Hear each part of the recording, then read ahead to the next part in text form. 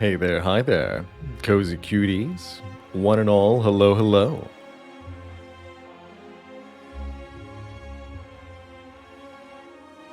How y'all doing today? Hello there, Ravenok, Stockfish Andy, hello, He Who Blunders, Bailey, good morning, Jedi Monkey, thank you so much for 18 months of support. Trogix, thank you for the prime sub. Travis, on the road to 100. Thank you so much for 14 months.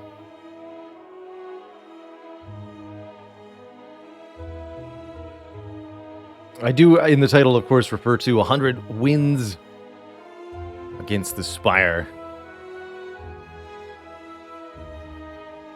100 being 1/4 of our total year-long challenge, just in time for the end of March. Will be perfectly on time, which is good, as we're going to be taking a week off from the stream next week.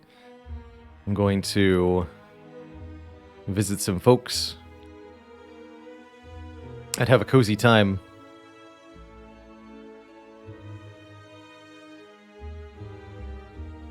But there'll be reruns in my absence, held by none other than Faley.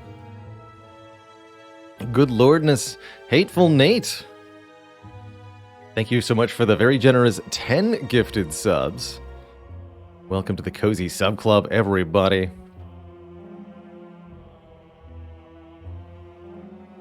And if I didn't catch you before, Trogix, thank you for that Prime sub. Additionally, thank you to Cinseljax3 with a sneaky, during the middle of the night, 5 gift sub bomb to the channel. Much appreciation there.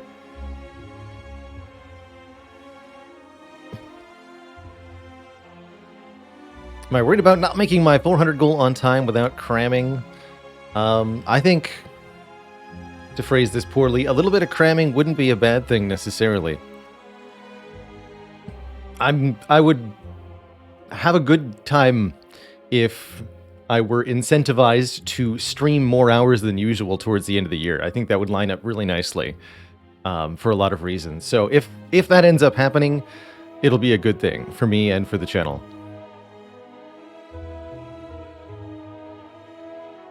And I think I'll want to anyway, actually. Maybe we'll shoot for 500 wins in the year if we can.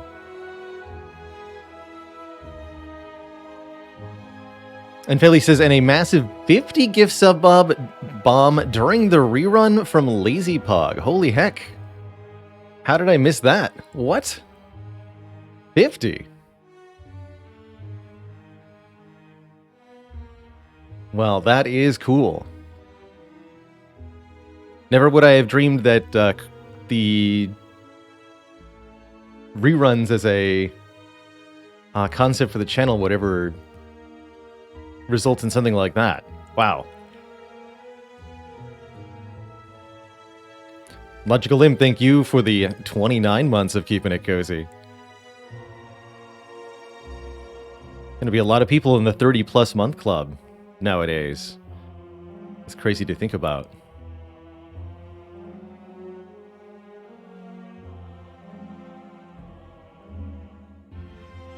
I do have S tier working on a 3-year sub animation for us with the little Baylor face. I know a few people have managed to beat that to the punch, unfortunately, but that is sometime in the distant pipeline.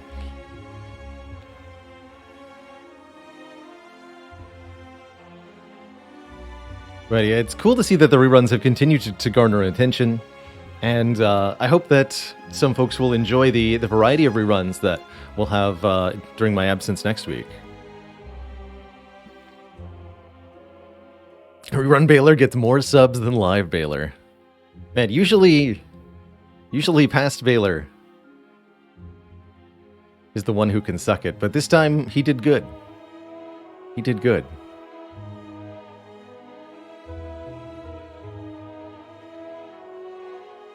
I have to get the equipment list updated.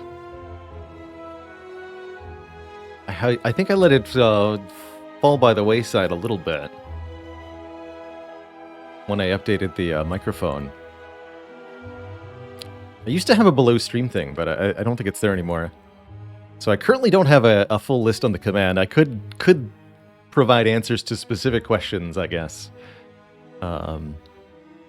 These are Sennheiser HD 600s, and I really, really recommend them. I think of all of the equipment I have, I would most heavily recommend Sennheiser headphones. Just a very, very good audio experience. And then whether you're looking for open cans or closed, which depends on whether you want to or don't want to be able to hear the other things in the room at the same time, they've got you covered with something that's going to sound great. I use open ear variety so that I can hear my own voice clearly while I'm talking. Otherwise, I find that I strain a lot when speaking if I'm using closed microphones. They're closed earphones with the microphone.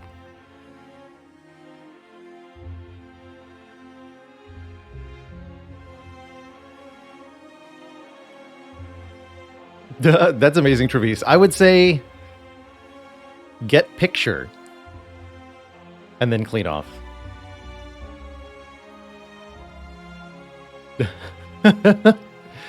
But enjoy the moment for at least a moment.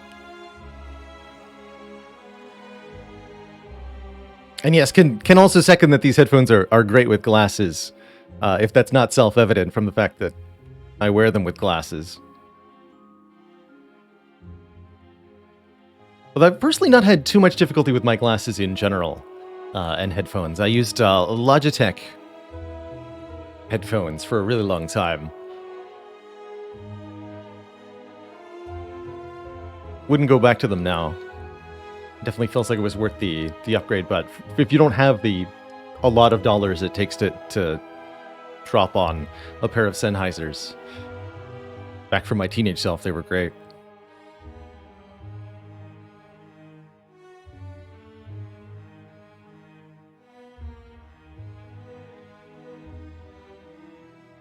So where are we in the Spire rotation? Oh, that's right. We had Ironclad lose twice in a row with Calling Bell. That's pretty funny. The double curse. Feels like it would have been appropriate if I'd gotten 3 Calling Bells in a row and lost 3 times. But we got out there on the 3rd time with the Slaver's Collar into Snecko Eye. The double dual wield, 123 max health, Chunky Boy. Wait, was that? Oh yeah, 123 max health with bites, excuse me. That's right, that's right.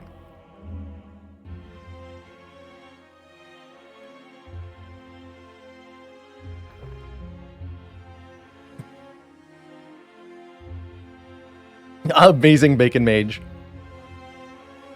I also spent what I would describe as a fairly unreasonable amount of time trying to progress in the Catacombs first, when I first picked up Dark Souls. And also missed the, in hindsight, rather obvious upward path that leads to the early game, easy to beat comparatively area. But if you made good progress, you might have found some really cool items that can help you in the rest of the game. So the learning might have been worth it. Have we had any crown wins this month? I think we had 1 crown loss. We also had 1 Sozu loss. 2 Sozu loss. Well, yeah, I forgot about that one. Right. The abandoned run on floor 3. Oh yeah, that's right. We lost to Gremlin Knob by 1 hit point. Now I remember. I think this run is going to have a really good chance of winning. But we couldn't quite beat this Gremlin Knob. It's a real shame. So close. So close. But that means we're starting with the Silent today. And maybe it'll be a Busted Crown run. Personally, I'm hoping for a Wristblade start. Forgot actively suppressed. Purged from internet history. Deleted the VOD on purpose. No, I didn't do that. Slaver's Collar again. Alright, bonus energy during boss and elite fights it is. And that means we needn't fear Act 1 elites as much as, say, your average Silent. Because the additional energy means we have the output to just play all the strikes all the time, which is pretty good. And as long as we can pick up a decent damage card or 2, we should be relatively fine in those fights. It's the non-elite fights we have to worry about.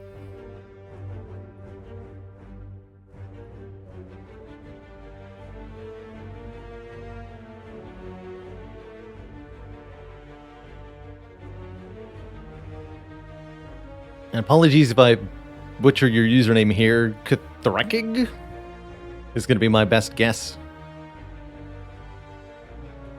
Welcome to the Prime. Yeah, thank you for subbing with Prime. Welcome to the Cozy Sub Club.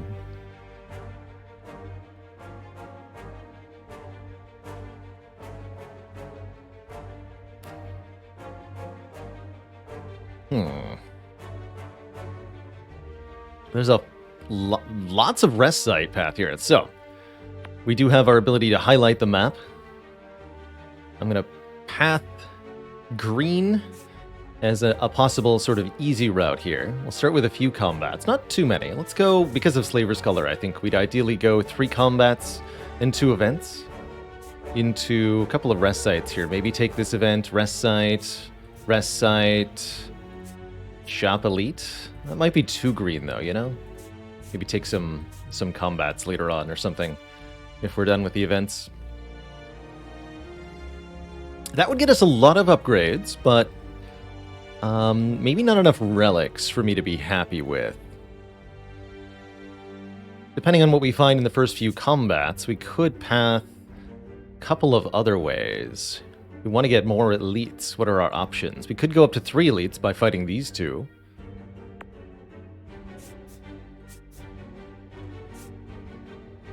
There's also just the option to path... Ooh, actually, what if this is the green path instead?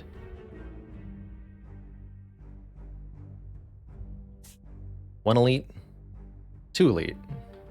1, 2, 3 rest sites. Late store. This gets what? 1, 2, 3 rest sites, 1, 2 elites, late store as well. Difference with this path being that the shop is after the second elite, which is, I think, better. So in that case, we would want to go this way. Repainting our entire map here. So where does that settle us? No option for the red path, though.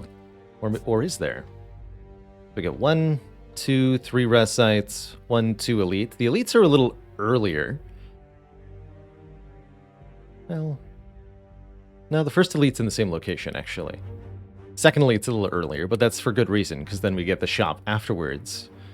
30 gold average from an elite means we can afford a bit more in the shop, helps us prepare for our act boss. Okay, I think I like that. And then if we want 3 combats, 2 events, we can get there this way. Or we can start this way so that we have the option to fight the Burning Elite and potentially another elite afterwards, if we feel like we're strong enough after the first 4 combats. But then we're risking doing battle with one difficult enemy here, so kind of a tough choice as to whether to take the left green path or the right green path to start. Do I ever start with a shop? Not likely, because we're planning on going to either this shop later in the act, or if we take the red path, we'll go to that shop, of course. So I don't think I ever visit this store. Alright, with that said and done, I think because I want the option of being able to fight this Burning Elite just in case things go really well, let's take this path to start.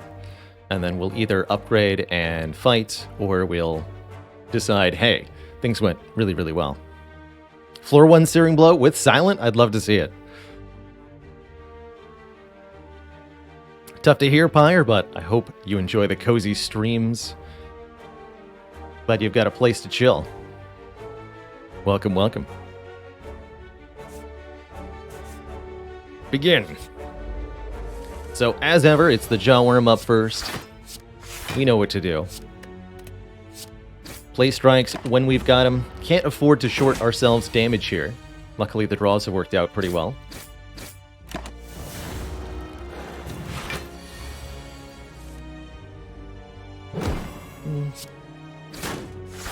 This was not ideal.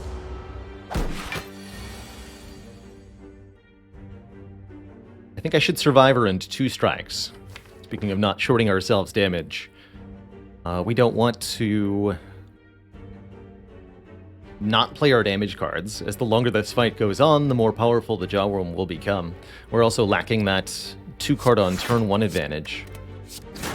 So we're a little bit behind the Jawworm, comparatively speaking, and one single draw like this is all it takes for things to get spooky. Thankfully, we draw the Neutralize, so we have 21 damage in hand, and we're not taking a massive amount of damage. But imagine, had we drawn... well, I guess it wouldn't have been too bad if I'd drawn one more Defend. But it would have been worse. All right. We are able to pick damage card. Hello.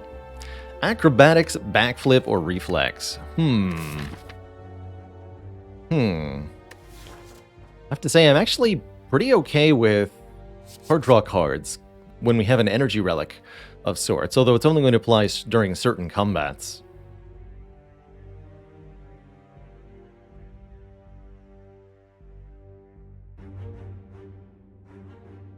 I don't think it's ever appropriate to take a reflex as a first card. Although I'd very much like to. It's a sweet card if you can get discard consistency going. So in acrobatics versus backflip, acro is pure card draw and opens up discard synergies. Could be useful against Hexaghost, whereas backflip is just pure card draw and block. I think I like the backflip more broadly because it'll be useful both during the 3 energy fights and the 4 energy fights, whereas the acrobatics is more only useful during fights where we have 4 energy.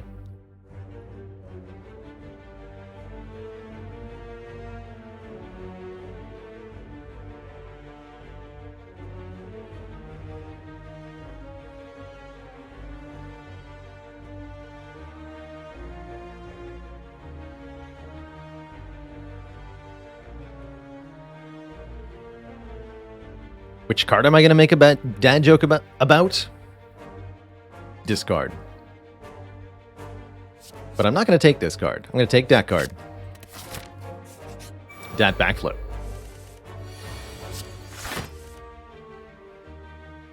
So we're taking 1 to strike them both. I think it is. 1 is effectively done.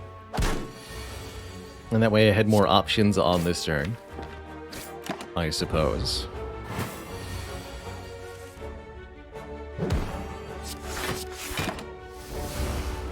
No refund. Sorry if that first joke was sort of lousy. But you'll have to bug me if you want another one. Ooh, Skewer Slaver's Collar. Now there's something I can get behind.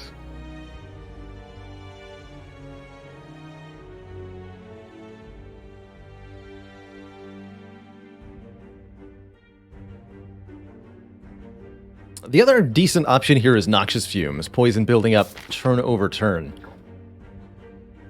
I really would need the Skewer upgrade to feel good though, so I don't think the Skewer is letting me fight this Burning Elite yet.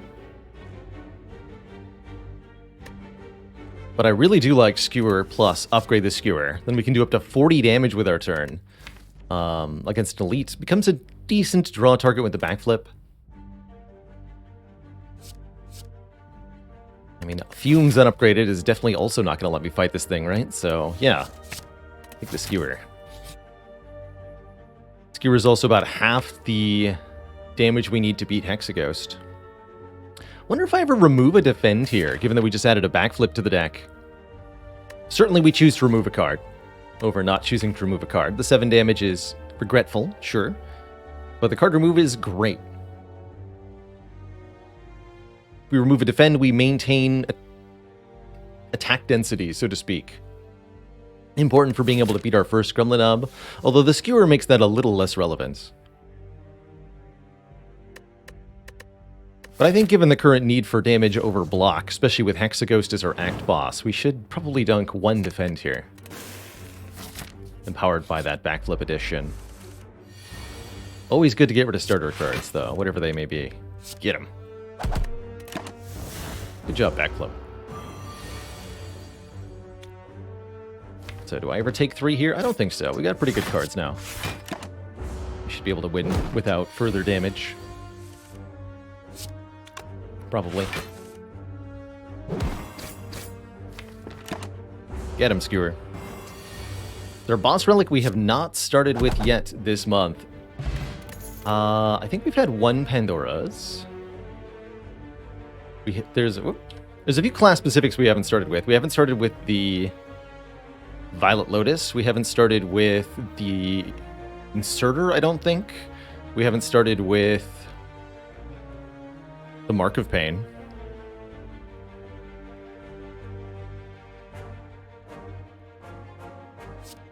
AoE damage. Blur's not actually a terrible option here on 4 energy, but I think we need some area damage to help us kill elites. So I'm going to be grabbing this all-out attack. Runic Cube? I don't think we've had a cube start either. That's correct. Alright, we lucked out in that our first combat was a relatively simple one here. Our first hardpool combat, excuse me. The 4th combat in Act 1. Comes from a more difficult set of encounters. This particular nerd is not too bad. Let's see, if I skewer you for 2...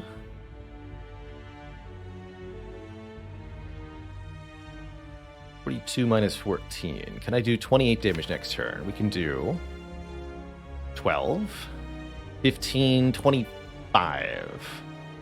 So in order to kill you next turn, I must skewer for 3.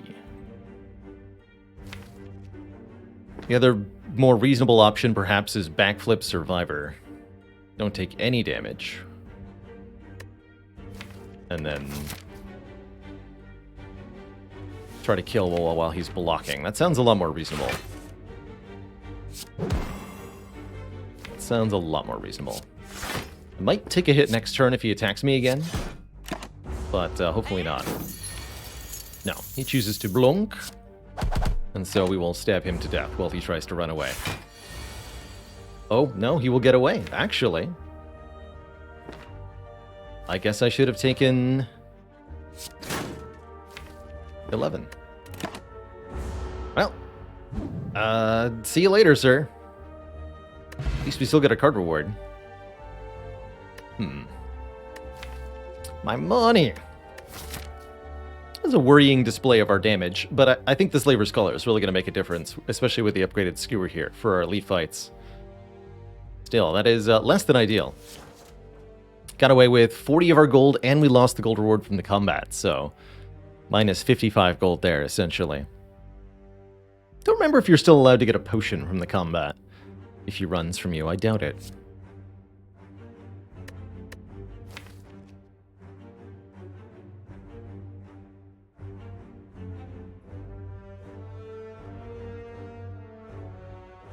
Rubnator says, how soon do you want to prioritize area damage, and what do you not prioritize it over? I'd say it basically as soon as it's offered to you. But consider things like a re-energy. You know, if there's an adrenaline up against your area damage card, for example. Consider things like card draw that could be hard to find. On defect, consider focus over area damage. Sweeping beam versus defrag. It's pretty hard to choose the sweeping beam there. Doom and gloom versus defrag, more of a difficult choice.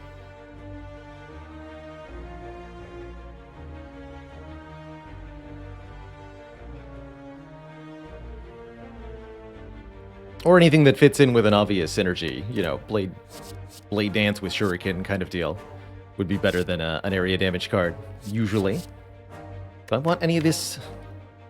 I don't know if I can justify. Actually, I can justify backstab with a skewer. I'm going to take one.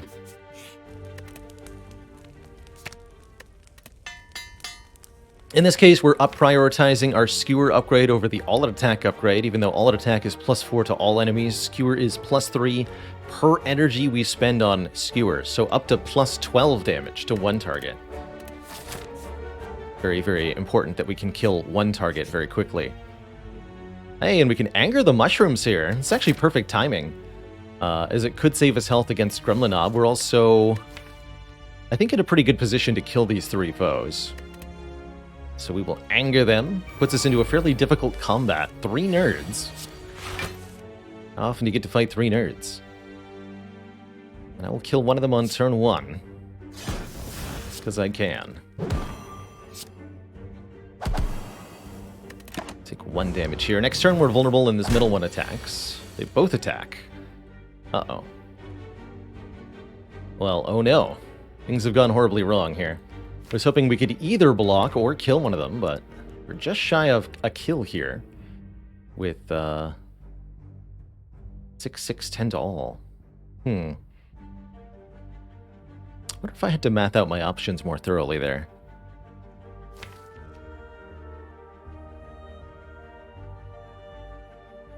Was it correct to strike this one last turn and not play the block card?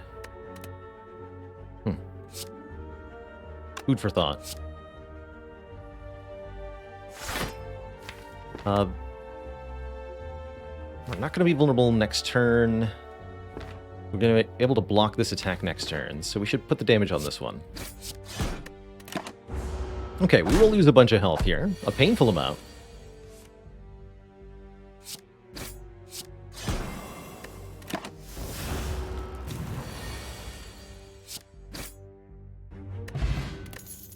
But we do get a very good potion for the next combat, as well as the odd mushroom reducing, the damage we take while vulnerable. If we want a high-cost attack, there's a riddle with holes here, but I think we'd much rather just have the skewer do the skewer thing. So I'm not going to take it. We could take outmaneuver to try to go with skewer. That's an interesting thought. But if the draws don't line up, the outmaneuver could be worse than useless. I don't think I trust the draws to line up properly without a well-laid plans or a runic pyramid or something.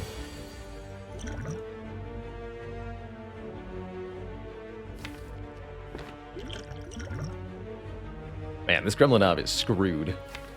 Do I even need the Fear Potion?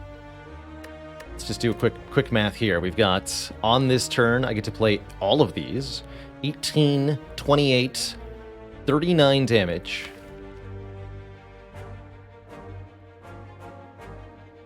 And then we do Skewer for 40, plus Neutralize for 3.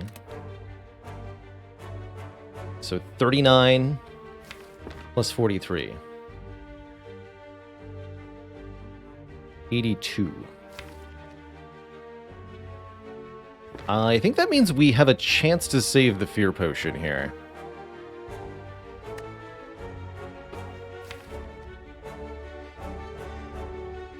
And even if we need it, we don't need to use it until we draw the Skewer. Let's actually just play all of these. Okay, so here's the Skewer. And this is what we draw next turn. We can either use the Fear Potion and kill right now, or we can play this Skewer, try to kill him with Strike next turn, pay 8 health to try to keep the Skewer. We could also Survivor Skewer for 3. I don't know how I feel about that. We are guaranteed to get Neutralized Strike next turn, thanks to Backfloat.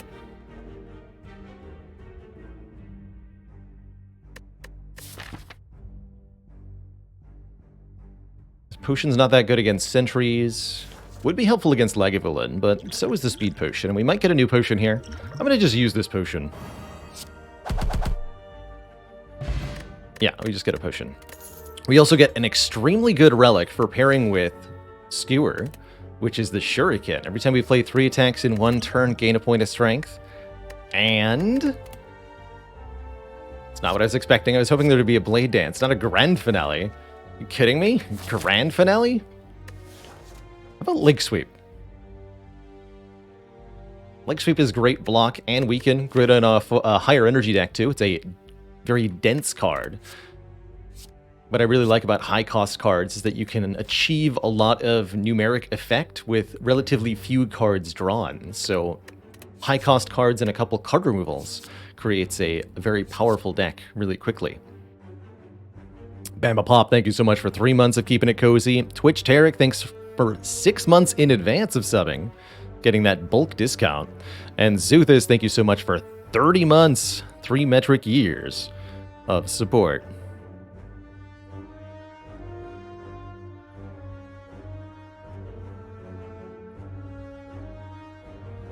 Two and 4/13 Baker's dozens. Even better.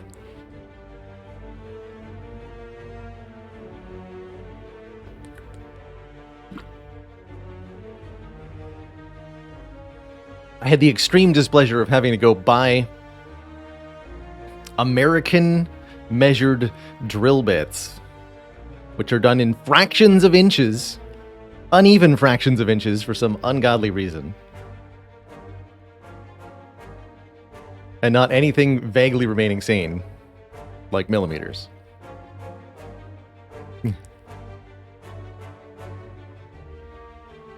I needed like a 7/64 inch bit. Why?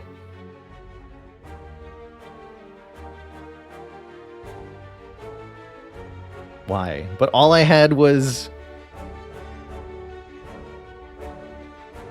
You know, all I had was like a 3/16 or something.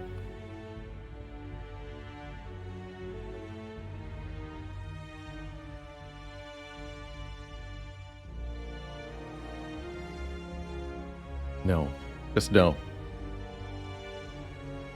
Can he get strong? Sure he can. Oof. Oof. Also, Ilum asks, can I teach you anything about biochemistry? I remember taking biochemistry as an undergraduate chemistry major, and I did find that to be one of the most challenging courses that I ever took. We had to remember the structure and names of all the amino acids, which I can't for the life of me remember now. I think I discarded that knowledge years ago. And there's a 3-letter code and a 1-letter code for each of the amino acids.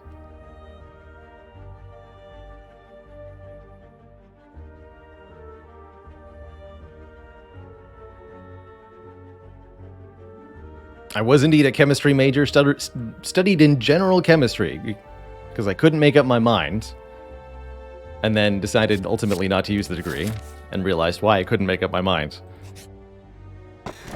Oh, a Gremlin Horn. Very good. That's going to be a huge help in many, many, many different combats.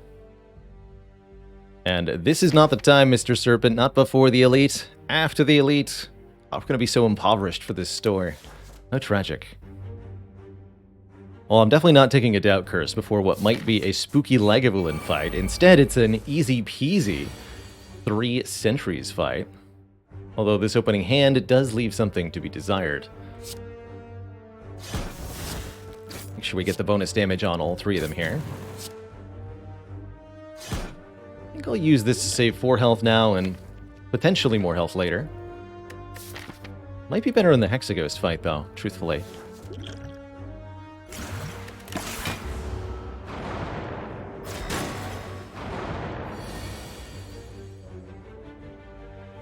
Damage. Alright, well that seems like it was unnecessary. Here we are.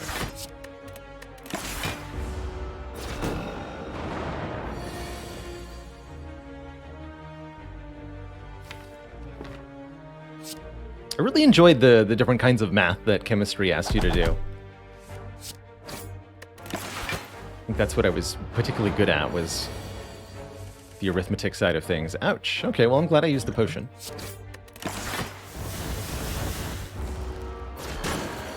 Well, it was less than I'd like to have for Hexaghost, but we'll see where we end up. Potion Belt's good, letting us hold on to more potions. We want some damage over time. Hard to say no to a Crippling Cloud. This also extends our Weaken uptime, which is pretty good. 1 hit point too many. I think we'll be fine. Maybe if there's a block potion in the shop, I can avoid having to rest here. Cloud is kind of expensive with the Shuriken. Maybe we'd be better off taking the Heel Hook and upgrading our Leg Sweep. How about that? It's kind of an interesting idea.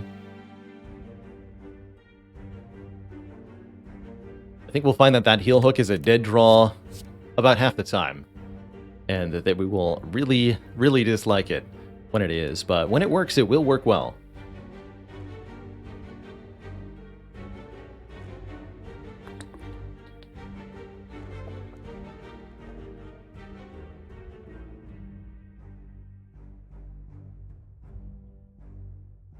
I remember that challenge to Jay Dublinson. I was shocked to get silent on the first attempt with no boss relics. Just skip them.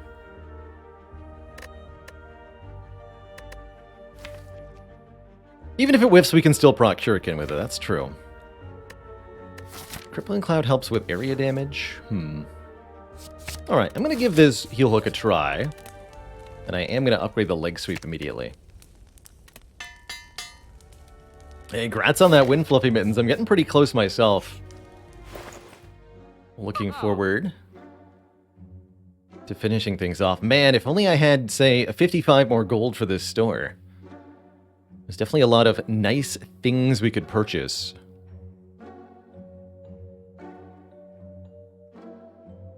I, for one, well, yeah, we can buy the Waffle to gain lots of hit points. That's not necessarily a good thing for Hexaghost. Although I'll say with Leg Sweep Plus, it probably is a good thing.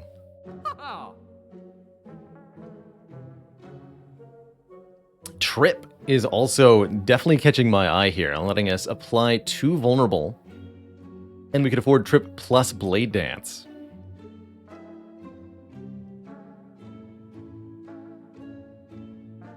There's also Preserved Insect here, making elites easier, although I'll say that the Slaver's Collar does that a lot so far, as does the Gremlin Horn.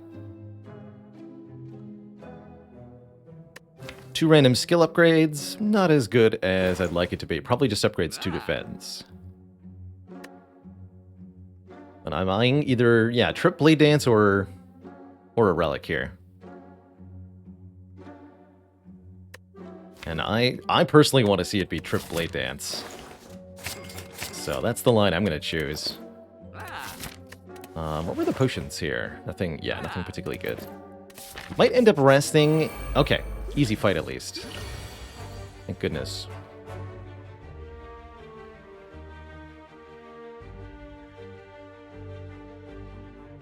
So, Gremlin Horn is here to save the day. We can do 11, 21.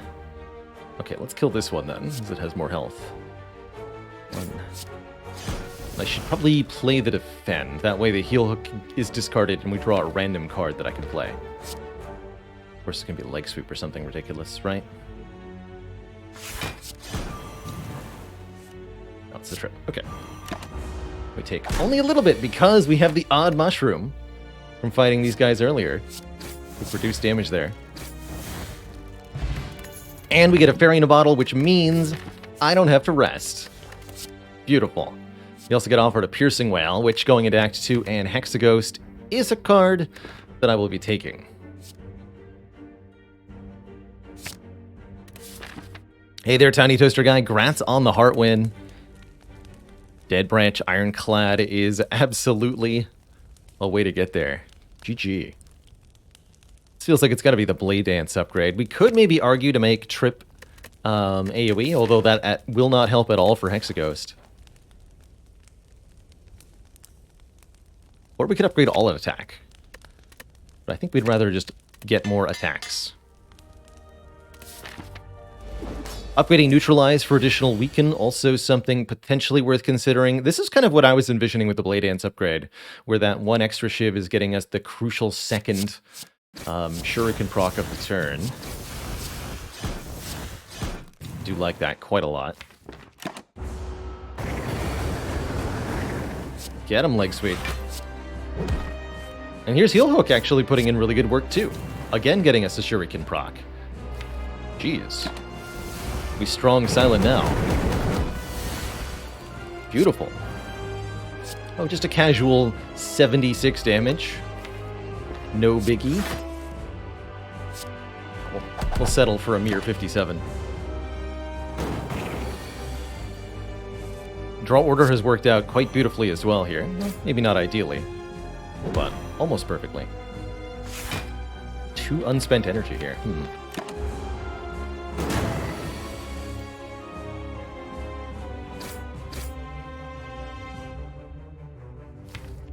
I'm going to be honest, we are not going to draw this Piercing Wail again, so I might as well use it now to save 1 hit point. Because this fight is going to be over very shortly.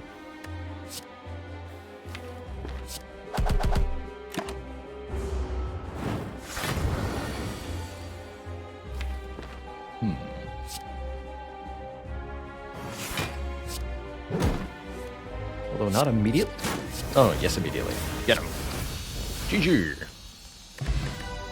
GG. Well, that went pretty dang well.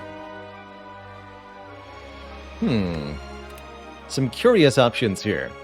Die would give us another powerful area damage card. Bursts lets us dupe skills, though, which is kind of interesting. We can burst leg sweep, a classic, burst trip for more vulnerable, burst piercing wail for lots of block, or burst backflip for tons of card draw. And of course, there's burst blade dance for the big shivs. Burst can be upgraded to affect 2 skills, which sometimes is good. Sometimes is not. I'm going to try this burst. I'm a little worried that we don't have the card draw / we have too many starter cards for this to be good, but maybe we'll see a pyramid or an empty cage or a Pandora's box that could help with that. Or an astrolabe. I actually really like an astrolabe. Oh, none of those things. Instead, here's Fusion Hammer, Ectoplasm, Tiny House.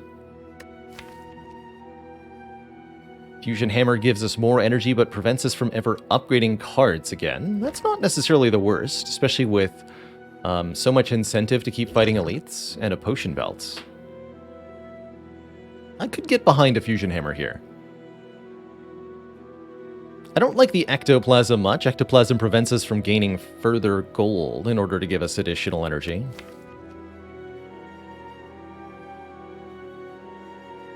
The Tiny House helps us get back the money we lost from the Meggers.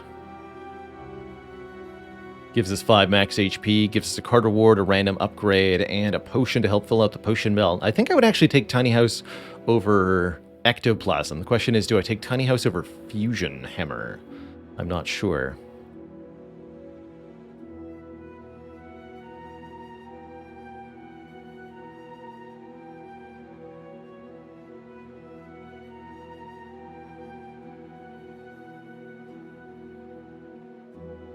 It's been a while since I've deliberately picked an Ectoplasm. I came really close to taking one recently because I found the old coin in Act 1, so I already had a lot of money, and I also no longer had the possibility of finding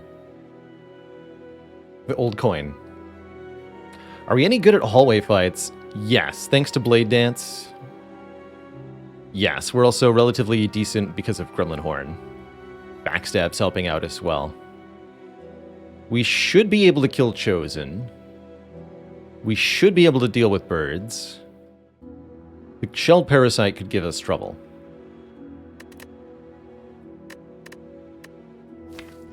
That said, we have plenty of ways to spend additional energy, and we crucially have some cards that are already upgraded. Like the Leg Sweep, Skewer, Blade Dance. I think this is a pretty okay Fusion Hammer. I would really love the additional energy, whether we're operating on 4 or on 5. And I would really love... I mean, there's a reasonable chance, that we find some kind of upgrade alternative, like Apotheosis. I think I will take the additional energy here. Sorry, Tiny House. Not today. In particular, Shuriken really thrives on having more energy available to spend. It's helping sway the decision here. And yep, that's going to be a Fusion Hammer of a path right there. Oh boy. You'll have to see it. Look at this. 4 elites in Act 2. That's the power of Fusion Hammer.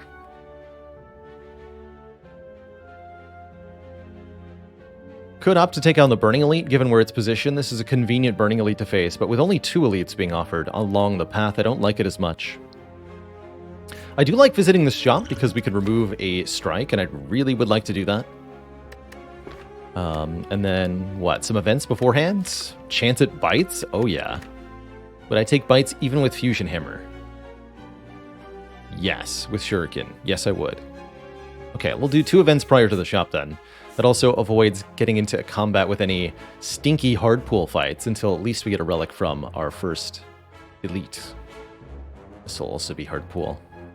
Okay, so lots of combats. We'll get healing at a few fires. We're forced to rest at these if we choose not to recall. And we have a fairy in a bottle in case we lose 30 health to chosen or something random that we didn't anticipate. Any other path alterations to consider? I don't think so. Looks pretty ideal to me. Here's the birds, and like I said, I'm not threatened by them because our birds fight looks like this. I get 4 more hits. I guess I'll knock you out of the air. Could knock this one out of the air, but I have to take 6. Or I could neutralize this one and then finish the one on the ground. I could rather just knock 2 out of the air here. I forget I've got Gremlin Horn, though.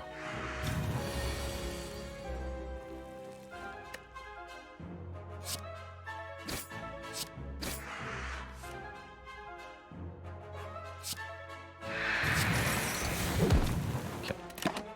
Don't need to burst there.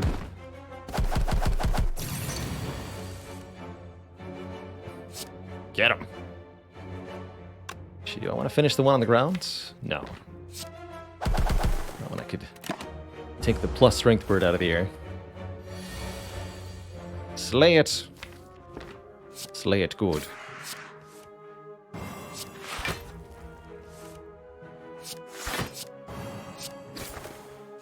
Hey there, Valard. We have gotten a circlet in a seeded run on stream. There's a highlight somewhere in the highlights reel of the exclamation point greed clip was actually part of this. Using this interaction, which was later patched out of the game, we were able to get 9,000 gold at the Knowing Skull events, and then we used that to buy relics from the shop until we found a circlet.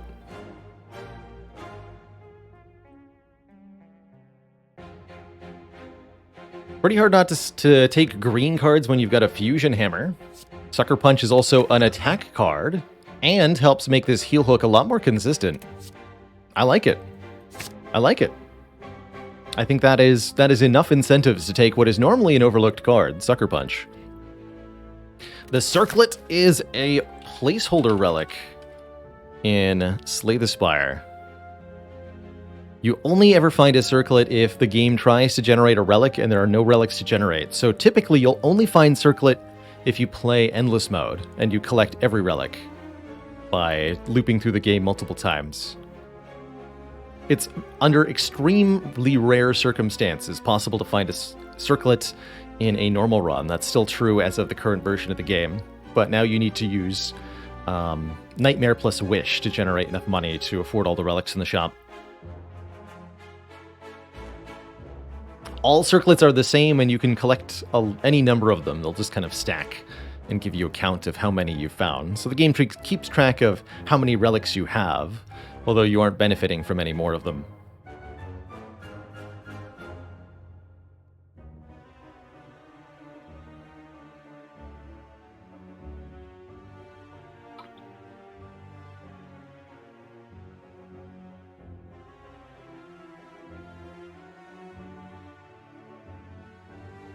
And a dad joke that I owe the crowd. Why can't you tell pun jokes to kleptomaniacs? Because they're always taking things literally.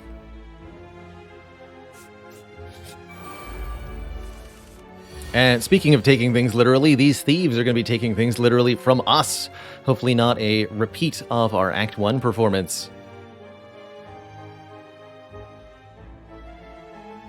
Would not like that.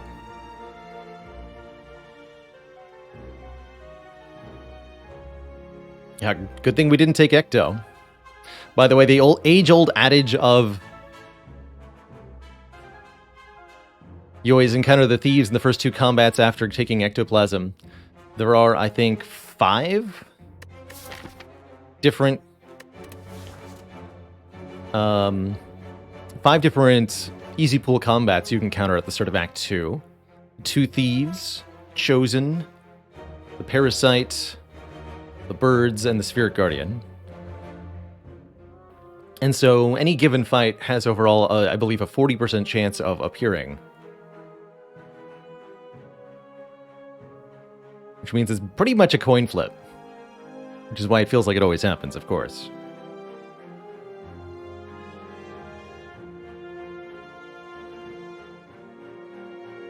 Thinking that our optimal turn involves discarding a Shiv here, oddly enough. We have 2 cards that discard cards. We can't play both All Out Attack and Survivor and every other card in hand. It's just not possible. One will discard the other. We don't have enough damage to kill a nerd here. We only have 16, 26, 37 damage. Not enough for a fatality. So that means I'm going to use the speed potion and do the following.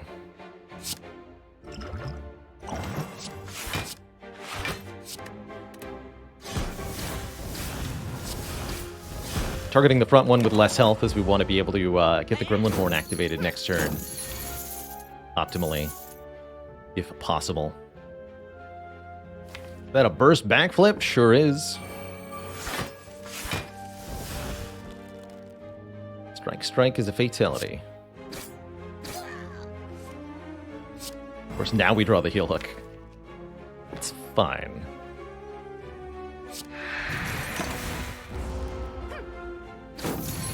Skewer's a kill either way, right? Oh. As is this. Okay. Phew. Wow, we do a lot of damage, huh? Good. Second Sucker Punch Plus. Do we do it again? Who's our Act Boss? If it was Bronze Automaton, I think I would take it to bust through the artifact layers. This dodge roll is somewhat tempting as well, though. 6 block times 2. Good burst target. We already have incentive to gain dexterity. I think I'll take this dodge and roll, actually. I like that quite a bit. Do I still want 2 events here? Even more so than before. Well...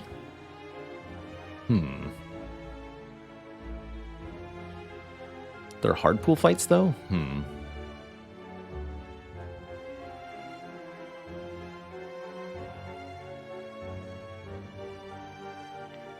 Now I'm not sure what to do. It might be better to take fights now, even though we have less energy. 4 energy is still plenty to kick butt with. God Times asks, what is the hard pool? When you enter a regular combat in Slay the Spire, the game checks how many combats you've already entered that act to determine the difficulty of the next one. In Act 2, your first 2 combats come from what are called the easy pool. Relatively easy fights, like a single Chosen or a single Spheric Guardian, that are comparatively easy compared to the wider variety and more difficult enemies that are in the what's known as hard pool after you fight your first 2 combats. Your subsequent combats come from a more difficult set of encounters. This includes the Snake Plant, the Triple Cultist fight.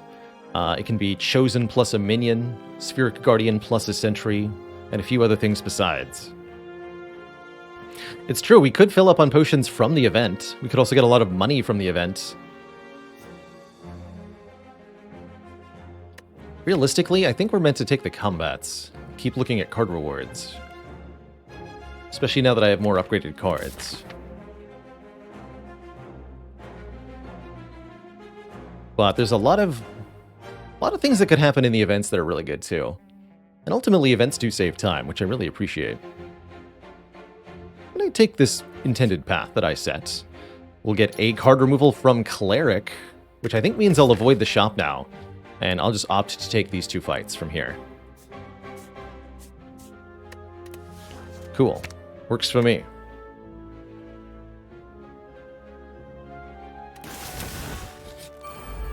First opponent was indeed a Snake Plant. Spooky stuff, man. Good thing we have a 1 Piercing Well in the deck. Here it is, although I wouldn't call this ideal draw timing. Let's burst the trip. Next turn could hurt unless we draw Leg Sweep. Hey, we drew Leg Sweep. Well, heck, this is going awfully conveniently for us, isn't it?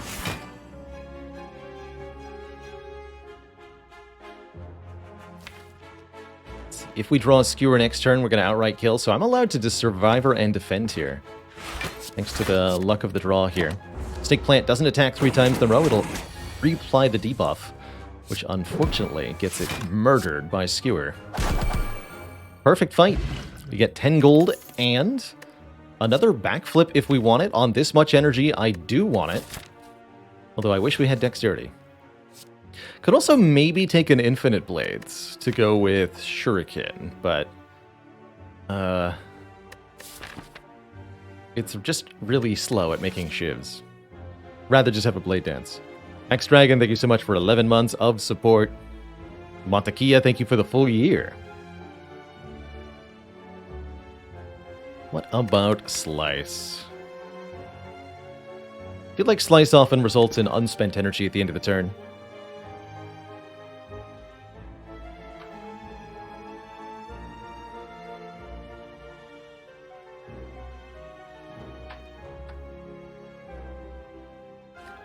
Pufferfish, thank you so much for 15 months of support.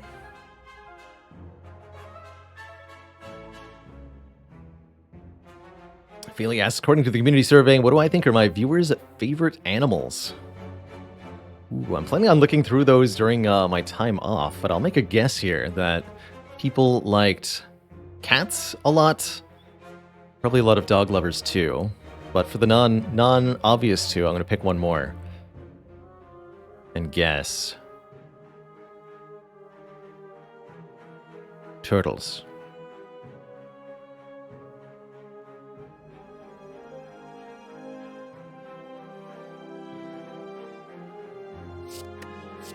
I'm also going to take this backflip. Capybaras and wombats. Finally, someone with taste.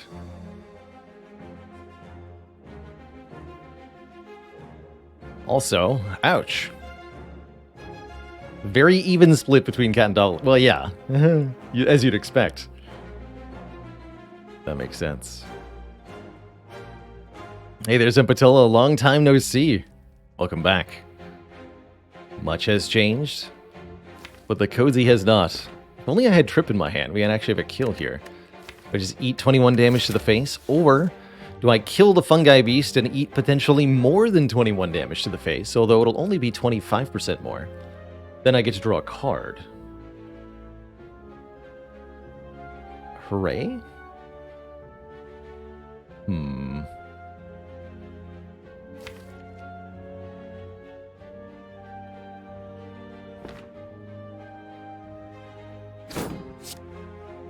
Let's do it. Okay. You take a little bit more damage this turn, but what about next turn?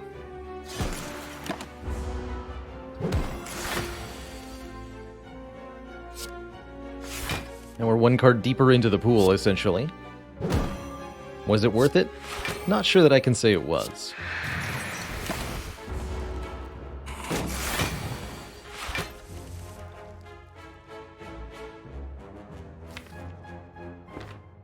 Come on, Blade Dance. Dang.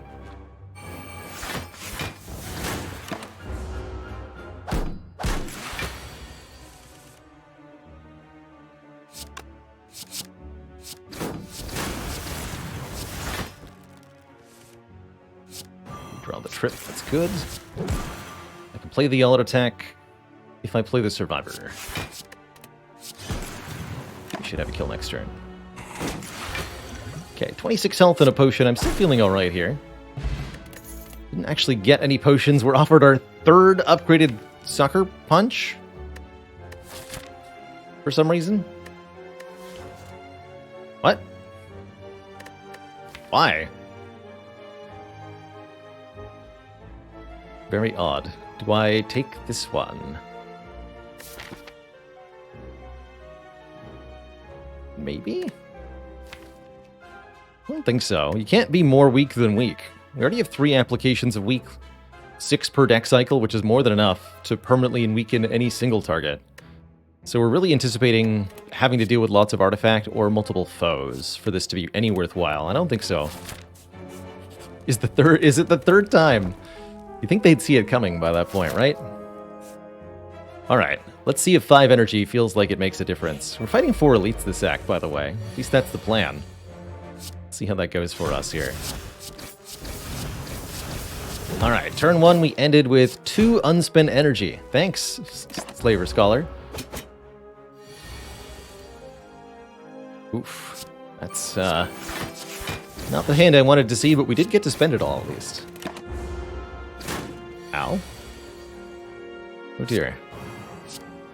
Seems to be going really badly, actually.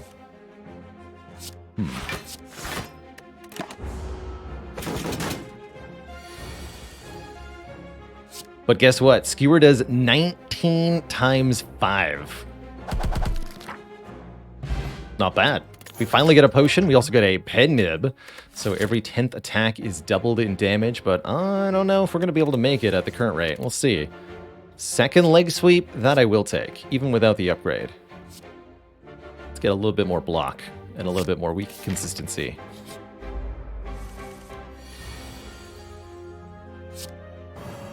Can we beat the Snecko, though? That's the real question. I'm thinking probably. Heck yeah.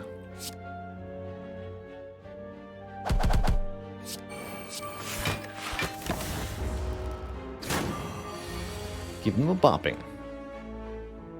Give him a leg sweeping. This is fine? Yeah, it's only 2 damage.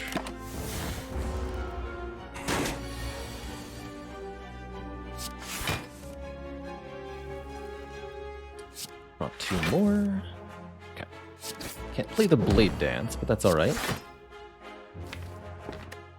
Almost have a kill next turn.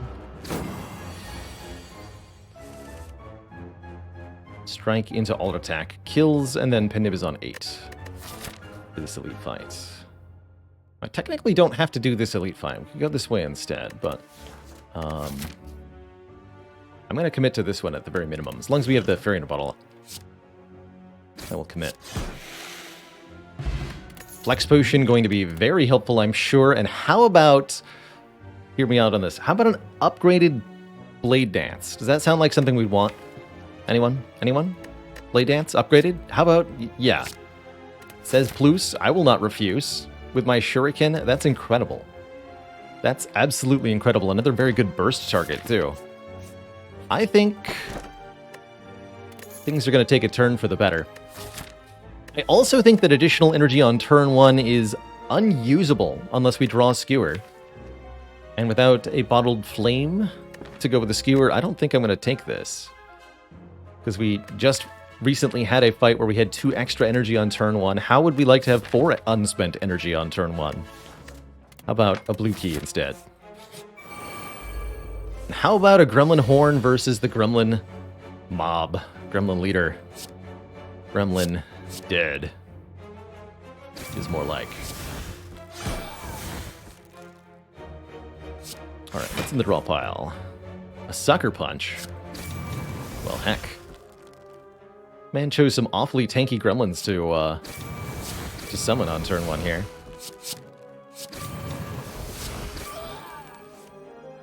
Okay. Said that is an awful lot of Shuriken procs in 1 turn.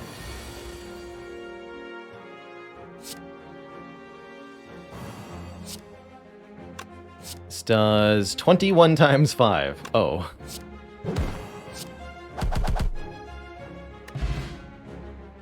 Not bad. Now we have this oddly smooth stone for a little bit of dexterity, making these 2 backflips, dodge a roll, all look a lot better here. We still have all of our potions. I don't think I'm going to take any of these, not even the upgraded Eviscerate. We don't have the discard to work with it. If I had acrobatics instead of backflips, I would take it. Could have had 3 infinite blades. Glad I don't. Honestly. Very, very glad I don't.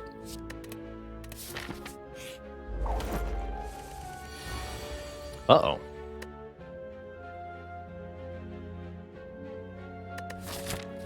By the way, I'm taking another elite since we still have the fairy in a bottle. Could end up being a Swift Potion here. Can I kill this Mystic on turn 1? Not without the Flex Potion. I'd rather use the Swift Potion. Good. We got Dodge a Roll. That's enough damage negation, but I'm no longer worried. We could also additionally kill her on turn 1, yes? 58 with Weaken, we can deal a bunch plus 45. Well, hold on. When I say a bunch, what do I mean? 16 plus 45, right? Which is enough, yes. So trip, backstab, skewer, dodge a roll. Take only 1 damage. I often say that it's best to kill the Centurion first, but if you can kill the Mystic on turn 1, sometimes it's better to go for her first. That means the Centurion will multi-attack instead of blocking. But without a strength buff, it's not for that much damage.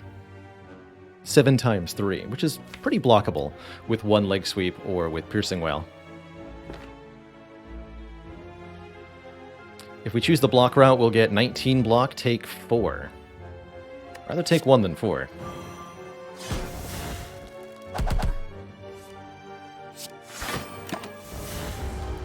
We also don't become frail.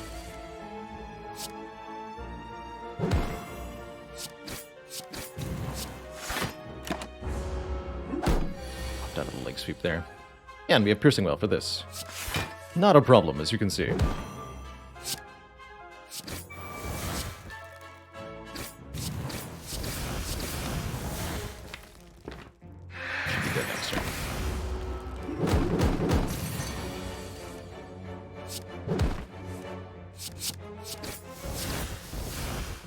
And there, we're through the fight with only a single point of damage taken. Now we've got a full belt of 4 potions, and I feel more confident than ever that the elites we're about to face are going to die miserably. Dagger Spray works pretty well with a Shuriken. Although unupgraded, it's worth at least thinking about here if we want some additional area damage, which we might going into the Collector fight. But I think we should be leery of adding too many attack cards, too many cards in general.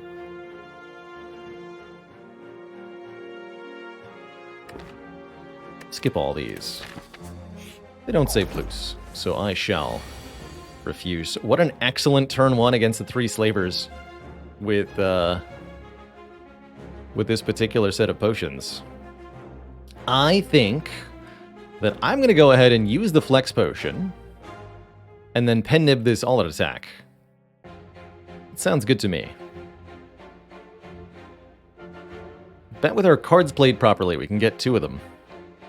That'll do what? 15 double 30 damage to all of them? So yeah, we should be able to kill at minimum front and back, possibly all 3 here, with a half-decent series of something. Oh, actually more than that, because of the Shuriken also.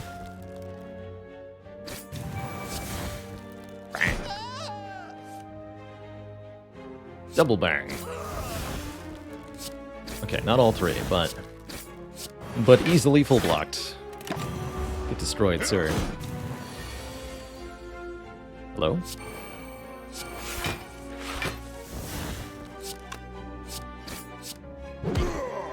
Well, that went pretty well. We get our potion back, we get a Maw Bank, giving us money every floor until we visit a shop, which is going to be a while, thankfully, since we're right at the end of the act. There's some dexterity for us, or we can take a very good energy sink, Doppelganger, which is an excellent burst target, I might add, to let us draw tons of cards on future turns. Ooh. Honestly, I am very sold on a Doppelganger here over a Footwork, for the additional card draw and powerful turns it can provide, and for being a good burst target on 5 energy. Footwork is pretty nice, unupgraded, a little bit less nice. A little bit less necessary with the Oddly Smooth Stone, too. I'm going to believe in Doppelganger here, especially for this Collector fight, which we'll hopefully still have our Fairy in a Bottle for. One last elite, one more Book of Stabbing fight. Here's the rematch. Hopefully it'll go better for us. Again, look at all this. We could have had 7 energy this turn. Can you imagine? Do I use a potion here? Honestly, I don't think I'm going to need to. Especially not if I can draw Skewer next turn. Then we could outright get a kill. No dice. So I can do other powerful things. Suppose we were meant to pen-nib the strike rather than one of those shivs. Shouldn't make much of a difference, though. Skewer, where are you? Hello?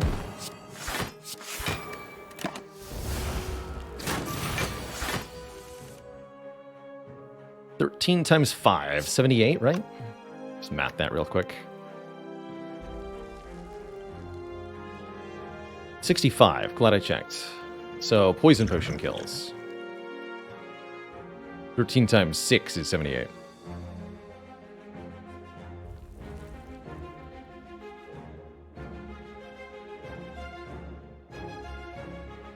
Okay, I'll just use the poison potion to kill.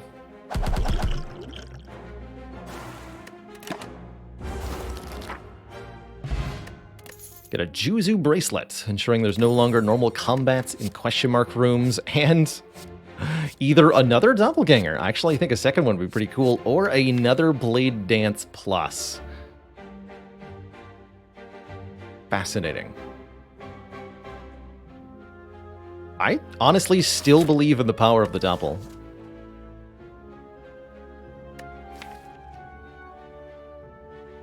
But it do say plus.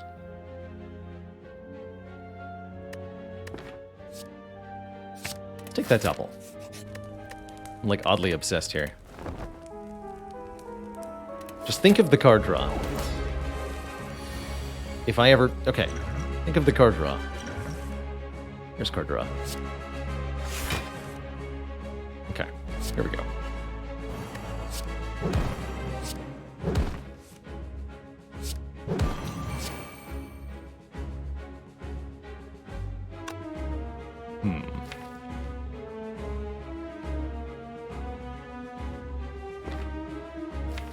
Do I ever hold this for doppel skewer or something weird? I don't think so.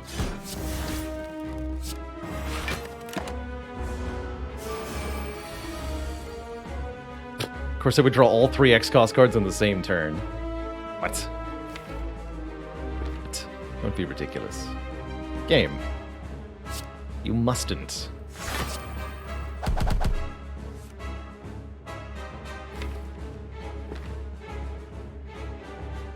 It's just fundamentally inefficient to do that, don't you know? Now we're hoping for Burst Blade Dance or something? Let's just play this for 1. Keep the other one.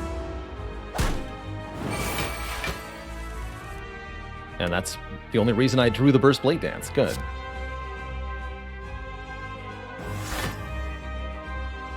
Perfect. That's a lot of shivs, man. Make the shuriken a little better here. Optimal.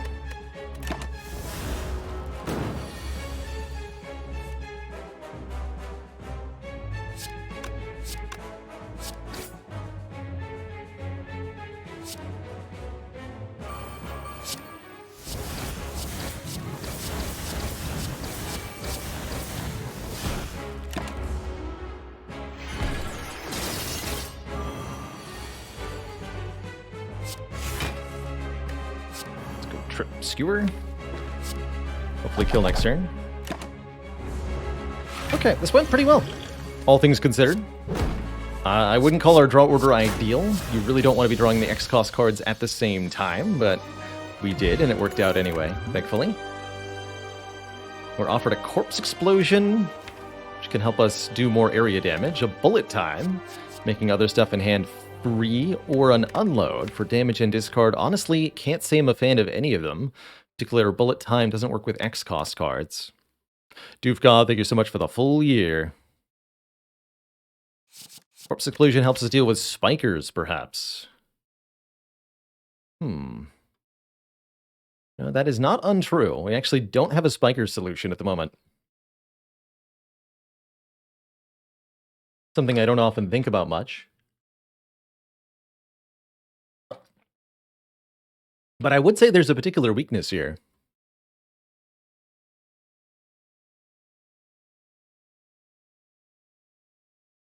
Also works really well for blanket damage in Reptomancer. Pretty good for stripping artifact layers as well. I like it.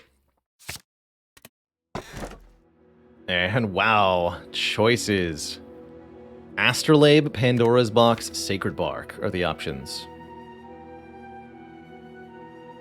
Pandora's Box would be 8 transformed cards, 8 new random cards. Or I could instead pick 3 for transforming and upgrading to get upgraded stuff with the Fusion Hammer. Last option, double potions. Given that we have a potion belt to hold on to potions, Sacred Bark is pretty dang strong. Turns this fairy in a bottle into a 60% heal, makes the colorless potions generate 2 copies of the card each, and more beside.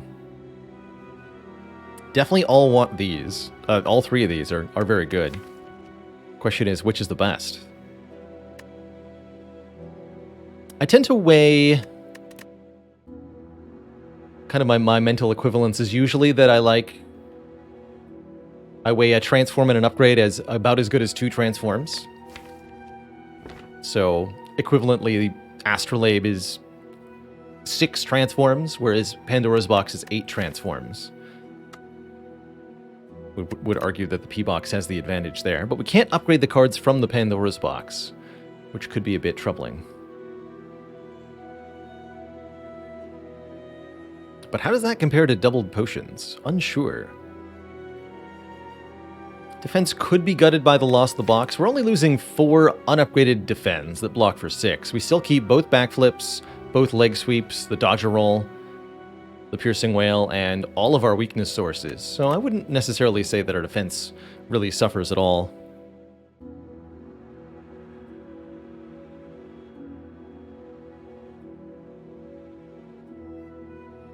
Yeah, I think they're all very good. I'm going to go with the box, ultimately. The raw numbers have me here. What's in the box? We get a Blade Dance, yes. A second Heal Hook, yes. 2 Caltrops? Interesting. Not sure about that. But love this Tools the Trade, love the Cloak and Dagger, love the Calculated Gamble. Overall, excellent set of cards here. Excellent set of cards. Blade Dance, Glass Knife, Heal Hook, significant upgrade to our damage output. Probably going to remove one of the 2 Caltrops. Not sure about the rest. Glass Knife absolutely slaps both with Shuriken and with Pen Nib. More than happy to have it here. Alright. Burning Elite here. We could go to an early shop, or we could save the shop thought for later so that we get maximum Maw Bank value. I actually rather like that idea. We'll hit 2 stores with lots of money. Unfortunately means we're only fighting 1 elite this act, just by virtue of this placement. I guess we could fight this one and then not go to the shop, but that would only happen if I got a shop that I spent money at here or here. Would I upgrade all from Mind Bloom? With the Fairy in the Bottle, I would probably still do it. There's so many good upgrades in this deck right now. I would probably do it. And then just discard the Fairy. Poor Fairy. Long shall ye suffer. Oh, man. Well, boy, am I glad we took Corpse Explosion. Yikes. Double Spikers to greet us. The power. I don't want to kill the Exploder too early. Odd as that sounds to say. I don't actually want to play these attacks on the Spikers. Hey, there we go. Leg sweep. Good. Sweep you. Draw more next turn.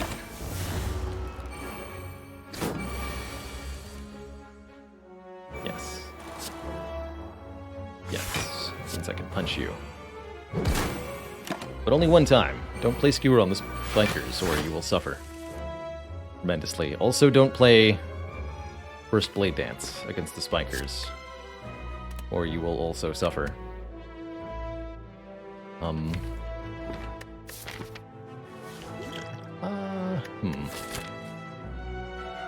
gonna use a colorless potion here. Yeah. Feels like it was a good choice.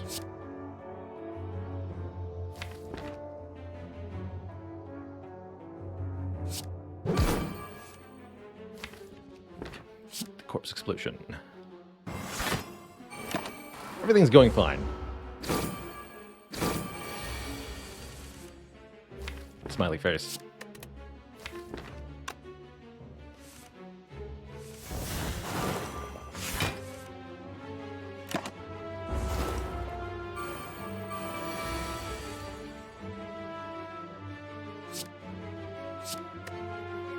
Discard the trip, actually. Let's see. Go dodge and roll. Burst the doppelganger.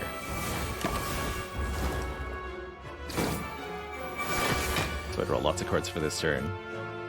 And then from here we win, essentially. What a hilarious fight.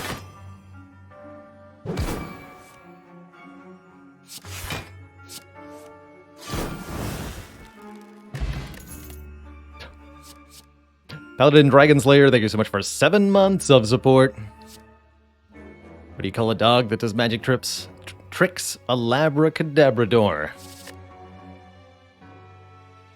Labracazam. That was a fun fight. Winding Halls offer us Madnesses, which can make cards free for a whole combat, a Writhe for a heal, or just lose a little bit of max health.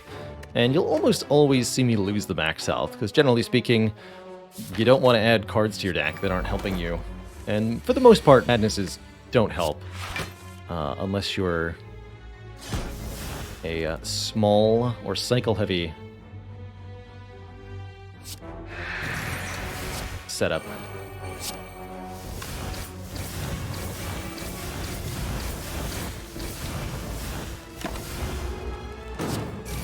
What about bursting that doppelganger? Might have been a decent idea. Keep him weak. They won't know what hit him.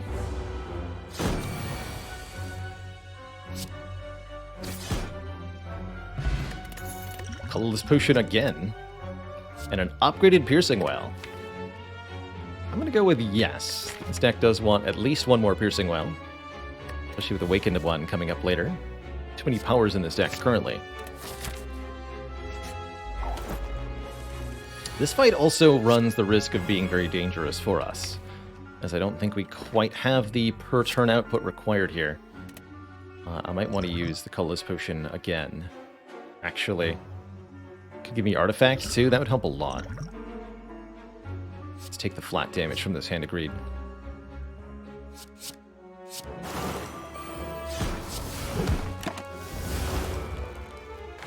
I'll end this fight a lot quicker. Else we will suffer. Most assuredly.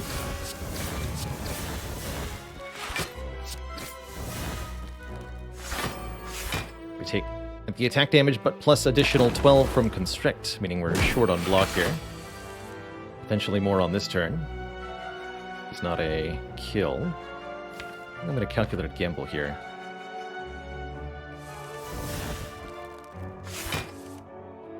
Oh dear.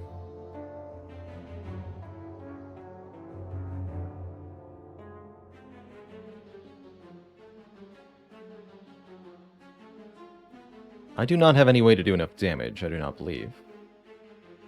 Well, hold on, let's math real quick. I can burst the Blade Dance, get 7 shivs. And then Skewer for some. So I would do 5, 5, 5, 6, 6, 6, 7.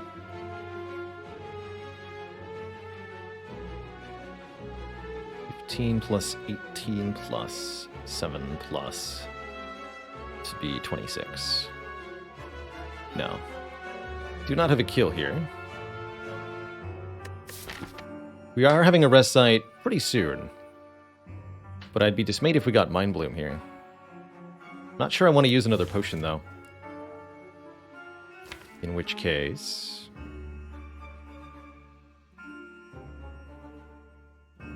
Yeah, we get to Pen-Nib this Skewer, but it's not enough damage to kill. We won't have enough energy left to make the Skewer anything strong. I think this is our best play, though.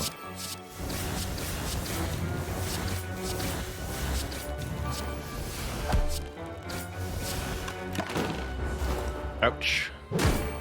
about the amount of health we'll get back from the rest, though.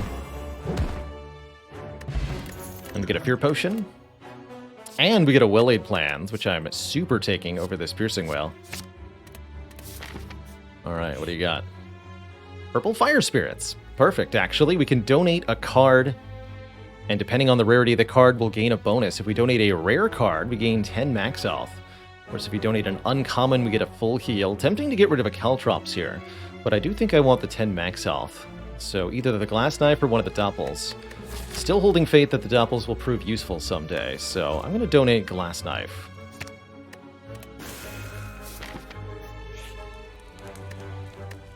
And then Recall.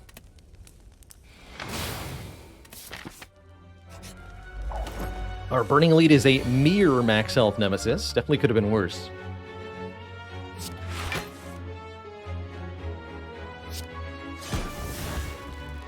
Although opening with 5 burns is not your best look, sir.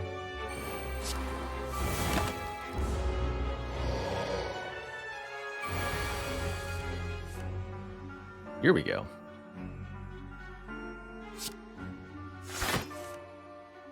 Beautiful. And a Piercing Whale, too. Well-Laid Plans. What? Piercing Whale, Burst... Piercing Whale, Burst, Doppelganger. Gonna be the line here. Yeah, that's gonna be... It's gonna be the good stuff. Here's the power of Doppelganger. Actually, don't want to keep any of this. Sure, I played the Well-Laid Plans then. Just give me all of the energy, please.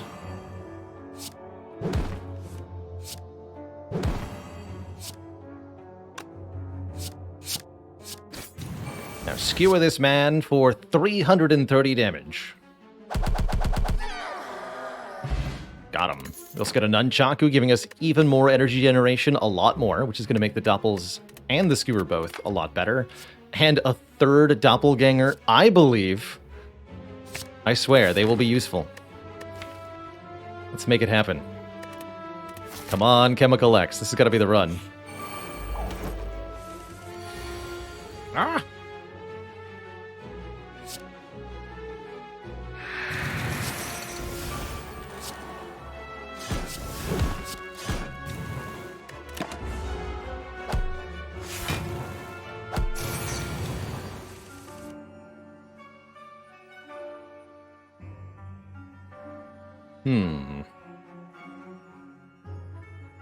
That's a lot of damage.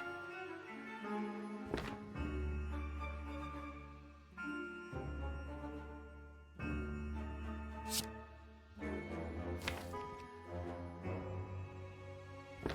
think I'm going to Blade Dance, Calculated Gamble. Try to draw into better answers. Do I feel like I got what I was looking for? Yes. Yes, I do.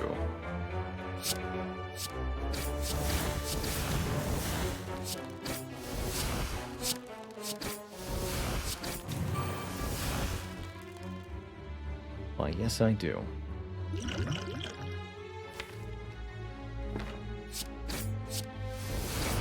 I can Link Sweep. Sweet!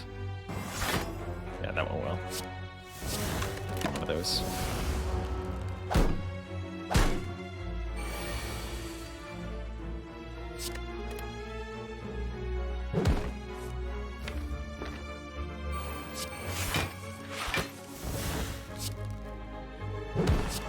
Alright, buddy, you're dying now. You're taking your friends with you. 100% Celeste without ever dying. Has it really taken this long? That's a huge statement about how tough that game is. That's crazy.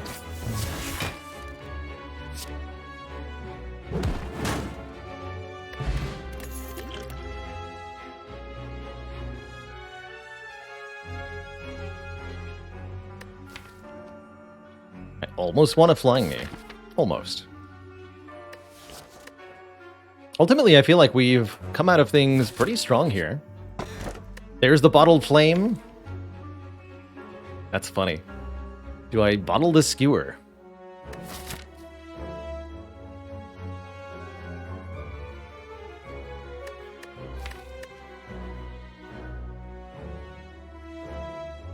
Do I bottle the skewer? Bottled Pendib Skewer could help me really deal with Spear and Shield, actually. I'll choose to do it. No thank you, Red Mask. Not for 622 gold, but Glowing Tesseract, that'll look. Apotheosis, anybody? Dark Shackle's very good. Flash of Steel with Shuriken, pretty good, or a second copy of Trip. And Master of Strategy, not eyeing these Hands of Greed too much, because we're so late into the run. But card draw, yes. Flash of Steel, yes. Dark Shackles, also, yes. Lastly, fight 2 difficult opponents to get a rare relic and a bunch of money. Don't mind if I do. Don't mind if I do. Let's see here. I think I should use at least 1 potion. Explosive Potion's not a bad choice. I'll start with the colorless potion, though. Oh, that's not a bad one at all. Free Apotheosis, or I could take Violence, put random attack cards from the draw pile into my hand. I think I want the Apo. Good, that upgrades the Well-Aid plans. Feels pretty good. Do I also employ this Fear Potion? I think that seems pretty likely. I am very likely to buy more potions at the shop.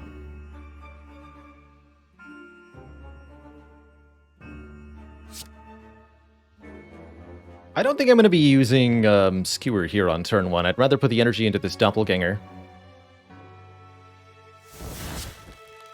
And then we can just hold the Skewer, actually. And the Backstab. Yes, of course. This is the way to do it. Keep the attack cards. And I draw to a full hand of 10 here. Trip is now upgraded, so they're both vulnerable. Keep the potion. And life is starting to look pretty dang good, actually.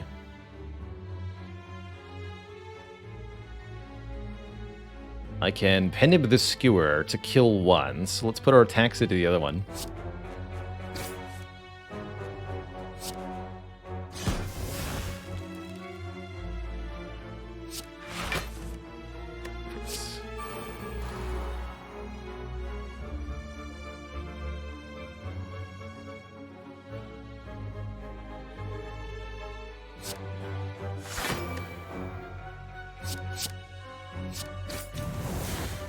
I'll even gain an energy back from this.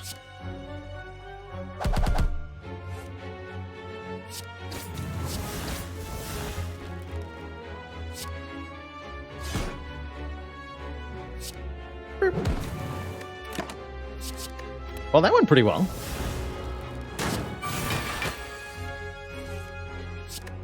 Thanks for the Apotheosis colorless card. Oh, Gurya. Makes me very, very happy that we already have our key. We'll be able to lift 2 times. Once before the final boss, and well, before the Act 3 boss, and then once in the next act. Outmaneuver plus. Fascinating.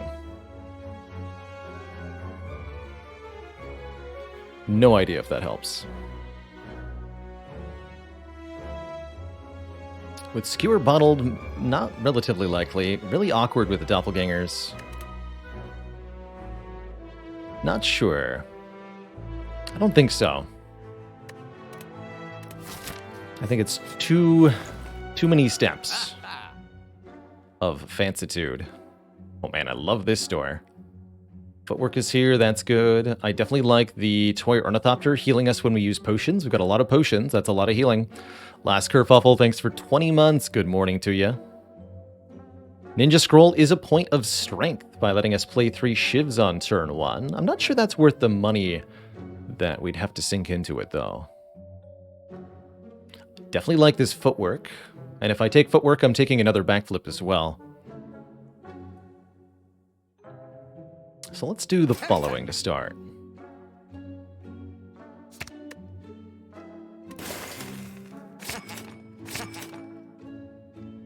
Strength Potion as well. Leaving me with 319 gold. We got one more shop coming up. I'd like to remove a card there. I'd also like to be able to buy a relic there. I think that means I'm going to opt not to take the Ninja Scroll. Although, oh yeah, it does work really well with Pen-Nibbed Skewer now, doesn't it? Speaking of, anybody notice that we managed to synchronize the pen nib and the nunchaku? That's pretty cool. This would help a lot with killing Spire's Shield or Spire's Spear on turn 1, notably.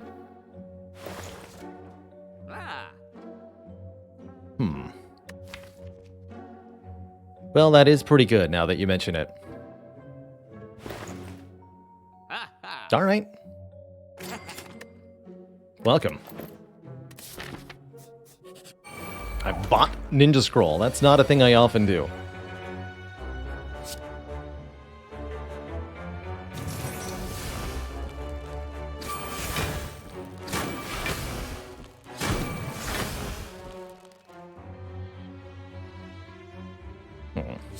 Don't want to pen nib that. I do want to keep playing shivs, I guess. Keep building strength here.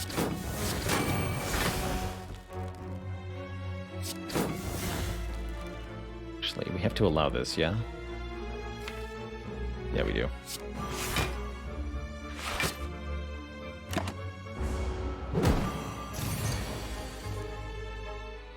Perfect. Have some poison.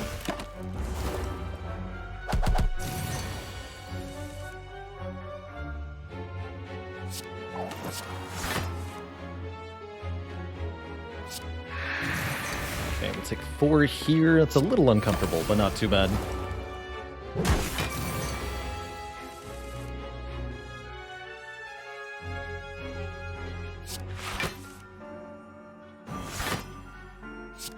The powers. Keep the Flash of Steel. Trinjair, thank you so much for 10 months. I win rate on A0, I'd say 99+%, but not 100%.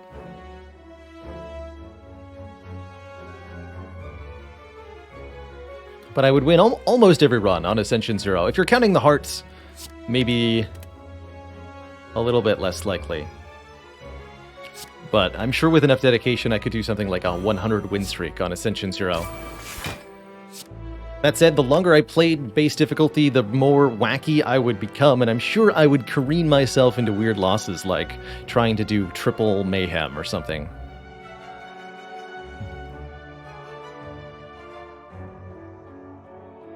Doot. Do I paunch you?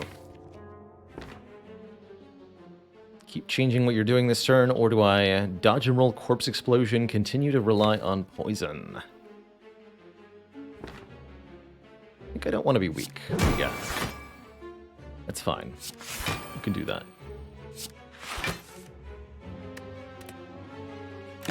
Keep this.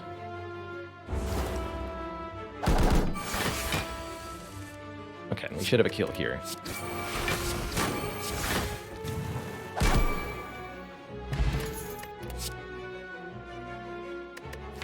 Given how good blade dances are for us, I will take... Well, actually, no, I don't want to take too many. Because heart is a thing.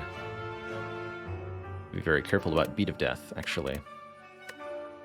Attack Potion, I would say, is probably better than an Explosive Potion. And we're going to lift before we fight the Nerd Bird. Come strong.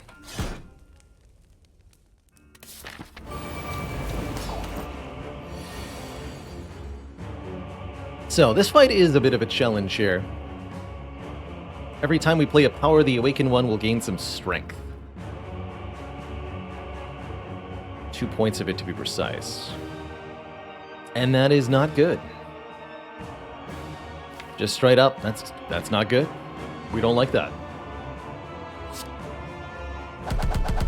Caw. I also don't like that I drew absolutely no block on turn 1, but what can you do? Suppose I could play Tools the Trade.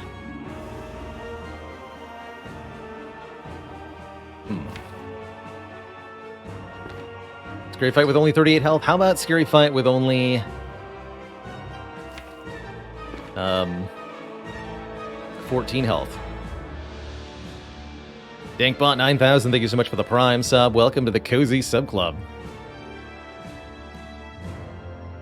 I think I need to see more cards each turn.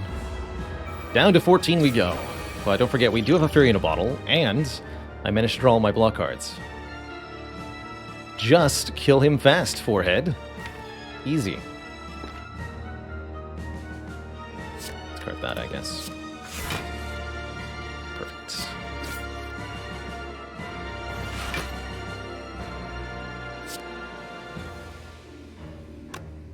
Brings this to 4. Take 1.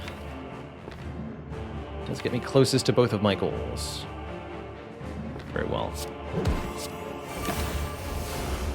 Get one of these doubles played. It's been tough to rely on them. They haven't quite worked out the way that I've been expecting them to.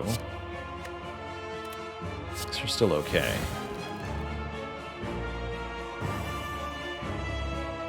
Draw 2.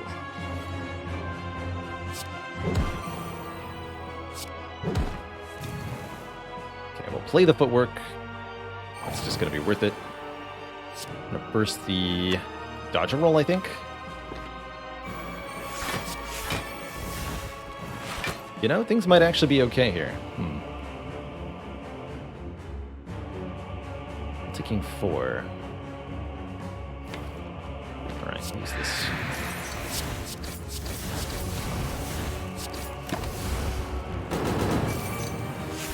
Don't get to retain it after all. We can use either the Dark Shackles or the Last Piercing Wail to reset Awaken 1's strength as we go into Phase 2, and it's going to be quite well worth it. So-called Piercing Wail trick. Perfect.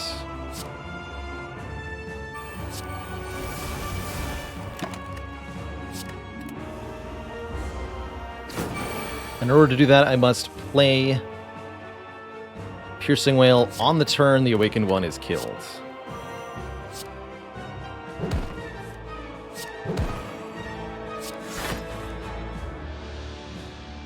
Or Dark Shackles. Either is acceptable. For example.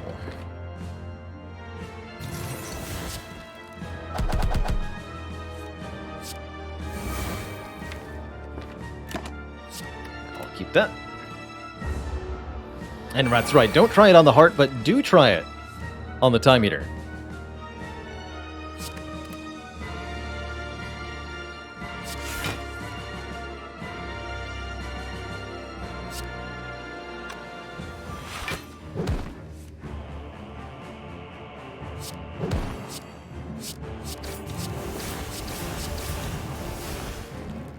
Block for next turn. So I'll draw. Shiv. Block for next turn. Keep that. Well, I'd say this actually went decently despite the relatively awkward turn 1 that we had. Everything else has been beautiful.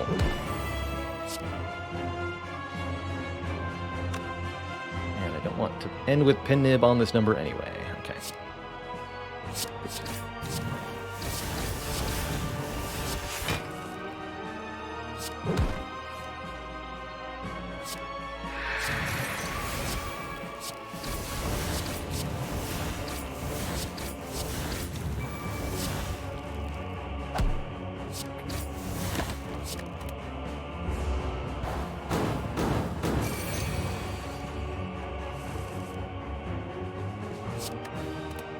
Looks like I'm going for the kill here. GG. Alright, up next is the Shapes. Donu and Deka. We're definitely glad we have Corpse Explosion, but am I going to survive turn 1? Signs point to yes. That's good. I'm gonna attack Donu first, but it really doesn't matter, as they'll both die at the same time with the Corpse Explosion anyway. Speaking of, there it is.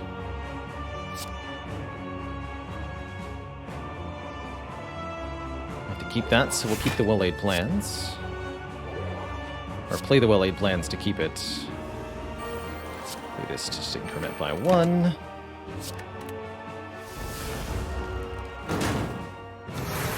Would have been nice to be able to play Piercing Well on that turn, but oh well.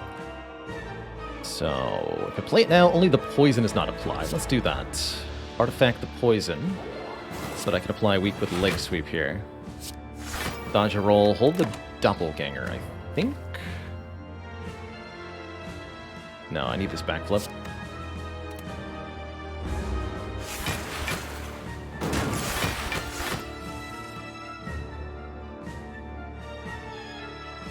Am I going to rest at the rest site? We'll get a heal at the start of the next act, and I'll also have healing from the Toy Ornithopter, so I think I'll still be lifting at the final rest site. Seems rather likely.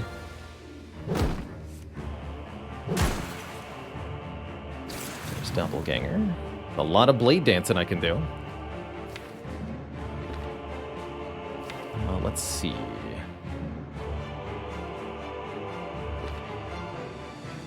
Let's do the following.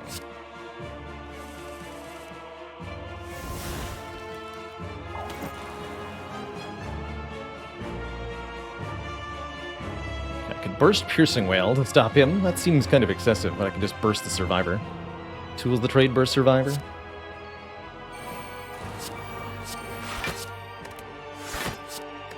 Strip an artifact layer with this, or keep Doni weakened for one more turn. Keep the Dark Shackles. Dark Shackles can help me block on this turn. Here we go. This should be a good Doppelganger turn, probably.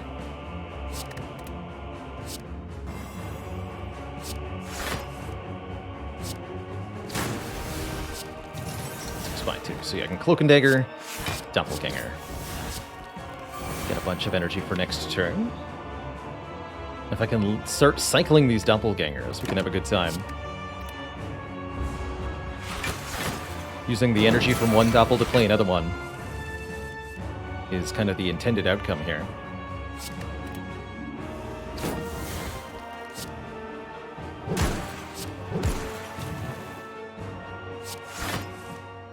Ooh, so close to being able to kill here. 42 times 5. That is... Actually, wait. The block will keep Dekka alive, right? Fascinating.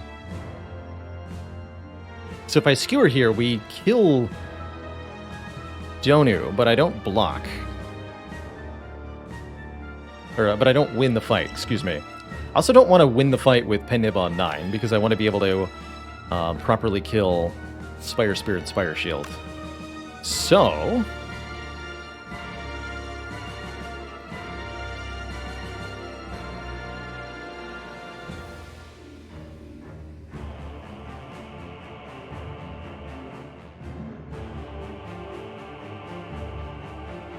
what to do?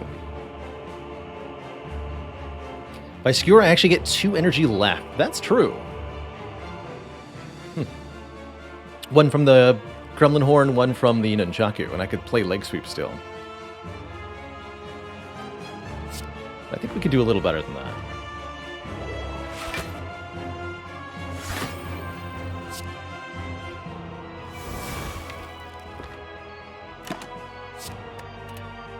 My goal is to play, ideally, something close to exactly 10 attacks next turn.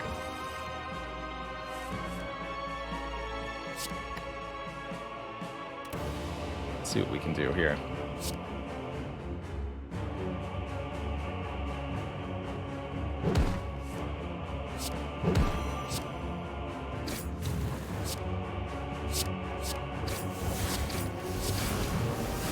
This is currently 7 by 16.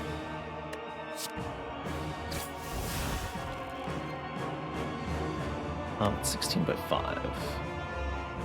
80. Although the block falls off if I kill with a poison, that's right.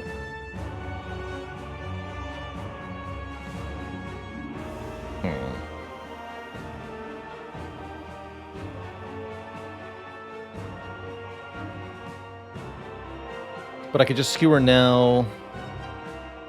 Hold on. It's a 7 times 16. 112. Yes. Then play a shiv. There we go. That'll take. Two thump, two thump, two thump. A deep pulsing dread could be felt throughout the room. Is this the heart of the spire, the source of all these shivs?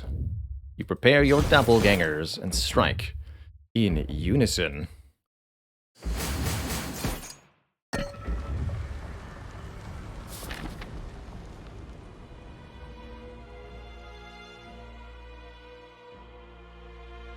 The cool bee.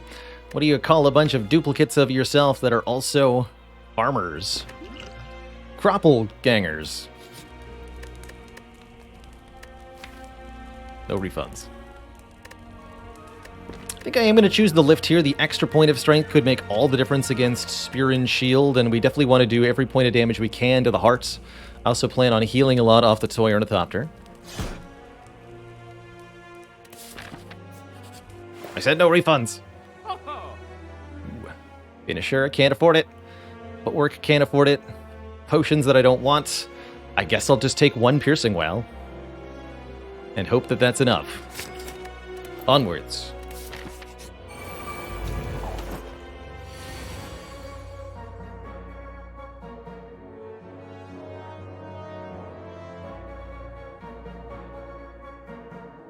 It's 120. So I can kill the shield, but not the spear.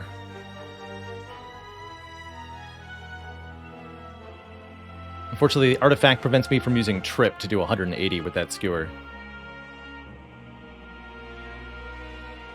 I could leg sweep, but then I'll only have 3 energy. So I don't think that would be enough. Let me do some math. Let's assume I Trip, leg sweep, Fear Potion. Shivs will deal 9, and then Skewer is going to be what? 36 times 3.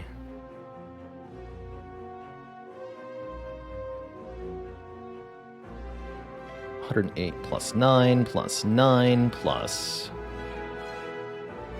Next one will be more, because then we'll have a point of strength. But it's not going to be quite enough.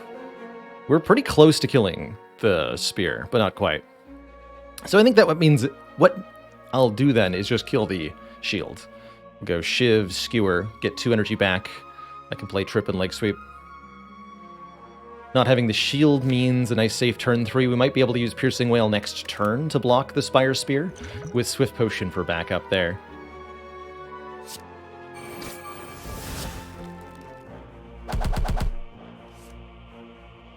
Oh, beautiful.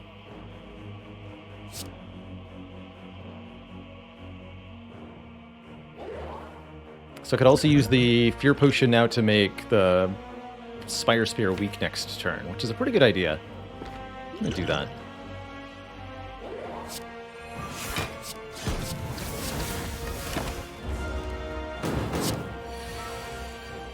Nice.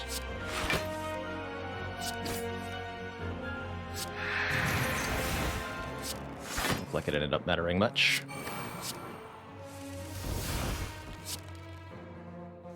I'd say this is going well. We're going to enter the heart fight with essentially all of this health.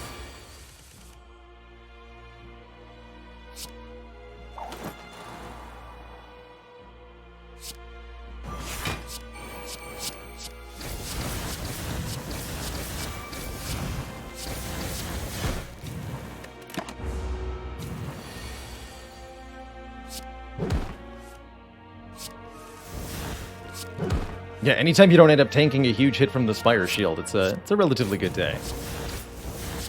And we even get our Pen-Nib slash Nunchaku back up to 8.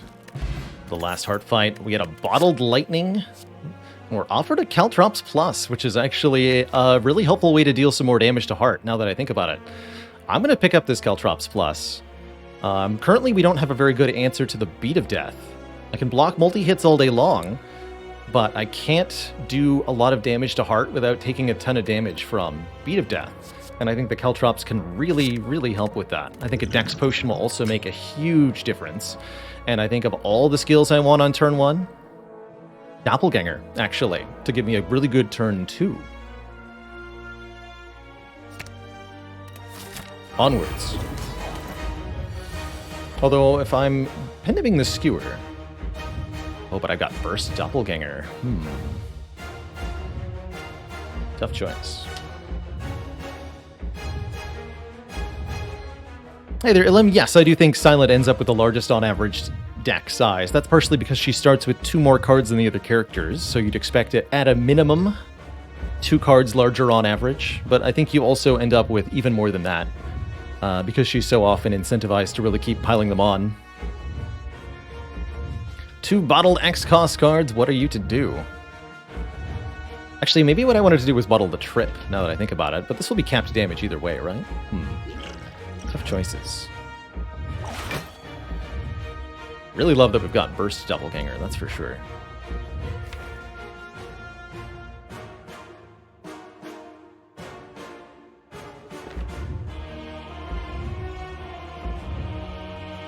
Burst, then Skewer, then Doppelganger. That's funny. So that we double Doppelganger for +2. It's kind of cute. Don't know that I want to play that Blade Dance Plus. I have to take so much damage to do it. Chemex would be incredible here.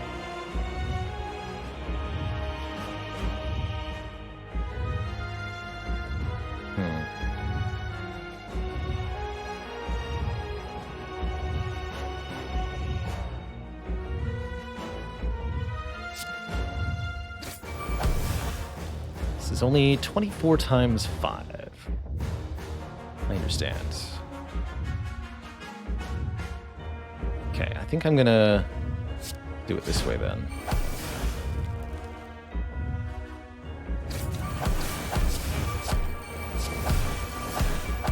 Oh, that wasn't supposed to. Okay, 10 cards, 10 energy on this turn. Probably gonna use the Well-Aid Swift Potion as well. Try to find one of the other Doppelgangers or something.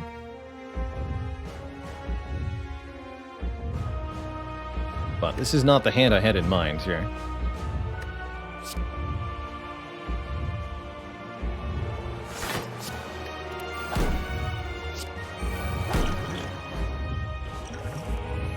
Perfect.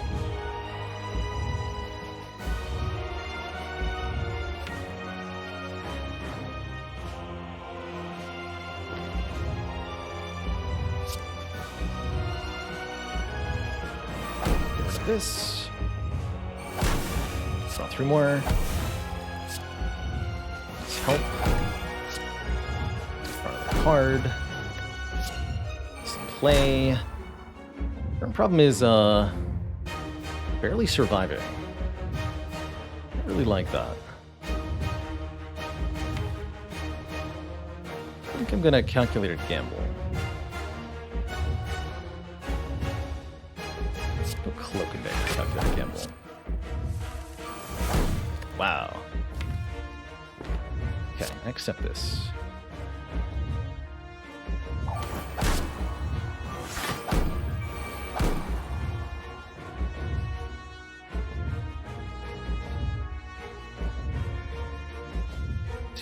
Do I play the Blade Dance and the Auto Attack to get 2 Shuriken procs? I don't think so, not this turn.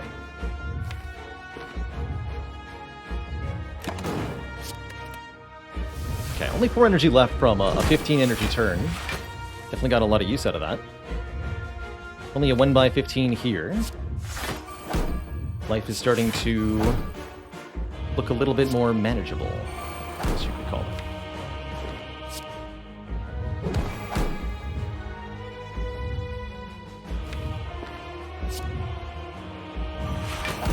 Keep this Doppelganger. Do a lot of damage with Thorn's back, a full 120 here. Jeez.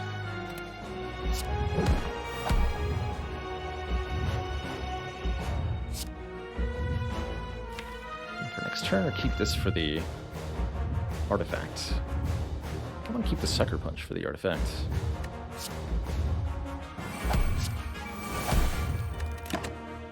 Ouch.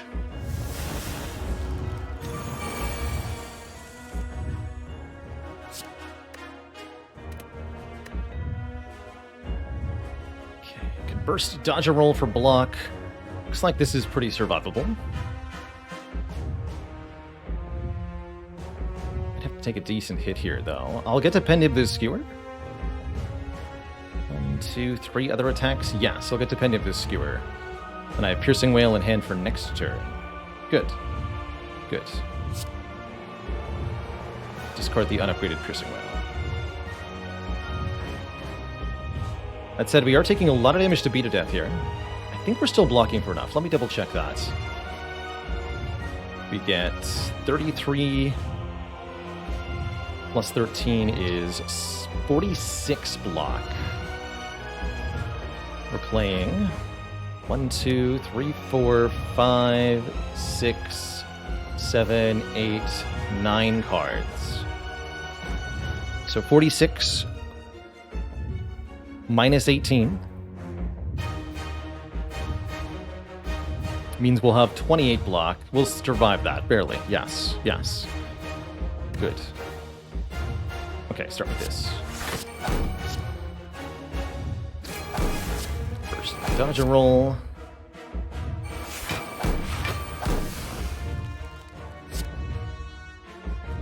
This. This. And Nib's ready. Discard this. This. Beautiful. Attack Potion's got 5 health in it, and I'm not sure 100% what turn I might need the damage or not need the damage. That's part of the decision-making process at the moment. Ooh.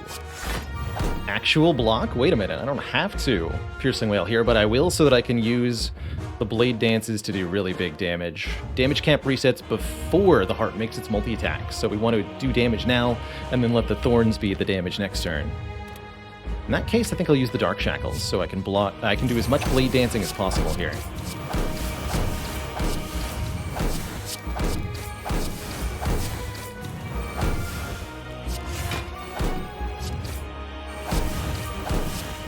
Beautiful. This would be a reasonable time for the Attack Potion. What do you got? Glass Knife, we're in.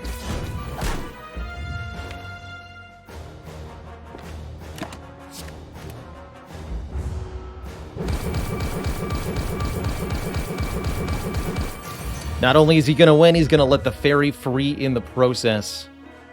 And you know why? Because I took a bunch of weird doppelgangers, and they were actually pretty good.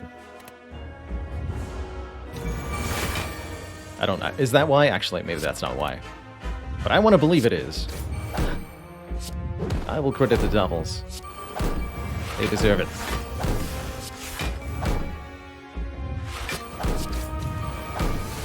Get him. GG, Mr. Hart. GG. That went really well. Really, really well. Almost too well. GG. Be free, my fairy friend. Get on out of here.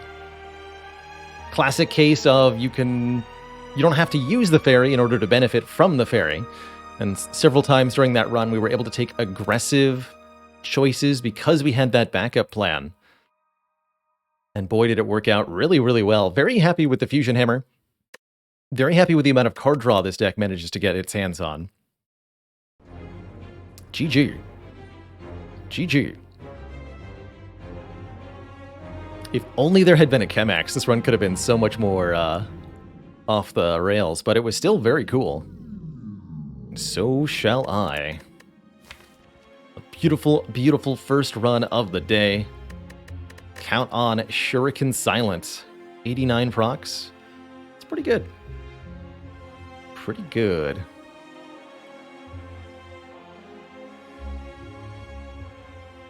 Next up, it's going to be the Defect with, of course, another boss swap in accordance with our challenge for March. But first, I'm going to take my first break of the day, refill the legs, stretch the water. When I return, You know the drill. Gonna be more Spire. Be right back, folks. Don't go nowhere.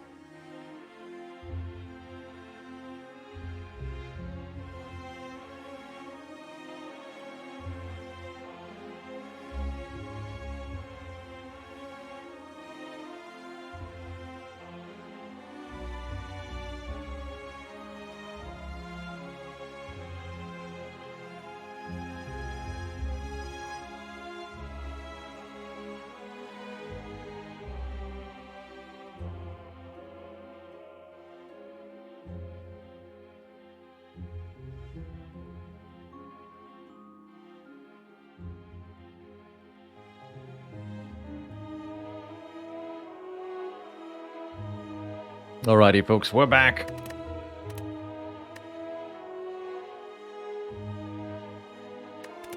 Let's do another one. Starting with the Velvet Choker. Choker limits us to only 6 cards per turn, which is definitely a little bit awkward. Limits some of our late game strategy options, but I think Defect in particular can operate relatively well with the Velvet Choker thanks to orbs, which provide constant per turn effects. Accumulate enough of those per turn effects, you don't need to play any more cards at all. So we're not going to be able to do, claw stuff, for example. But Defect does have some fairly energy-dense strategies that they can employ. And particularly at the start, this is essentially no downside energy, as we currently can't even draw more than 5 cards per turn. Not a lot of elites in the late act, unfortunately, so it looks like most of our value is here. I think we should do one of these two things, which either way means we're going to this shop. And I think we want to do 4 combats beforehand. Just get as much money for the store as possible, get as many potions for these combats as possible. Could this be the Thunderstrike run? Maybe. A Thunderstrike run. I, for one, am sold. Certainly I'll take a Tempest card if I see one. Any X-Cost card, and Defect does have 3 of those, would be very, very useful.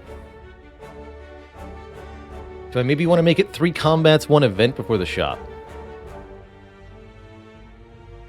Unsure, actually.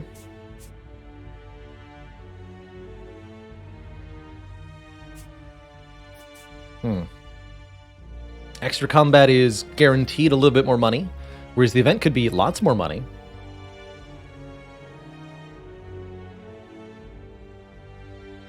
Could even do 3 events, but I know that's a bad idea.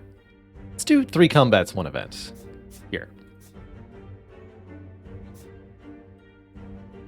And then from there, depending on how we feel, we'll either go for the last elite here, or we'll go to a shop.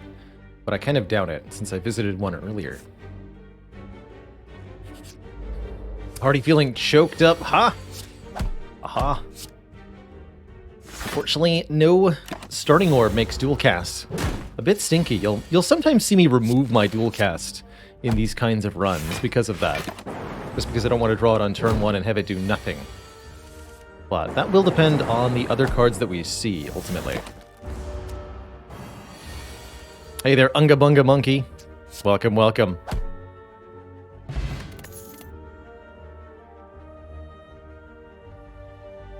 There's the Claw in the first combat reward. I am honestly thinking about a Sweeping Beam here. Draws a card, which is rather nice, on 4 base energy. And we can upgrade it to do respectable, if not amazing, damage to all enemies. Compiled River I like less than normal because we have no starting orb. I'm gonna grab the beam, ignoring the Claw. Claw Choker is... That's not gonna... I don't think that's gonna work. I don't think so. I do not think so.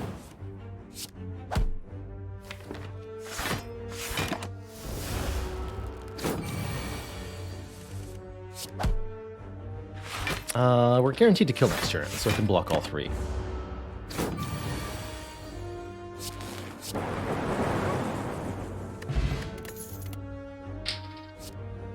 That card says X on it, but this card says Ball Lightning on it. Tough choice thereby.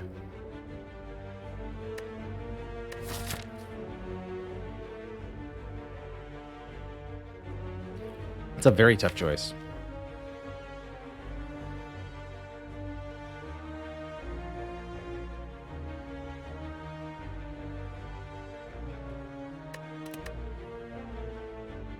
Awfully hard to turn down what I consider to be one of the best block cards on the character, if not the best. Certainly the one that best scales into the endgame. If you want a Defect block card that can successfully thwart the heart, Reinforced Body is the one.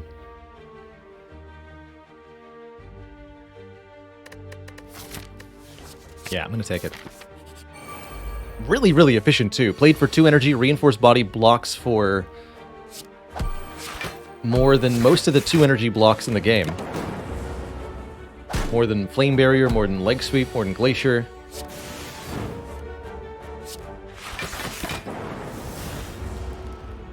It's good stuff.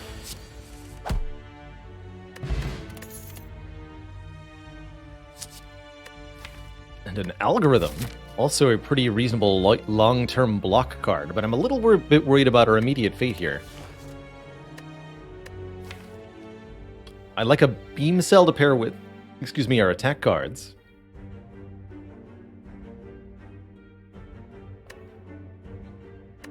I really like where this goes in the long term with an Algorithm, but I'm definitely worried about the next few floors. Particularly the dreaded Gremlin Knob. Given that our damage output's actually gone down a little bit. Still, we'll have a shop to prepare. Grab the Salco. I will upgrade Sweeping Beam. And that means we can upgrade something from the store here, or maybe here. For example, on sale Doom and Gloom and a duplication potion. Hypothetically speaking, of course.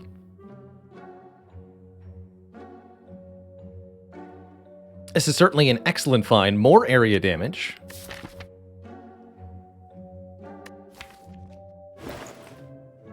And it's on sale. Channel's a nice, convenient Dark Orb. We could even pair it with a Darkness. And then have a really good setup there. And we get an extra upgrade if we go to the Burning Elite, which I think I should. So let's see, 103 gold. That's either a card removal, it's Darkness, or it's a potion. I actually think the Dupe Pot's probably one of our best options. But I really like taking and upgrading the Darkness here. Dark Greedy with Knob around the corner? I don't think so, because the Darkness is helpful against the Gremlin Knob, especially paired with the Doom and Gloom. Especially if I upgrade the Darkness. So I think I'll take it.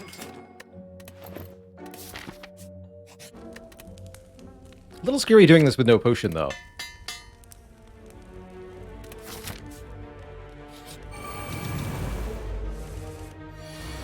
Well, heck. This is probably the fight we're best prepared for, at least, with 2 area damage cards and 4 energy per turn.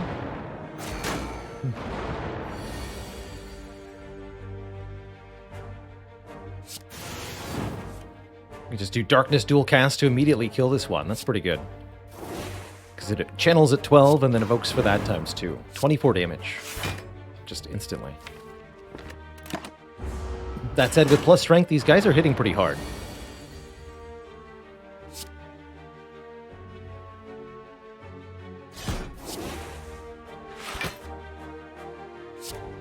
And a lightning orb.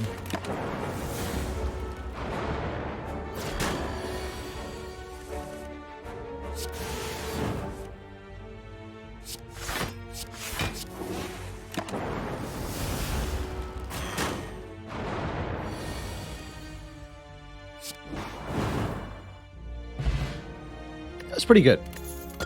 More energy on turn 1 is unlikely to be useful, but you never know. Along with an energy potion and cards that let me draw and play more cards. Definitely a big fan of both Hologram and Skim here. Let's go with the Hologram. Hologram lets me put a card of my choosing back into my hand from the discard pile. Excuse me. I'm going to upgrade that immediately over the Doom and Gloom.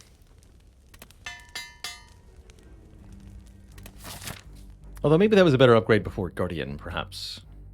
I think we're going to be going to this Elite. What do we get here? Oddly Smooth Stone? Oh boy. The blocketing begins. Good. We're going to have very good defense this whole run. I like it.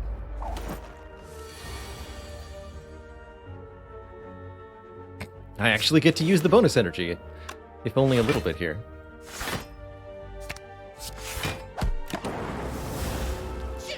for the full block rather than playing Zap twice or something.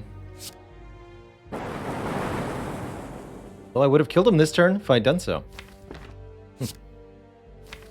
Funny how that works. Of course, killing him this turn means not playing algorithm, so I like what we did.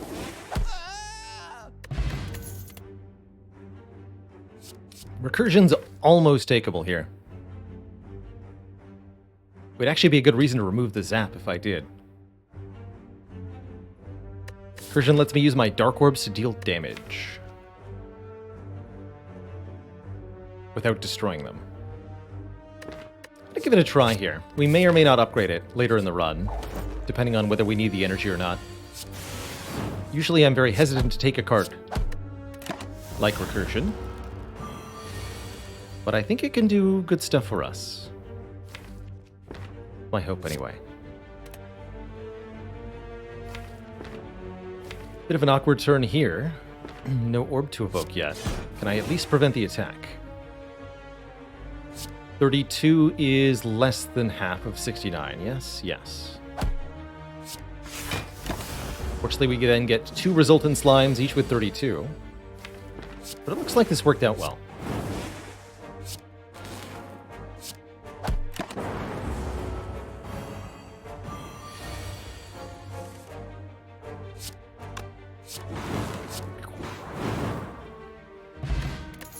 Liquid Memory is very, very good.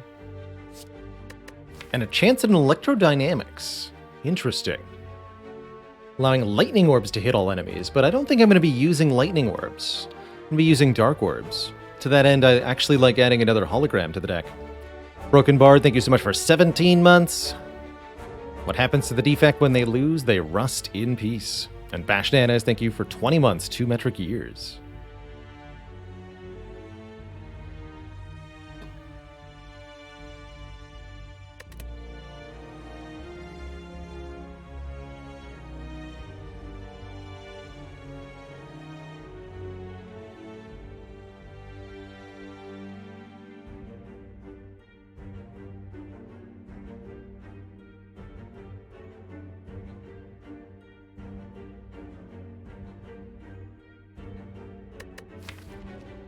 I also like that I can just use Hologram on Sweeping Beam or Hologram on Doom and Gloom as an AoE damage solution here. I am going to take the second Hologram. Particularly back with the Smooth Stone. Get them. Hit them each one time. Get them to exactly 10. Because Hologram Doom and Gloom. Now I could try to stall for algorithm, but with this particular draw, ooh, I don't think so. Just take the clean kill that I set up for myself. Am I going to take another recursion? No, but I would take another copy of Darkness, and I would upgrade it. Core, thank you so much for 39 months of support.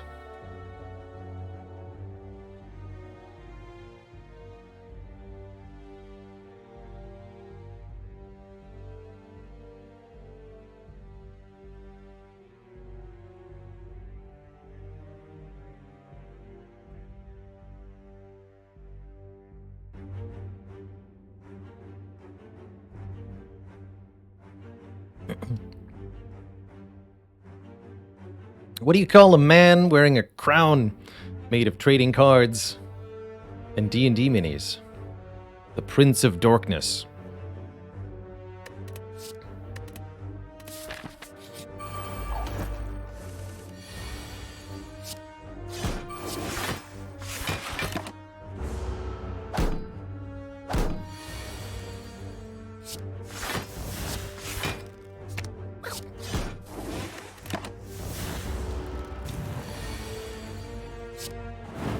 This is pretty good damage so far.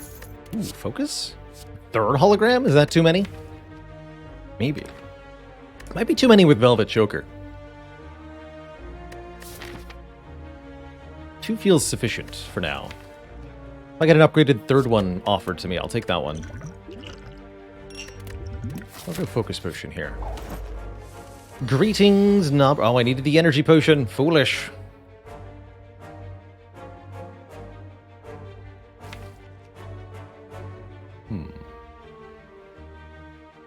Do I Liquid Memories the Doom and Gloom? I think so. Get 2 Dark Orbs to start. Shame I can't play it a third time.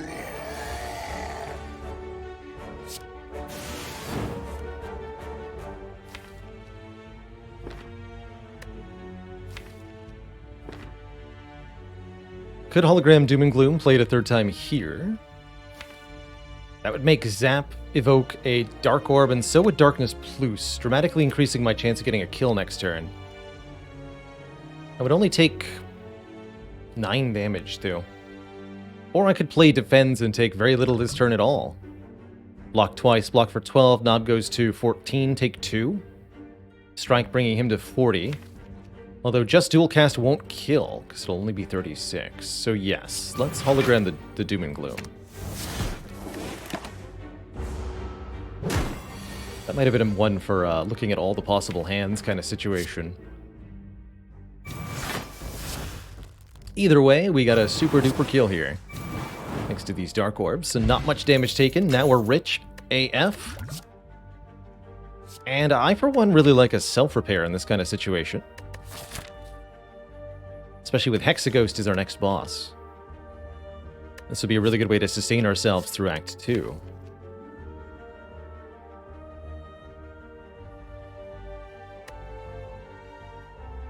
Particularly with an upgrade.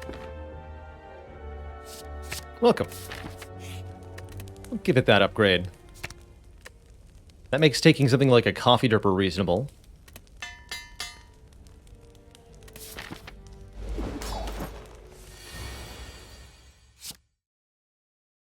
I'm going to be using the Thorns potion here, but not the Focus potion. Zap, Hollow, Zap, dual cast? I guess.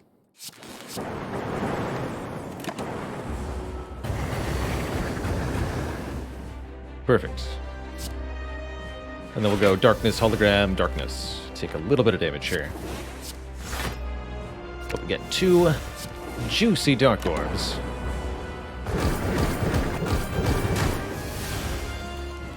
That can be recursioned over and over again. As needed.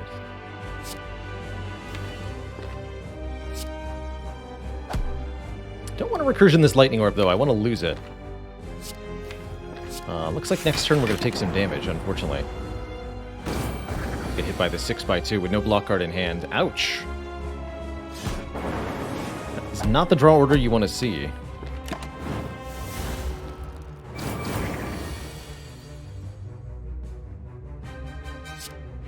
Channel the darkness.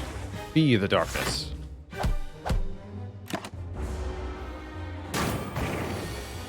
Okay, big damage heads our way next turn, but we have Reinforced Body and Dual Cast, so we should be able to set up a kill here. But I think to that end we go Recursion. Hologram the Darkness Plus. Play Zap. This orb's in front, ready to be dual casted, and it's going to be way more damage than necessary. GG. GG. Cool. Bias Cog versus Seek. That's a tough choice, honestly. Although you don't need Bias Cognition as much in a deck that's using Dark Orbs.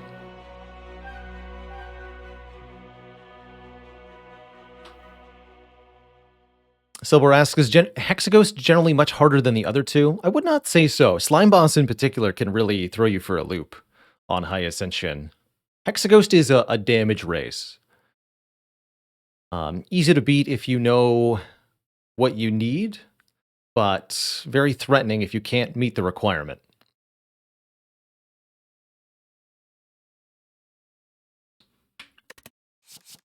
I'm going to take this Seek here for the draw consistency. Ooh, man.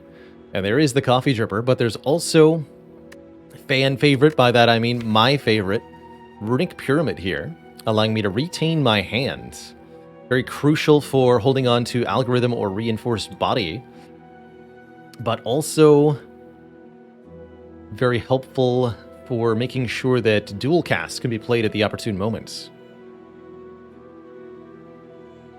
Tigerbot Hash asks, is the plan no Frost at all? I think that is going to be the plan. The plan will be Hologram Reinforced body plus with oddly smooth stone and some good energy generation. Could even turn into a reprogram sort of situation. Although with the Dark Orbs, that's hard to do.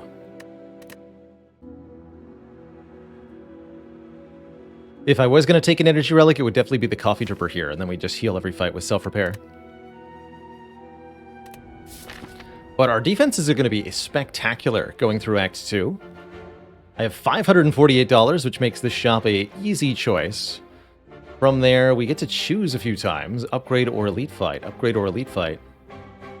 Probably want to go to these 2 rest sites and this shop at the end, but I think we're going to be kind of choosing as we go, by and large. I will look at one event prior to the shop.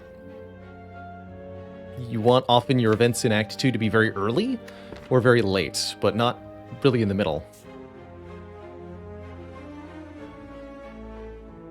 Percy Paxson asks, which defect strategy is my favorite? There's so many good ones. I think my favorite that I had in recent memory, because it was really unusual, I was scaling with Claw and Reprogram, but achieving a lot of card draw by using Creative AI and Heat Sinks together to generate a power every turn. I would play the power, even if it was useless to me, to draw several more cards, and then play Claws with the card draw. That was really fun.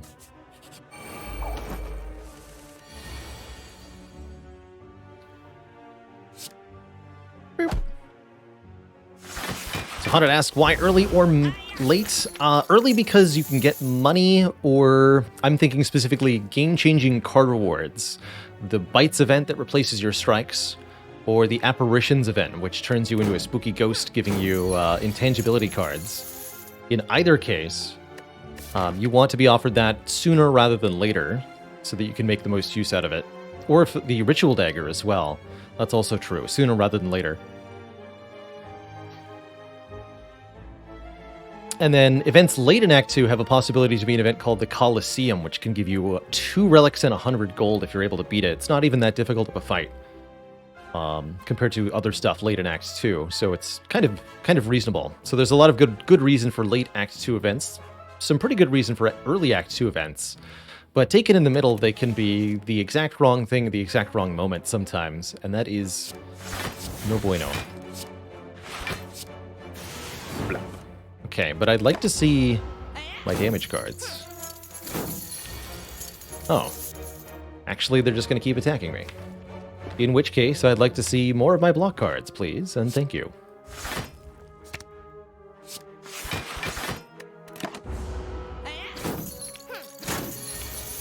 So, now we need to get our Dork Orbs deployed. Let's go Doom and Gloom, Darkness Plus, and Self-Repair. Is that going to be able to kill them both next turn? I can do Recursion, Dual Cast, Hologram, Dual Cast. That'll do 18 twice to you, 18 3 times to you. That should be a kill.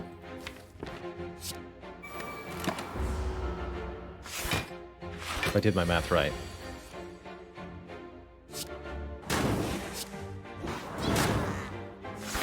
Yeah. Cool. Well, that worked out really well.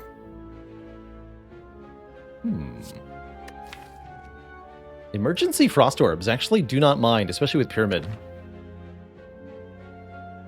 Do not want another hologram at this moment. I'll take the chill. Find some potions. Draw potion, excellent usually with Pyramid. Skill potion, less good with the Velvet Choker here. And we're able to roll into the shop with fat stacks of cash, which we immediately turn into additional fat stacks of cash by taking the membership card. How about them Frost Orbs? Both Capacitor and Glacier being offered here. Doesn't really help me with the Dark Orb thing, though. What if it's actually auto shields? Definitely tempting to bottle our Seek, letting me fetch any 2 cards that I want on turn 1. That's almost assuredly going to happen, followed by Seek being upgraded immediately. Full disclosure.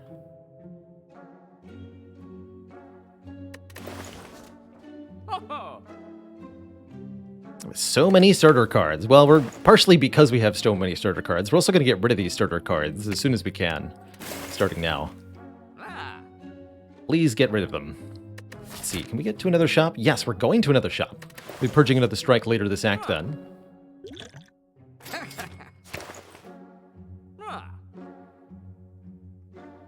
Do I want a glacier? Possibly. I think it wouldn't hurt to add these. Well, it might hurt to add them, actually. Although with Bottled Seek, you'd be surprised.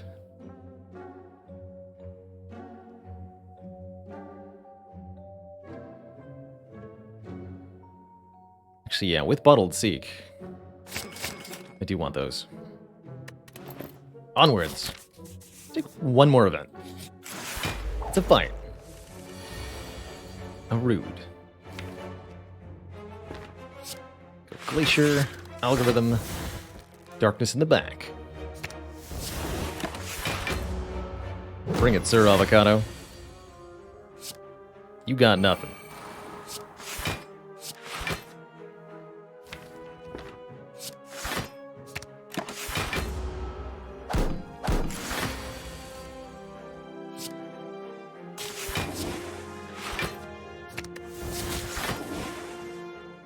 Prepare for death.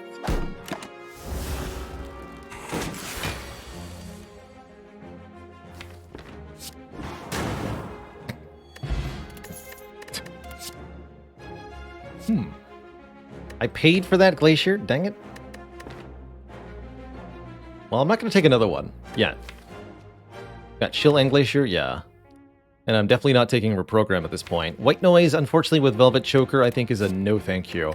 Where normally I would take this White Noise. But because it's 2 card plays in one, just can't do it.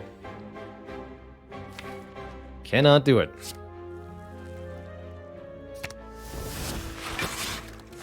Took the Reinforced over the Algorithm there, because I can hologram it for this turn, second turn if I need to. But I'll play the Algo instead.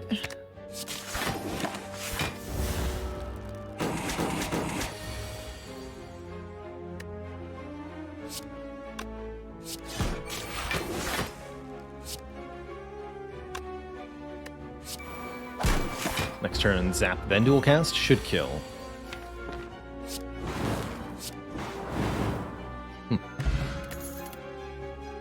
Hello World, Barrage, and Stack. Barrage a little bit better with Capacitor. Stack a little bit better with Runic Pyramid. Ultimately, none of these are worthwhile additions to our deck of cards, I don't think.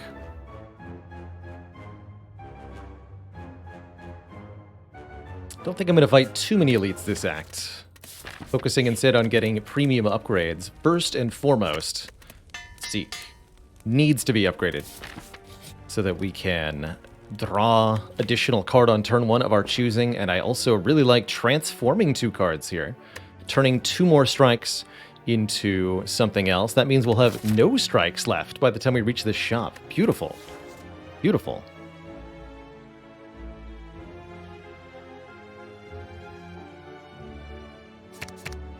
Oh man, and there's the Thunderstrike in a deck that has no Lightning Generation anymore? Well, I guess we still technically have a Zap.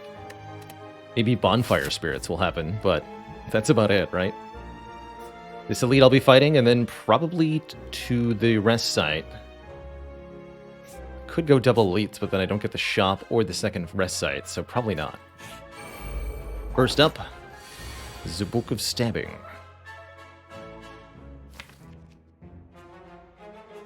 Using the extra energy on turn 1, I can play this Thunderstrike. Wait a minute. Doesn't work. Well, I definitely want the Darkness Plus. Guess I would also technically like to have access to dual cast for later. Let's go. Glacier, Darkness, Hologram, Darkness. One energy that we don't use. And that's okay.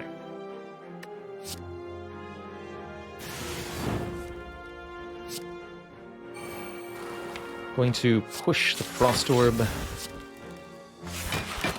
to the back here so that we are ready to dual cast our Dark Orbs whenever an opportune moment might arise.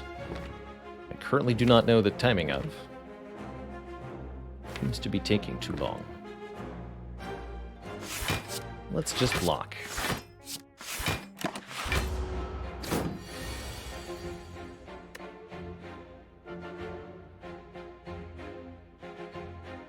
So again, our optimal play is what it was last time. Recursion, dual cast, hologram, dual... Well, actually, no, I can't do that, right? Yeah, I can't because of the Frost Orb. So just dual cast, hologram, dual cast. Which is currently 72 plus 60 damage. Next turn, it'll be 72 plus 42 by 2. Next turn, it'll be 156 damage. That's a lot better.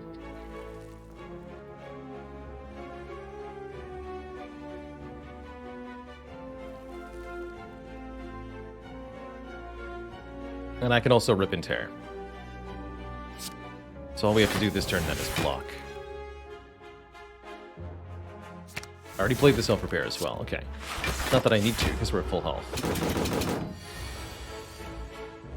So.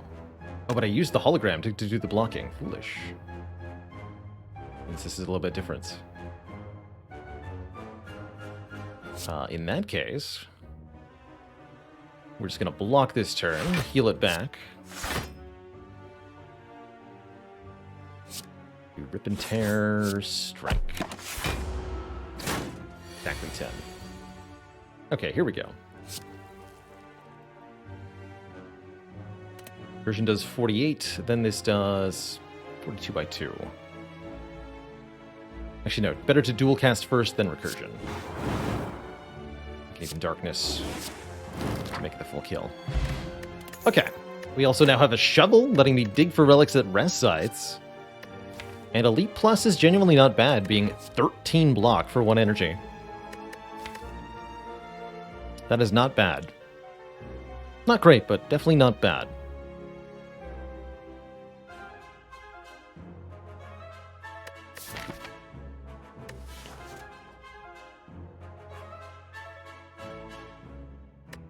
It's not bad good enough. I'm trying to figure that out. I think the answer is no. Ooh. Question card is good enough, giving us more options and future card rewards.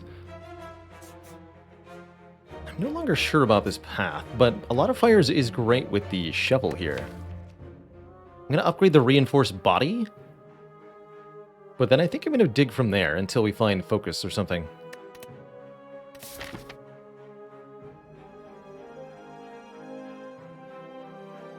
Fighting the elite could offer quite a few options in reward, but I'd really like to get to the shop, because we have effectively a lot of money thanks to the membership card. Frost Product says, should I buy the game on mobile? I would personally recommend it. Be aware that there are a few bugs on mobile that don't exist in the PC version. But for the most part, it's the same game, runs reasonably well, and is exceedingly addicting.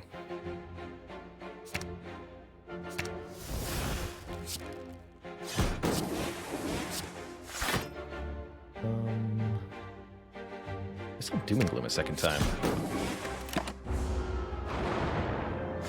I technically should have played the Darkness last if I was going to do that.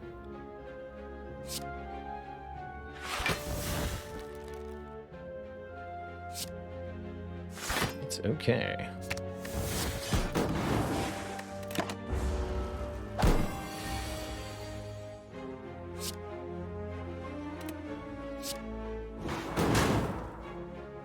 Boop.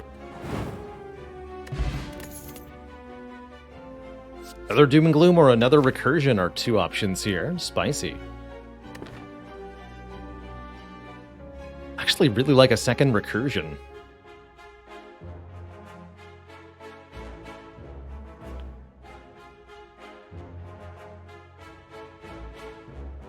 Because I have the Bottled Seek and I can always get the Darkness Orb in play to start the chain, we'll never draw recursion and have it be useless.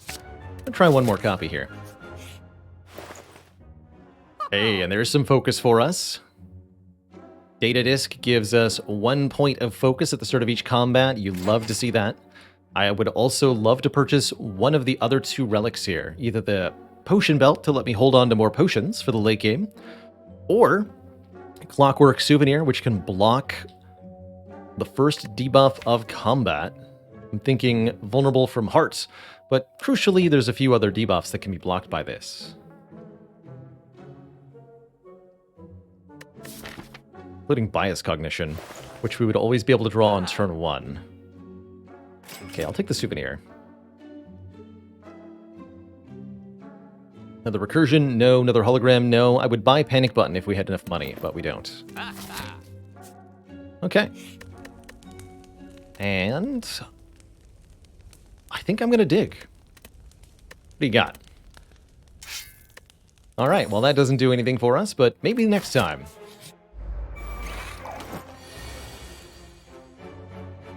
Maybe next time.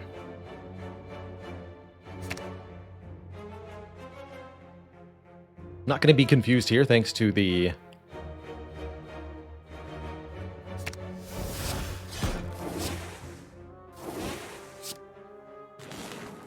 Souvenir. So all our cards are normal costs for this whole fight, thankfully. Pretty spooky otherwise. I want to make sure that we do play our genetic algorithm at some point during this combat.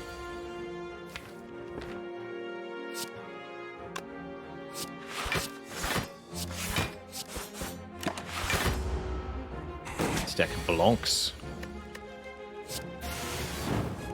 There it is. Another focus potion and a focus card. Perfect. We've got the orb slots and the focus. Cancel the digging. Digging is canceled.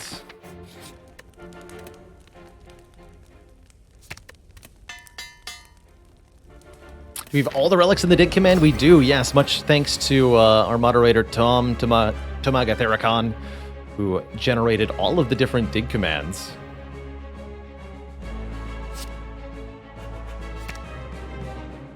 Let's just get these down. Really love that we get to hold on to Chill for turn 2 when it'll generate 3 Frost Orbs. And I'm just going to play this. Hiya! So that it's no longer in my hands. Begin the Chillertude. Beautiful. Just beautiful.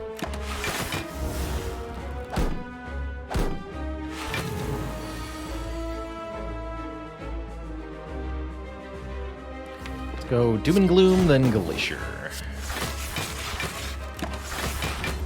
It's actually not a full block.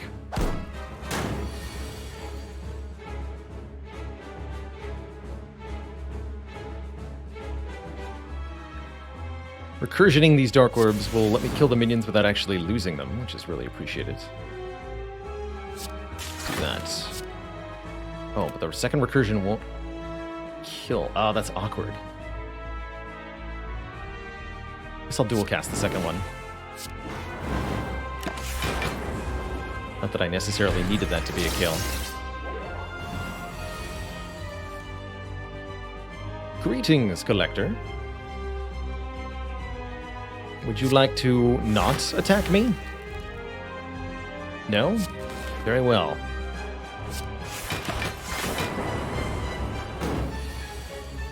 I understand.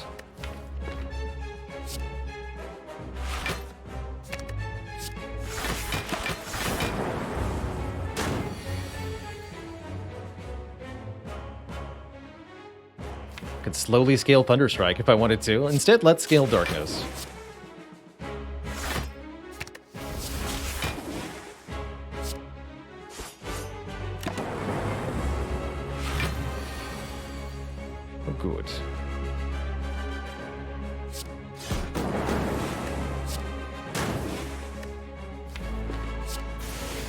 coming up.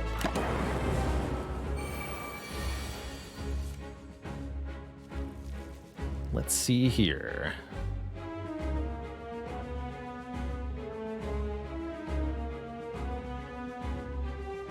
Is there any way to kill the Collector? There's no way to make the Dark Orbs target her. So I'm thinking this might have to be Glacier, Sweeping Beam, Recursion or something. I'll take a partial hit from Collector, but we've got plenty of health to work with here. And this is the last debuff turn. Guess we could also see what this is first, technically. Top card, that is. Reinforced Body. Simply blocking for 21's not going to cut it. Oh, you live on 1? I did not parse that. Guess I'll have to dual cast. Ow. Get her. GG. Okay, it took a little bit more damage than I would have liked, but it's ultimately not that important. We're offered All for One, Reboot, Electro, or Rainbow. I like Rainbow in that it's 3 orbs for 1 card. Very important when you've got a ton of focus and a Velvet Choker. The others I'm not as big a fan of, although Electro could help against Reptomancer especially.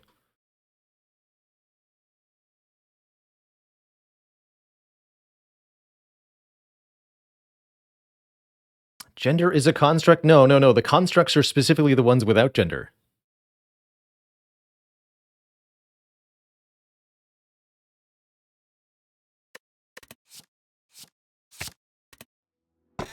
I am going to take that Rainbow.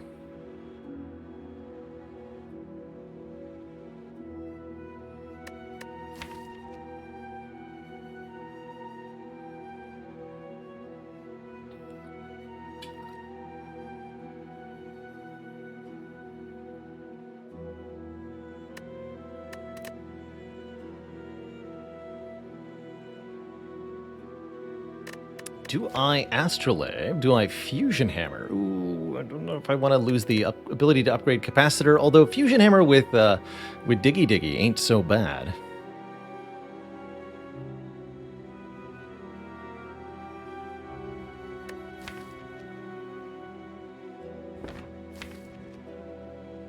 Transforming and upgrading 3 cards could also result in all sorts of great shenanigans.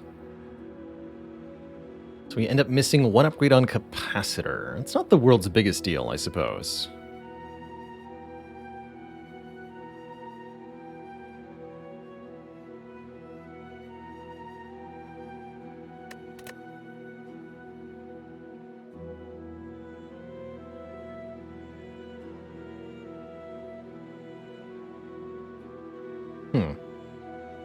I guess the question is, how much more do we need? How much do we need more energy? And I'd say with 2 holograms and reinforced body, the answer is quite a bit. Actually. Okay. Let's commit to digging. If it weren't for the shovel, I wouldn't even consider the Fusion Hammer. But that I have it is pretty sweet. We'll be able to collect a lot of relics here in Act 3. I'm eyeing a path that looks something like this. As many elites and rest sites as possible, just for sheer relic count. Is there something similar that also, yes, also hits a shop?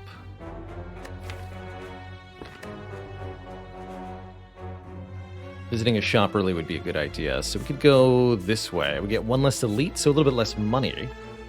But we get the same number of relics. Something like this. Might remove Thunderstrike. Although it's kind of useful, actually. Still got a strike to remove. Surely that goes first.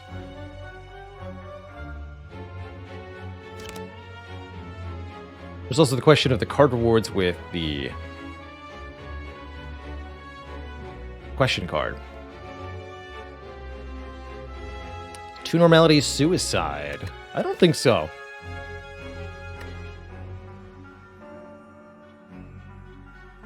If I got offered 999 gold here, I think I would take it. Because I can remove 1 here. This fight shouldn't be a problem with Bottled Seek. With one normality, this fight should be manageable, and then we go to this shop. So it's only one fight with two normalities, one fight with one normality. And I'm gonna go this way. Greetings, slime nerds. Welcome to Area Damage Land. Population, all of you.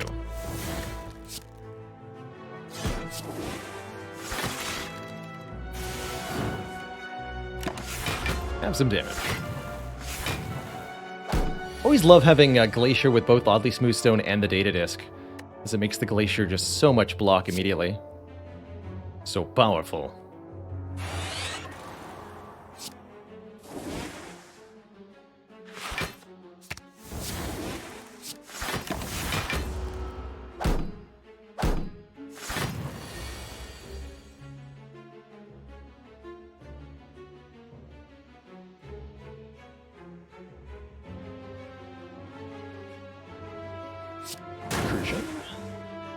And chill. That causes this one to die.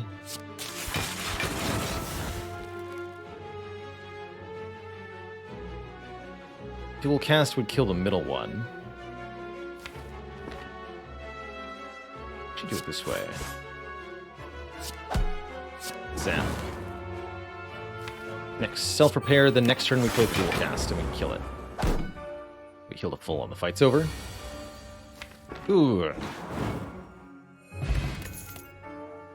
Blah. Guess I'll take one more unupgraded holo now that I can't upgrade the one that I have. Yeah. I don't think Blizzard was particularly good there. And I will be happy to lose this Sweeping Beam, even though we lovingly upgraded it. It's no longer a particularly relevant card, if you ask me.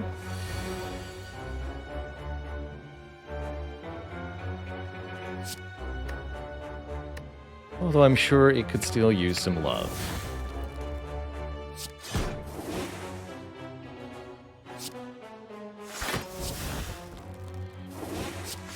Back that Doom and Gloom.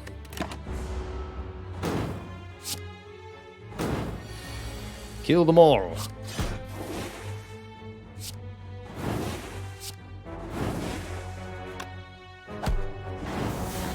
Perfect.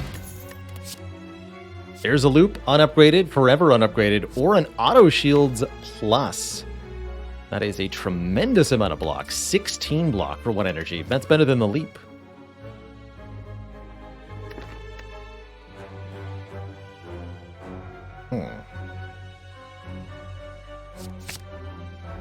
I grab that. Cauldron is here. 5 random potions. Could take Singing Bowl to let us scale max health. I think we're just going to go card removal here. Nothing stands out otherwise. See you later, Strike. So long, farewell. Now I'm offered 999 gold? Hold on. I don't think so. I might choose to upgrade all my cards.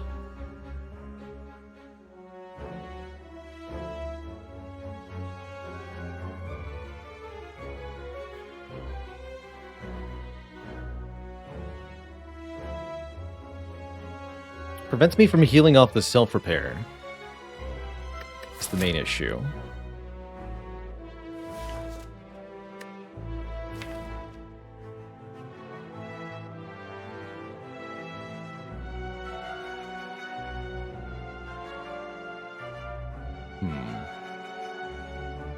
How many of those upgrades actually do things? The Rainbow upgrade does, the Capacitor upgrade does, the Hologram upgrades do. The Dual Cast and Recursion upgrades also do. Although not as much as you might want them to. But we do appreciate a bit more energy efficiency still. Chill upgrade could make our turn 1s worse, but again, we have a Bottled Seek, so how worse can they really get? And a lot of times it'll make our turn 1s better.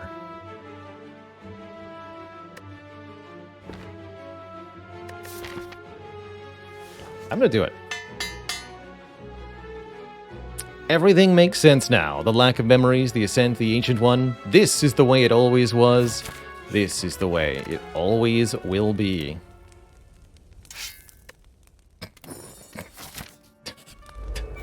Why?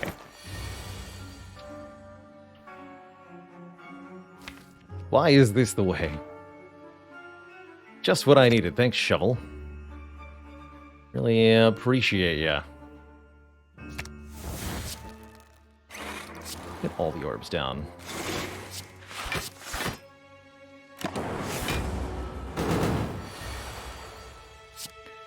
Look how he tries. Oh, how he tries. Look at that lightning orb. Make a new one. Guess I'll play this. Zap, zap.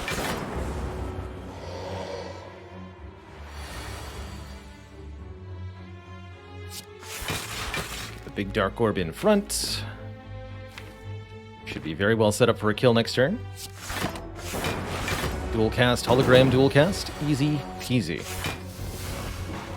I really wish I was allowed to play more cards per turn now. We're certainly at the point where the deck could scale to ridiculous levels by playing a dozen or more. But that day will never arrive. Instead, we get offered another unupgraded defrag heck.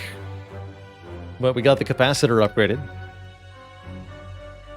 So I think it's probably still worth it.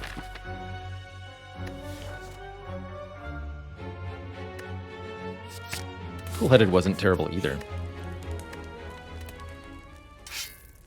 Gremlin Horn's nice, although not that nice with Velvet Choker, of course. We'll skip the Bottled Tornado. Not that we need one with a...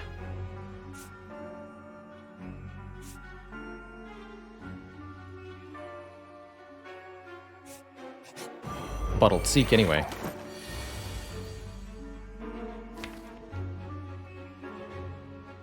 So we want to start with what? Defrag in the darkness? The main goal in this fight is getting a big, juicy darkness started. This darkness and hologram gets me there better. Go. Chill first. Darkness, hologram, darkness. Defend.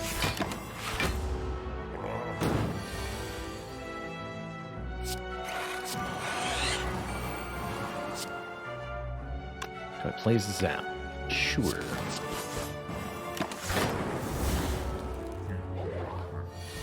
One more turn of break, and then on turn 4, the big attacks arrive. But we're well prepared here. Got our Orbage set up properly. You know, this could turn into a rather sick Thunderstrike scaling deck. With just a couple of changes to the current card list. Fascinating.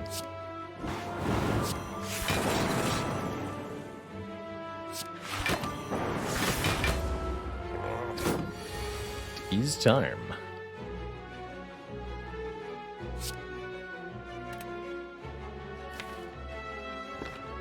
All sorts of stuff in the discard pile. Let's hologram Rainbow then. Incursion, the 55 damage Dark Orb. Algorithm. So we get back Darkness Plus, which is the card I should play more of. It's like darkness our way to victory.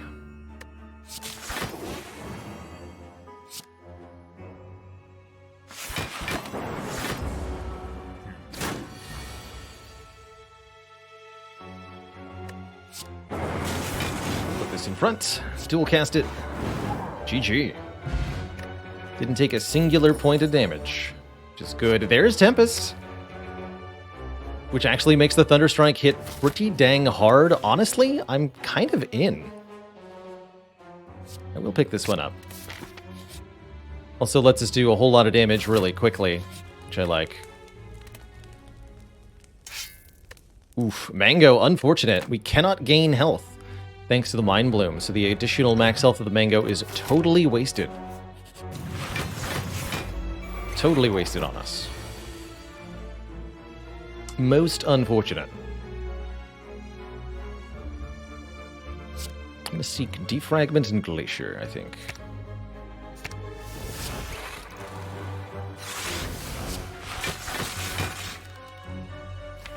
Perfect. Maybe an excess of block, actually. Always hologram Glacier, though. Instead, I'll be hologramming Darkness. So that I might destroy my foes. This will barely not kill. Let's hold off, then.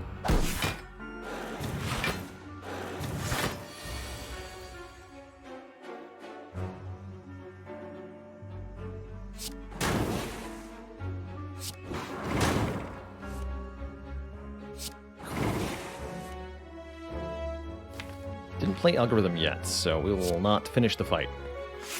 Until such a time as we have.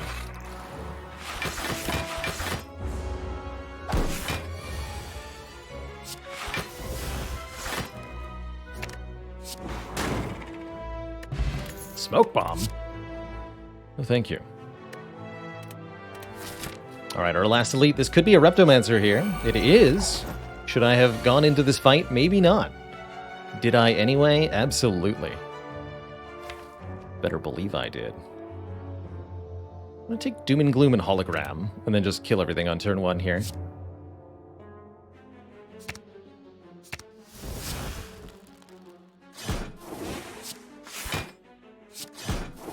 It also draws 2 cards. Tempest for 2? Sure. Also have access to Chill here for blocking if we feel like it's necessary. Which I do feel like it is. Auto shields. Chill. Hologram the Doom and Gloom. Play the Doom and Gloom. Okay, current situation, we're being attacked for 16 times 2. Plus 9, so 41 total. Not blocking for 41. Could do Defend, Defend, or I could just play Rainbow.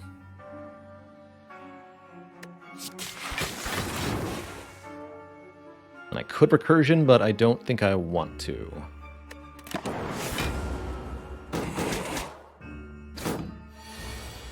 Perfect.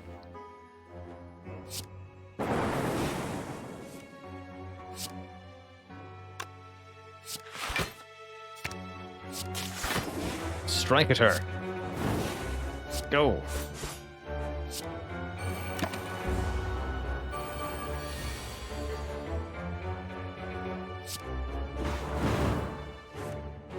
My hand is full.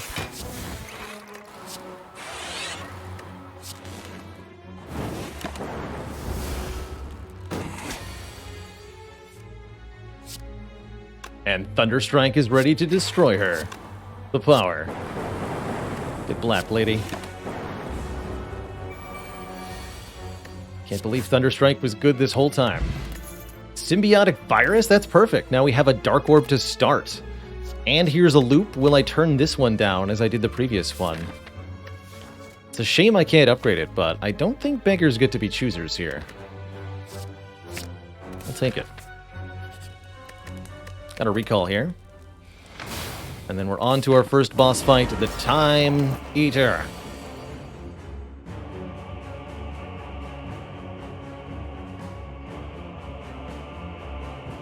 Wibbly wobbly, timey wimey.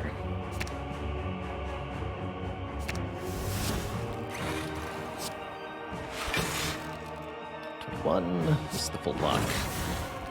We'll use the self-repair. Every time I play 12 total cards, Time Eater will automatically end my turn, being a big, rude, stinky snail. Sometimes this will be a huge inconvenience, other times we'll just plan for it. So if we play 3 or 4 cards per turn, things should work out pretty well, for example.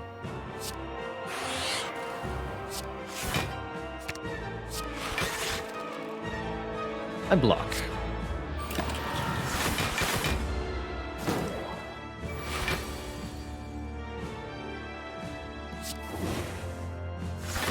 And then I Darkness.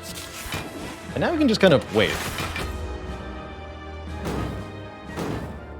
As we have enough passive block that the Time Eater is mostly unable to damage us. Looks like not entirely unable.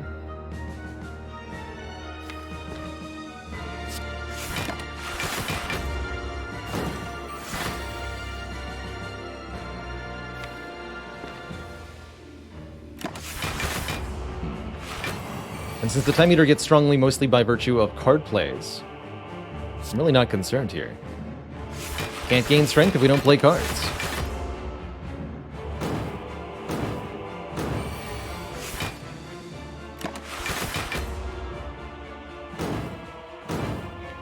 I will patiently cook these orbs until such a time as I feel sufficiently threatened or they're done cooking.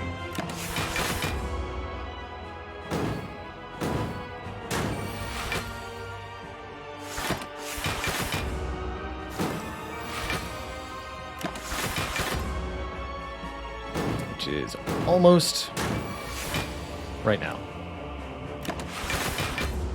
Couple more turns.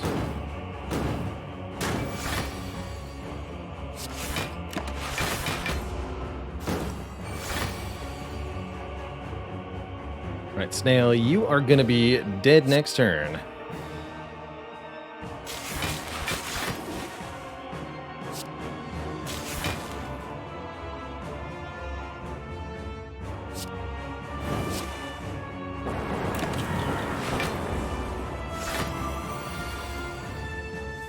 GG, friendo.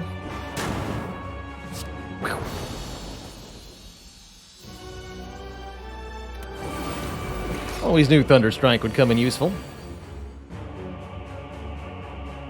Okay, Chilla's 3 free Frost Orbs. Feels pretty good here. Probably want to start with something like Capacitor or Glacier.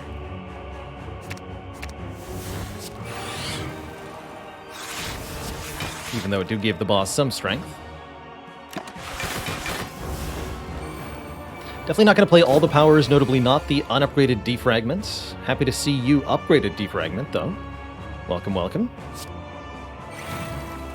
Let's go... I'll go Darkness, then Recursion. I need the extra block. 25. Yeah, I need Recursion to block for me here.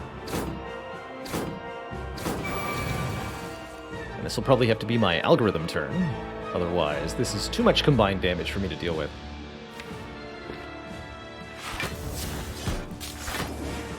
Get him, pen-nibbed Doom and Gloom. Good work. Actually just lose the Tempest. I don't think I want it in this fight. Actually, if there's any fight where it's going to be good, it'd be this one, huh?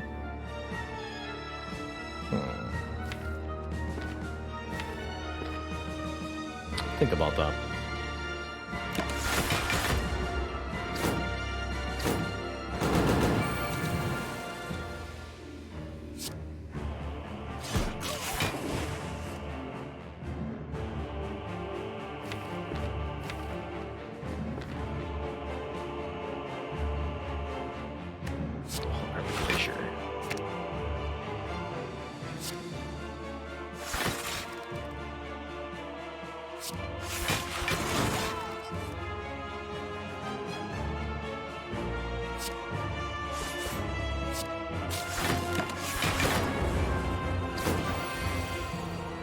By 4.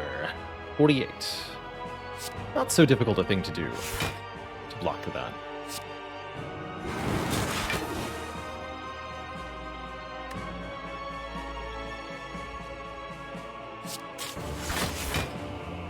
Perfect.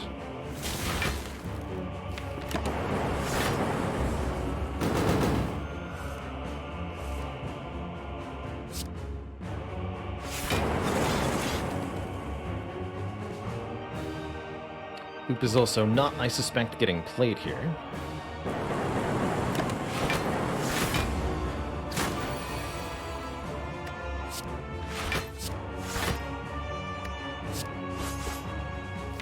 Glacier for next turn.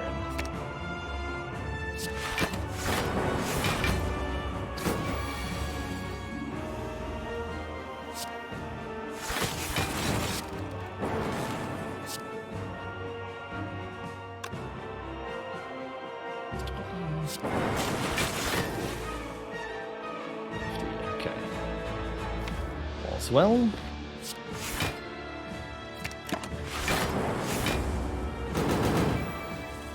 We can play the remaining powers once we get to the second phase of the Awakened one here. Let's hologram the rainbow. Keep playing that.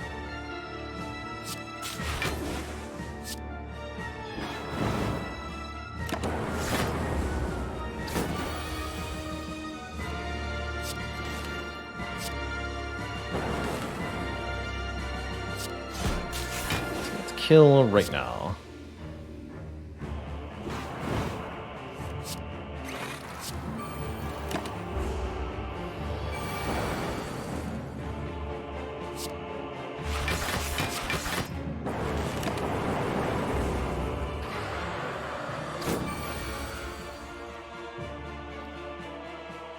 Okay, feels like having a frost back is a reasonably good idea.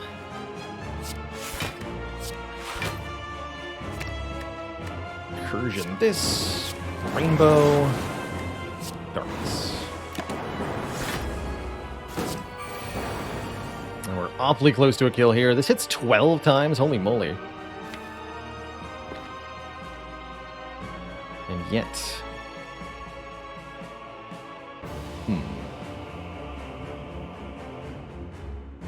48 damage.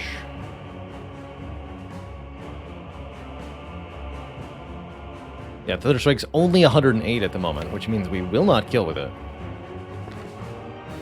Can't dual cast this Frost Orb.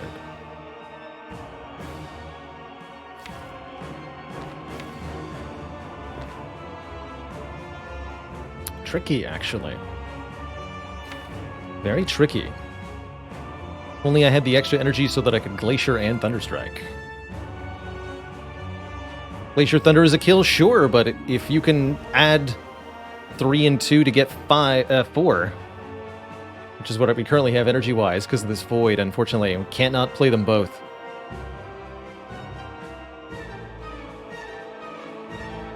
Alas. And that is our problem. What if I just hologram the Reinforced Body? That blocks for 6 plus... 20... no, plus 30. 36, 42. Incoming 48. No, that's 54, right?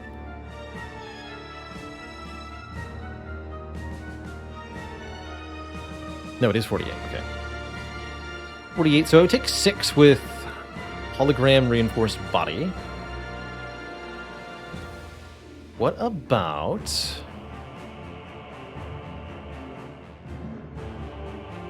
Glacier, hologram recursion, hologram recursion.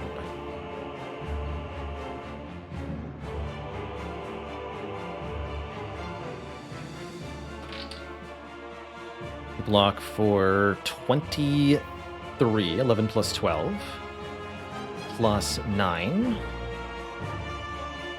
plus 18 from 3 Frost Orbs at the end of turn is 50. That'll work.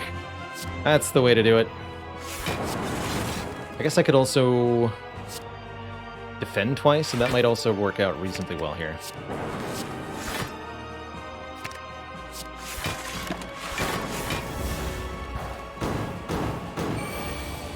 And now Thunderstrike is a kill. GG.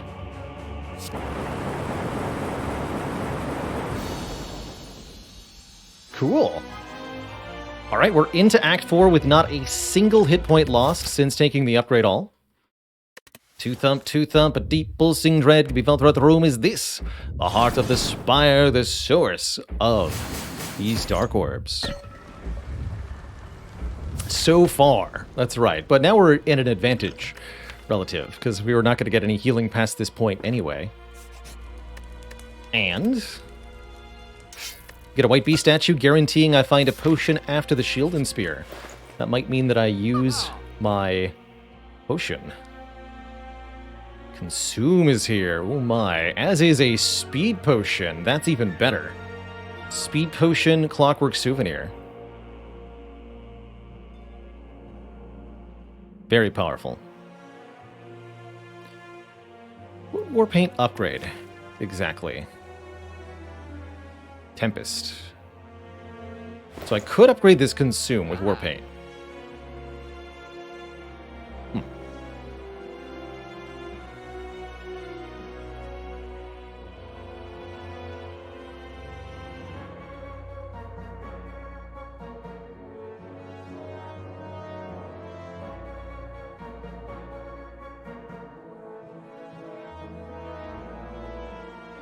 And I can do that alongside swapping the potion. Turbo could get the upgrade too. It's good with our X-Cost cards, certainly. Definitely have some use for Turbo.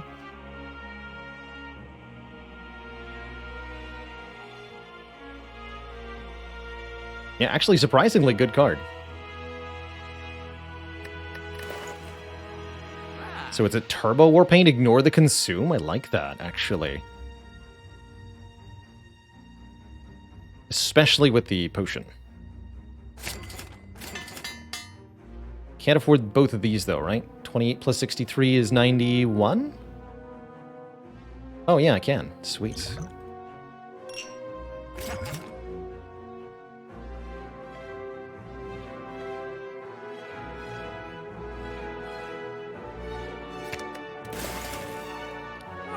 Purity could have helped with Clog. Yes, it would have been a nice way to get rid of burn and or wound.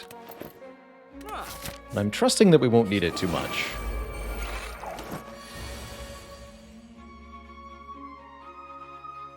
So, what is our ideal turn 2 here? We want to have really big block next turn.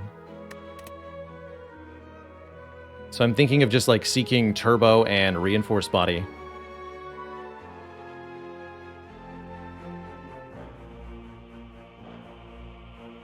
So that we're there next turn. Play Chill Defend this turn.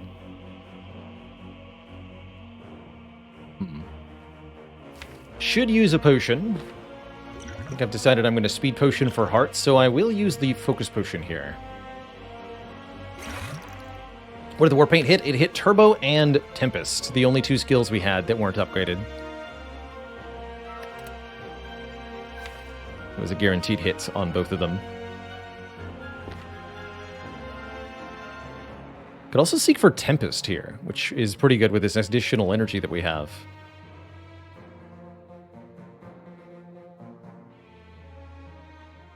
Interesting.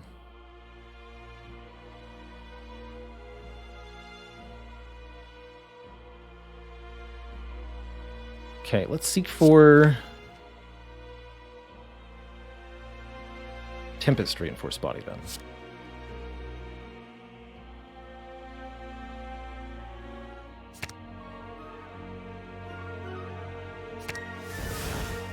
We'll go Chill. Tempest.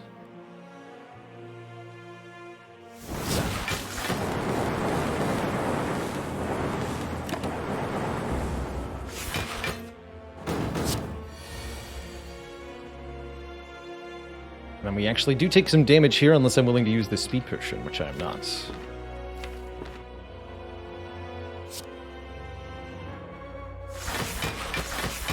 Hopefully we won't need more. Keep exactly 5 cards. Ow.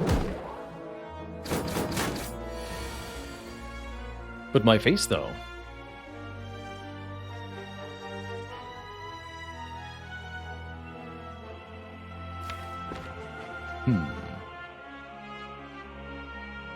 Does recursion count as channeling an orb? Yes. Most certainly does.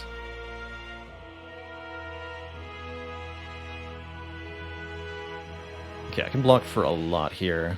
Thunder kills shield, sure, but unfortunately each strike is randomly targeted, so I'm not allowed to just do all the hits to the shield. I wish. Instead, what I think I'll do is Glacier, hologram the Glacier, block real hard this turn.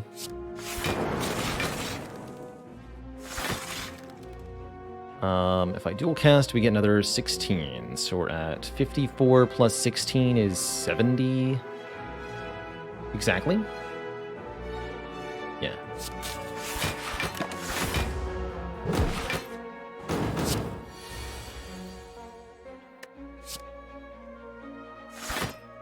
Let's go loop, defragment, rainbow, I guess.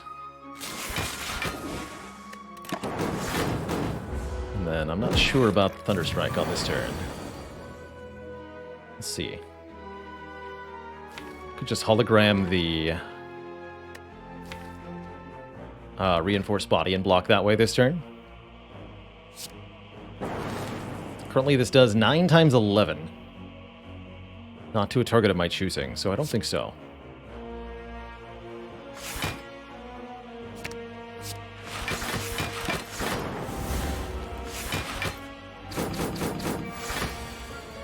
And 60 to you. Yeah, this deck is not good at turning around.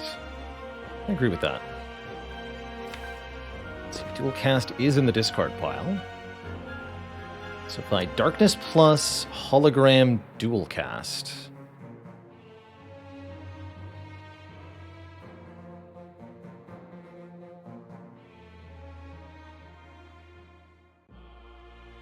I can Thunderstrike afterwards.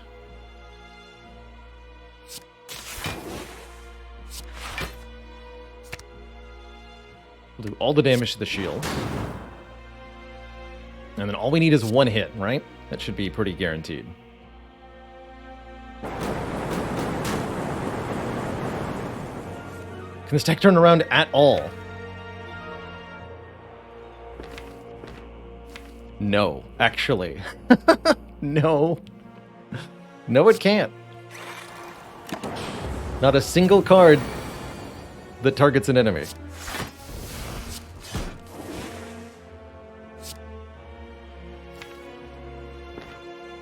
I think I want Pendiv on 8 or so. Certainly not on 9. For this fight. Unless I have no choice. Nope, I do have a choice. Boot thingy and an ancient potion, which means we both get to block the artifact and have our 5 dexterity. Have our cake and eat it too. Good. I'll go ahead and take 1 cool-headed. That'll be a nice little addition. The second rainbow wasn't bad either, but with 1 already upgraded rainbow, I suspect we're fine. So that means we have 6 points of dexterity for this fight. Hologram blocks for 11? Ridiculous. And we get set up as much as we want to on turn 1, whatever that means to us. I think it absolutely means getting defragment down. What about loop also? Block the artifact. Block with artifact. Block the vulnerable. That's what I was trying to say.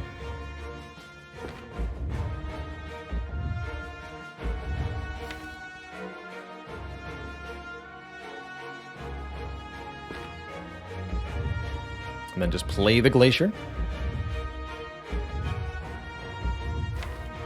Relatively okay with that. Other option is seek for a big Tempest here on turn 1. Could even do the Pendiv Thunderstrike thing next turn.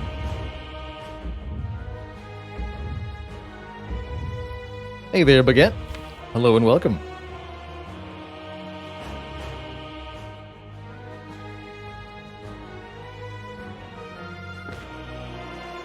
Guess the question is, how much do I need this Thunderstrike to immediately start blapping? The answer is I actually do want it to do that. We're going to have good long-term durability in this fight, but we need the damage to be online. And I'm a little bit less afraid of these opening turns, given that I already have Glacier in my hand, and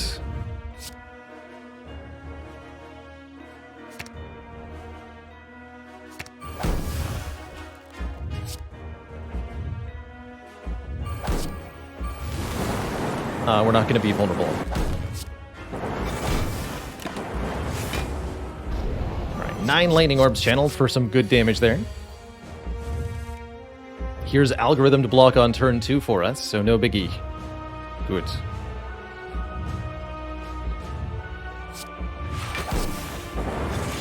Very good.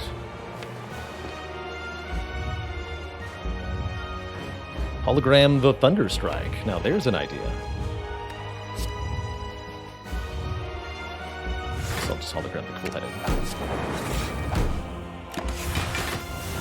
Thus my turn is ended.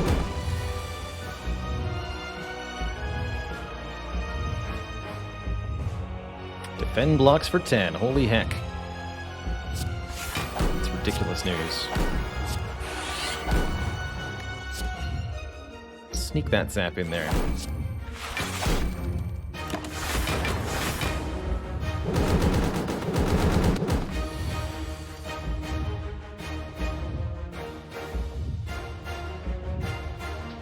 I'm gonna hologram the Thunderstrike. That's what my pen nib is gonna be? That's hilarious.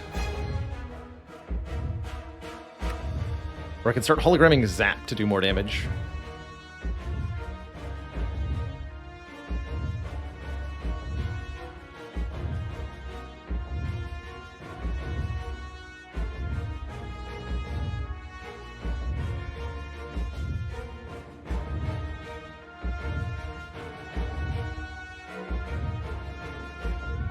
I think this is going to be hologram Zap.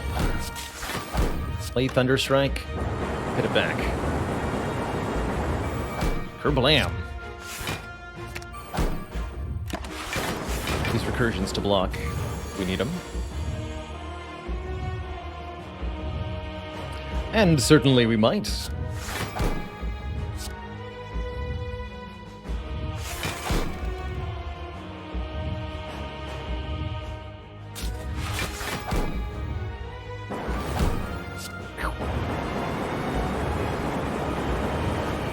The damage. Currently blocking at even 50, so I can play the slimes. Easy. Uh-oh, somebody failed to draw a reinforced body in reasonable time frame. That someone was me. Help.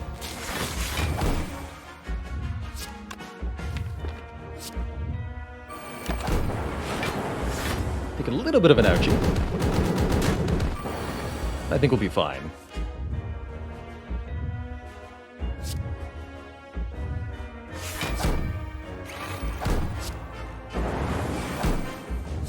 Please have the loop working on the Frost Orb so that I can survive.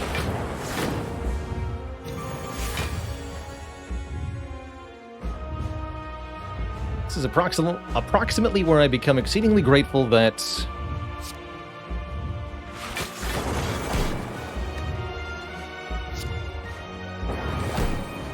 fight is almost over. Get through the reinforced body. All very important stuff. Please return to me my recursion. And then we have turbo reinforced body next turn. I can even... Actually, no, I can't use the auto shields here. Well, heck.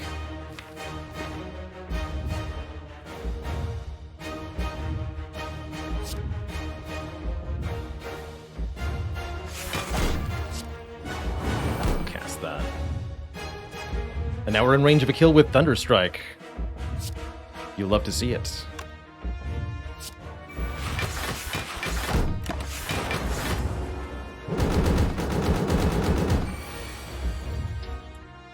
But where is it?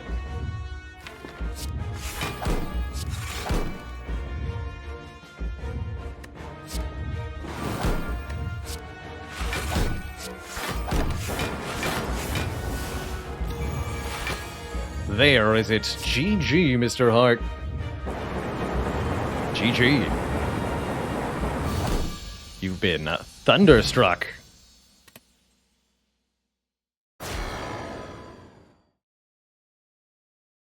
GG.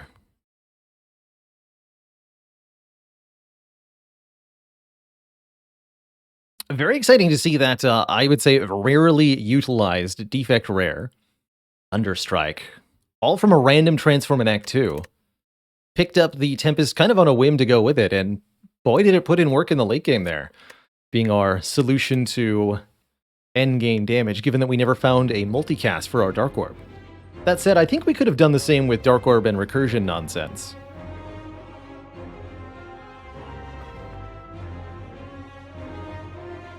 So was it truly necessary? I doubt it, but was it helpful? Yes. The Spire sleeps, and so shall I. GG, another beautiful run. Back up to 3 in a row. I have to say these boss swaps have gone very well on average. Feels like our win rate has been higher than expected. How philosophical. If I had another chance at the same run, I think I would try not taking it and see what would happen. But I think, again, sufficiently juggled Dark Orbs. If we just kept hologramming Darkness Plus and Recursion, we probably could have done the damage we needed in a very similar fashion. All for one with the Recursions? Definitely in a world without the Velvet Joker. Definitely.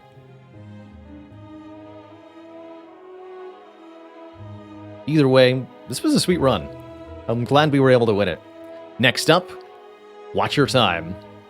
I think Watcher does generally the best with the random boss relic. Which boss relic do we start with? You'll have to wait to find out just a couple minutes while I take our second break of the day. When I return, more Spire. Be right back, folks. Don't go nowhere.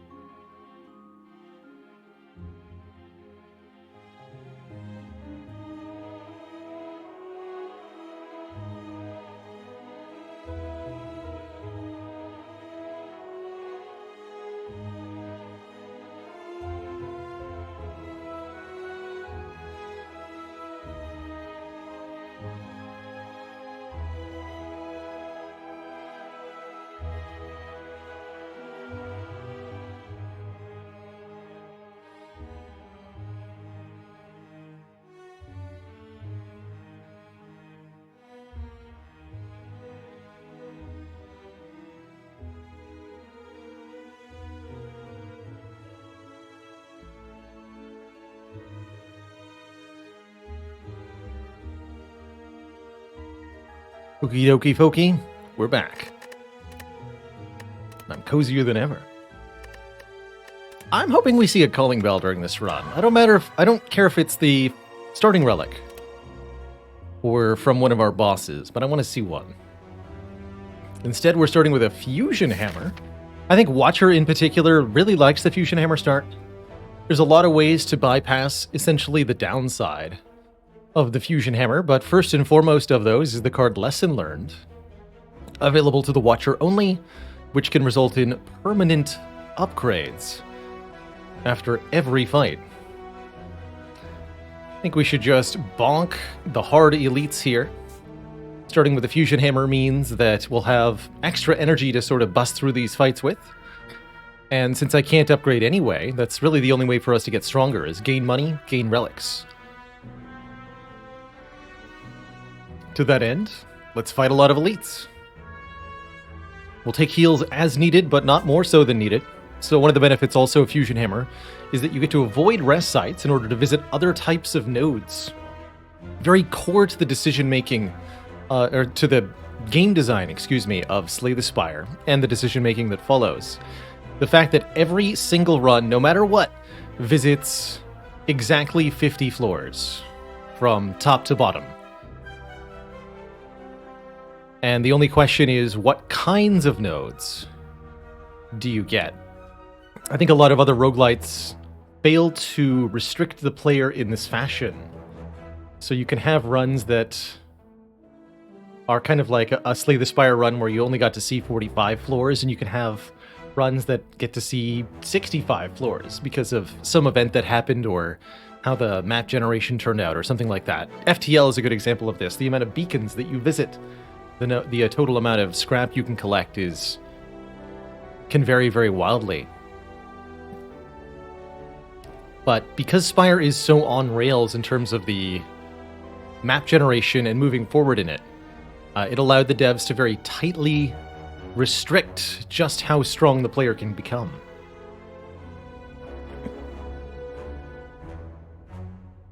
That's right, Haunted. You have a higher chance. You can think of it as a base 7% chance per card higher, is how I like to think of it.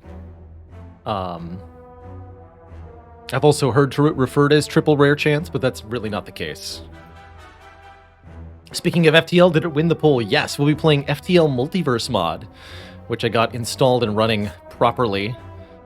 An absolutely massive content mod for FTL. There's something like 200 player ships, which is ridiculous. But right at the start, you've only got one unlocked. I'm curious if it will be a case of quantity over quality, or if it'll all stand up to scrutiny. Should be fun.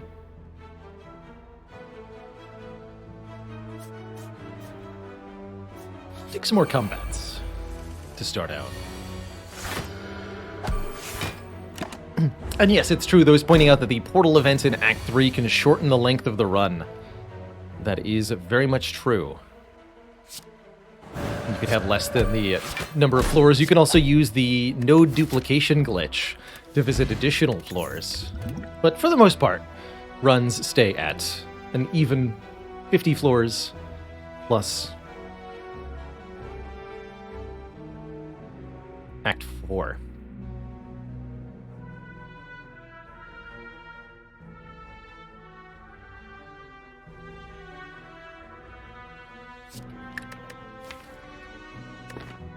Pretty hard to say no to a tantrum here. You could maybe make a vague argument about taking study on 4 energy, but it's a really slow card draw card. And so I don't even think it's good at drawing cards currently. Get him.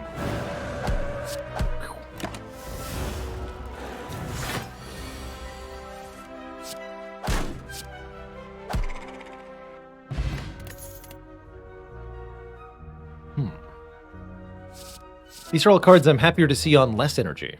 I suppose we could take a follow-up in the early game. It's fine, if not amazing. Better if you can upgrade it, which we can't. I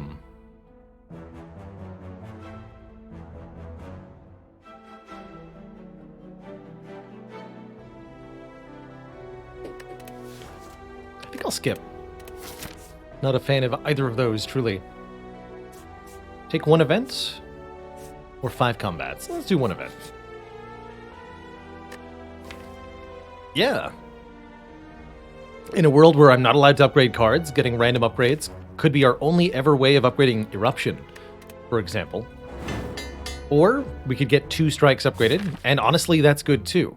Boosts our damage quite a lot as well. I'm gonna head this way, take more combats now. Quinceañera Oni Romania, thank you so much for 15 months of support. Eruption Vigilance here. Perfect. 21, yeah, that's okay.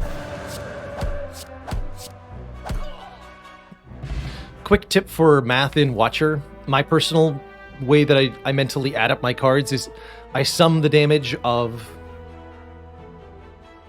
all of the cards normally, and then multiply for Wrath Stance. So for example, I had Strike, Strike, Strike Plus. I did that as 12 plus 21, 12 plus 9 equals 21. 21 doubled in Wrath is 42 damage.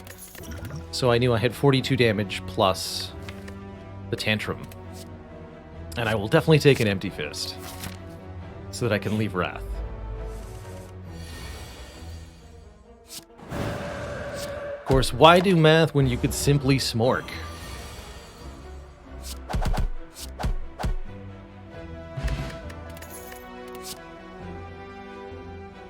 I like card draw, but card draw I can't upgrade is less exciting. Could take a conclude for an area damage slapper. If we were fighting anybody other than Guardian, I might care more about that. What about a halt? Bonus damage or bonus block, excuse me, in Wrath Stance. It's a card I like quite a bit, actually. I haven't taken a halt in a while. Let's pick one up here. Really like halt with Tantrum, especially. And I'll keep the current potions over this miracle, as I don't think we have a lot of use for extra energy, at least not at the moment. Alright, Halt really not putting in any work here. If I was to use the power potion during any combat, I suppose this would be the one. Sentry's Fight is a very long one. We'd really benefit from something like Scry every turn or Smite every turn. Rushdown for draw on Wrath is pretty good too. Let's do that. That way I'll probably get bonus draw when I enter Wrath next turn, which I'm likely to do.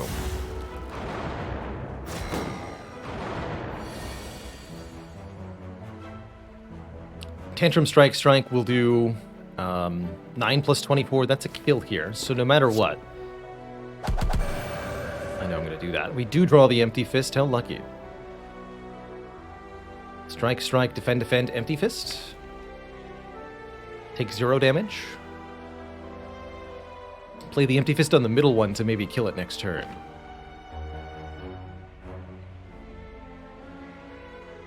Guess there's also a world where I play the Eruption. Can't kill both, though. Very close. Any particular reason I don't often use beta art? I personally rely on recognizing the card art in my peripheral vision a lot in order to be able to smoothly play, I guess you could say. If I don't recognize the card art cleanly, it takes more effort for me to figure out what I've got in my hand, what I'm doing on my turn. It's also unfamiliar for a lot of viewers. The more beta art you have on, the more confusing it looks, and I think the less overall clean it looks. Too many beta arts enabled, and Slay the Spire starts to lose its overall polished aesthetic.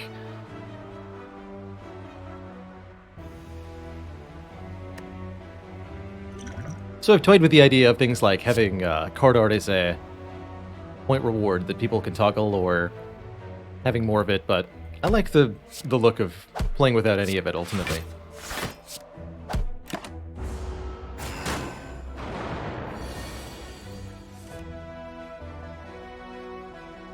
9 times 3, 27.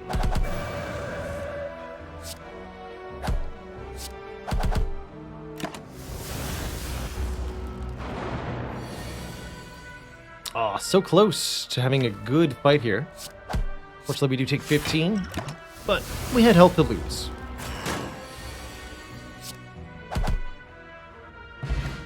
Now we have a Bird Face turn, healing us whenever we play a power card. If only there was a power card.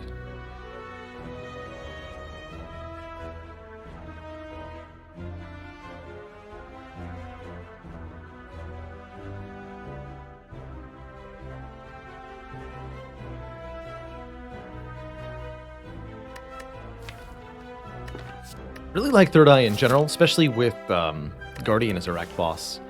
Of the 3 block cards, that's the one I'm most inclined to take, so that's the one I will take. And I suppose we'll heal. So we can take our next elite. The egg.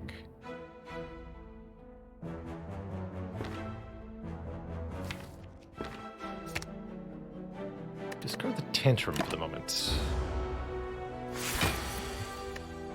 Ooh, we really wanted to draw... Heck.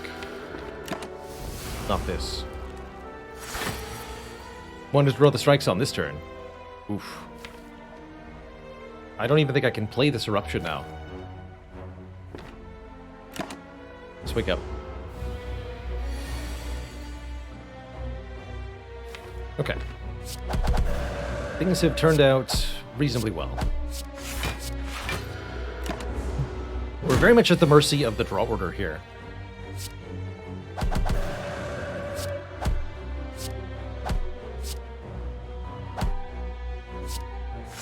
We see Tantrum, which we do want to draw to get the kill next turn. Overall, I'd say this went rather well. Get the Bronze Scales for damage back, and an Unavailable Devotion. Seems kind of stinky, honestly. Can't say that I like the idea much. Metal Philosopher, thanks for 7 months of keeping it cozy. Oh, it does heal too, though.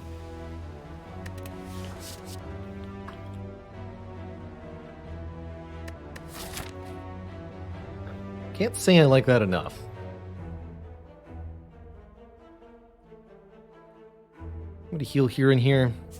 There's the option to not go to this fire, but I don't think that's an option we're going to take.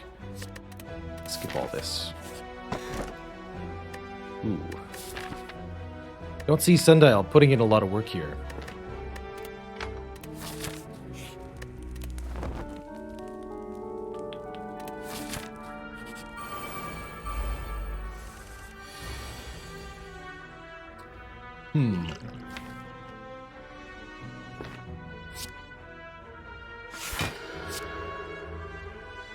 I'm not sure if this is a good idea.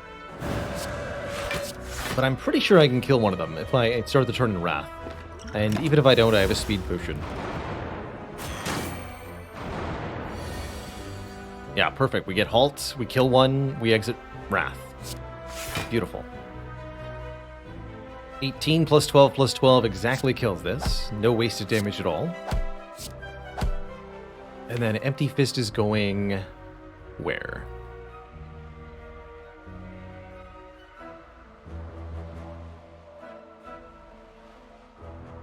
Next turn I have 27 damage. I can't bring either of these below 27 now, can I? 52 minus 18. 34, I didn't think so. So no, I won't be able to kill either of them next turn.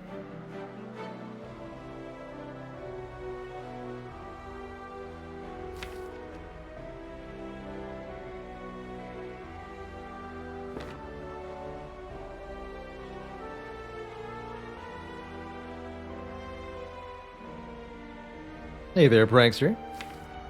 Guess that means I killed or hit the front one. Do I play the Tantrum at all? That's my next question. Could block for 17, take 3. Yeah, we hit the front one. But what do we do on this turn?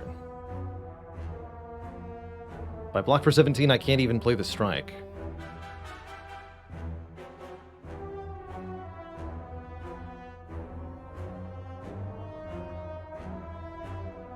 But I don't have a guaranteed kill next turn if I don't do that. So perhaps this is a take 8 damage, play Tantrum and the Strike Plus.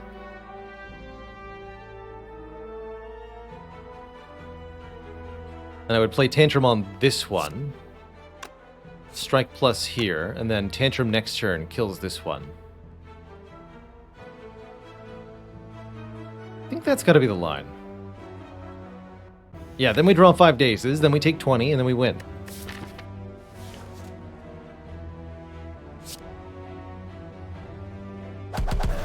I'm okay with that.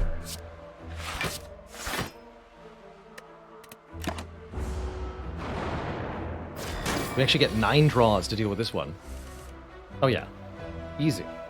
Well, maybe.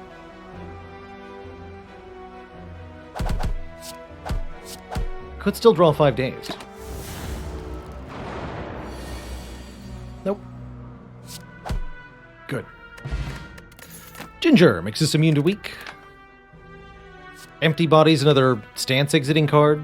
If I didn't have Third Eye, I think I'd take it. But I do have Third Eye.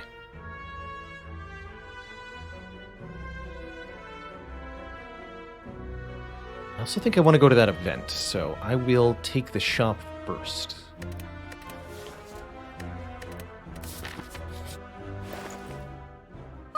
Rushdown, Fear No Evil, here we go. It's starting to come together. And that's a power card I like. And a card that goes great with it. And I can afford to remove a card, which will still be a defend even though we're fighting the Guardian. Beautiful. Simply beautiful.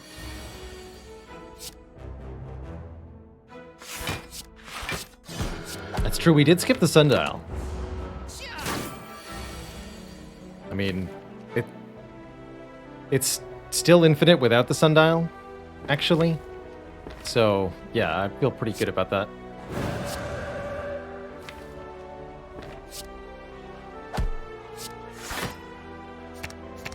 We guarantee draw Vigilance next turn.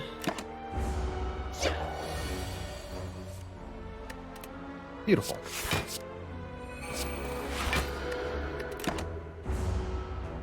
But it could be even more infinite. Imagine an infinite that includes lesson learned as part of the loop.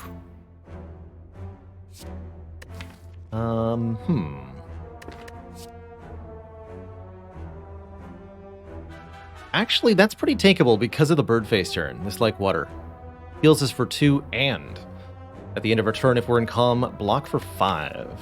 Problem is, empty is not in calm, but now that we have the Fear No Evil, I think it's pretty reasonable. Unnecessary? Maybe. Will it help us against Guardian, though? Yes, absolutely. I'll take it. It's a Lagavulin, huh? Starts out with a debuff. I don't know that we win this fight, actually. Huh. I believe I have to say no. Lagavulin immediately starts out by debuffing us with -2 strength, which makes Tantrum do 1 damage. And the -2 dex makes Halt block for nothing, too.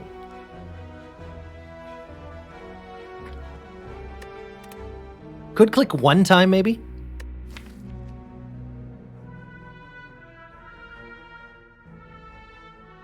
I'm pretty spooked, honestly. I'm not gonna do it. I'm not about that life right now. Maybe a 10% chance I just die instantly.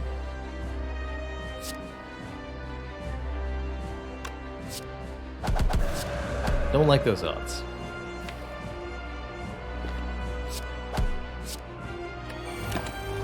Could have transformed on turn 1 there, but then I'm stuck in Wrath, right?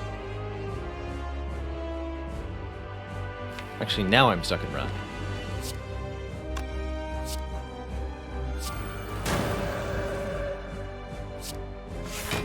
Boop. Now we get to play the Fear No Evil. And thus there was blocking throughout the lands.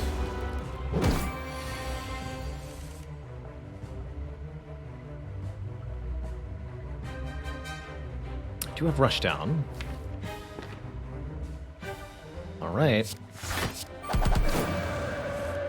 Just attack cards. Fair enough. Take a bit of a hit for that. Ooh, we got health to spare.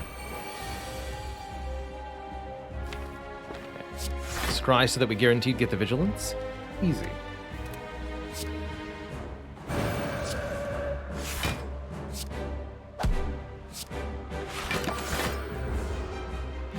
Enjoy your spikes, nerd.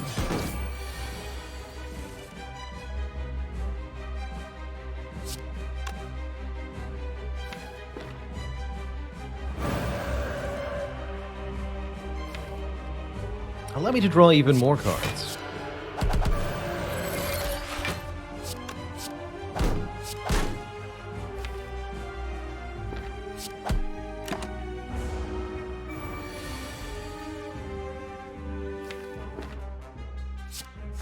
Let's not drop that.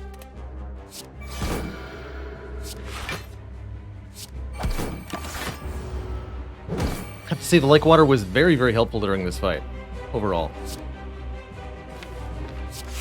Pretty happy with it. GG.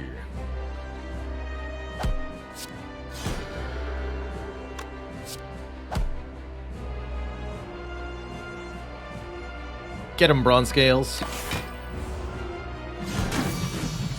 Easy.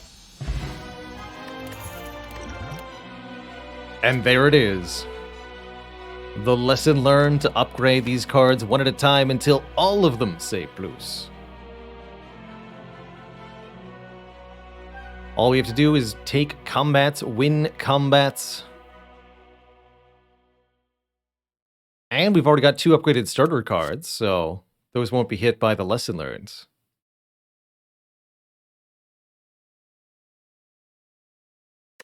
Could take the Judgment to pick off low health enemies. Generally not necessary in decks with a Tantrum in them, I've found. Conjure Blade, definitely slow. Not unusable here, though, with 4 base energy, but yeah. Gonna be a lesson learned from me. And it's gonna be an energy relic for me. But will it be Runic Dome, preventing us from seeing what the foes do? Cursed Key, giving us a curse whenever we open a non-boss chest. I've already got 2 keys, interestingly. Or the Velvet Choker. It's not going to be the Velvet Choker. I could make this a dome run. Relatively reasonably.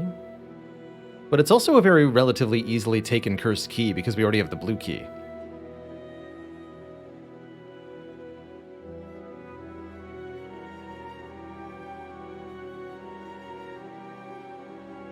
I suppose I'll simply take more energy then, get a couple less relics here. I agree that the dome makes it harder to watch the run a little bit. Requires me to explain a little bit more, although it can be really informative here and there. Let's take a Curse Key. It's the easier energy. We've got the Chump awaiting us at the end of the act. Our goal here is basically just take as many combats as possible, so that we get as many upgrades as possible, while also harvesting card rewards, money, and potions. Maybe we take a shop, so that we can remove a card. I do like this path. Looking real quick here, we get 2 events, but it's basically all combats. Shops, other than that. We have the option to opt into healing. Although this... Do we ever just die? Maybe.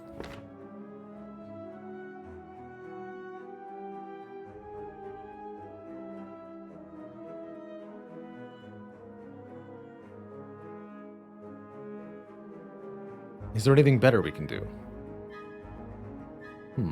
There's also this.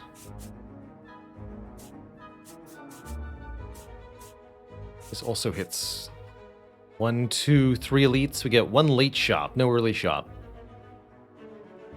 Many, many, many combat upgrades. Healing at the end of the act. The double fire might be unnecessary, though.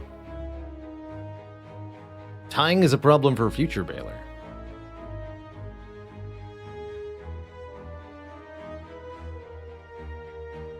These words are not wrong. Well, either way, we start here, so figure it out later.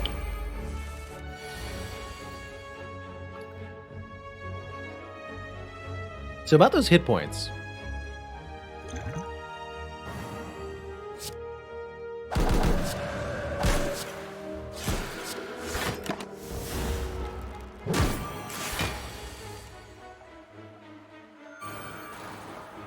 About those hit points.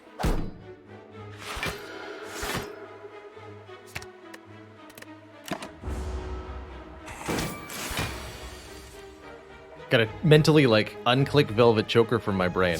I'm still on that defect run. Doesn't do any damage. I'm allowed to play all of my cards, did you know that?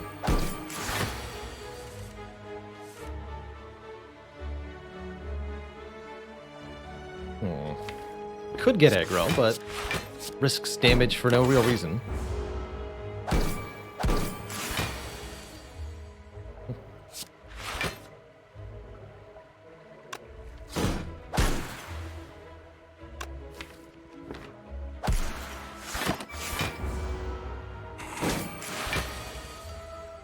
$29. I can do 28. Of course I can. Really? 18 plus 10. 28. Yep.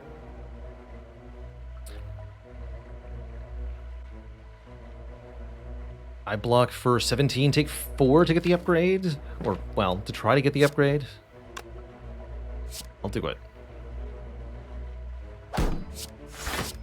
But I don't like it.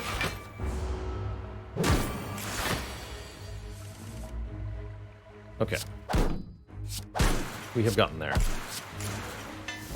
And we upgraded a strike. Huzzah. Definitely a no, definitely a no. Probably a no. Alright, skip it. And now for thieves. 11, 16. Just block. Alright. Deck really wants a wheel kick or something.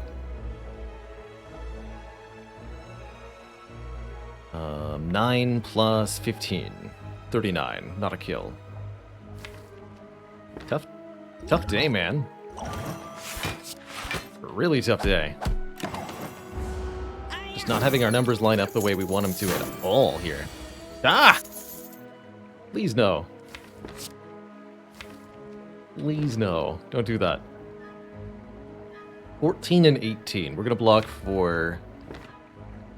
At the very minimum, looks like...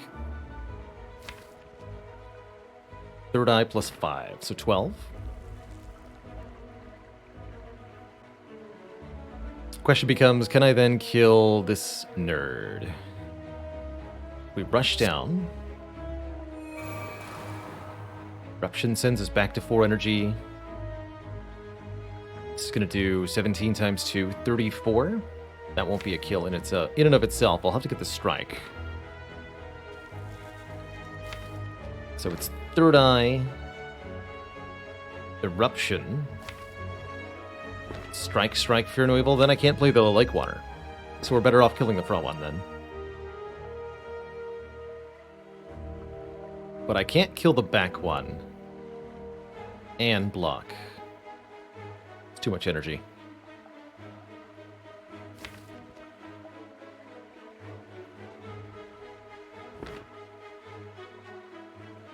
So then it's Eruption, Strike, Fear No Evil to kill this guy. The Eruption can be played on this mugger. The Strike and the Fear No Evil go here. And we play the third eye and the Like Water. Don't want to reshuffle the deck, though.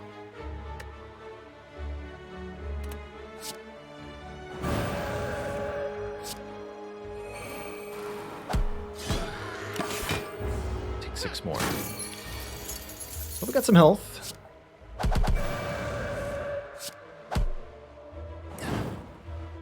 Didn't get my lesson learned there. Decided not to risk it. Maybe should have played third eye if we had it there. Got very focused. I will take a second Fear No Evil, since we have Rush Down and Tantrum. And do we want an instant shop? I guess is the fundamental question we're now posing. We also get less fires going this way. Instant shop lets me remove the last strike before that gets upgraded. That could be important. Lets me potentially buy a power.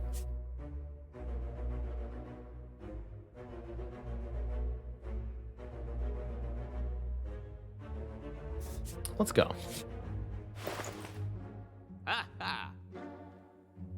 Battle him as the power. I don't think we want that, but we do want Strike God.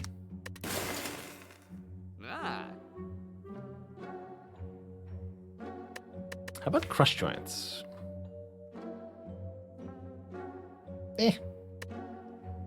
Mediocre.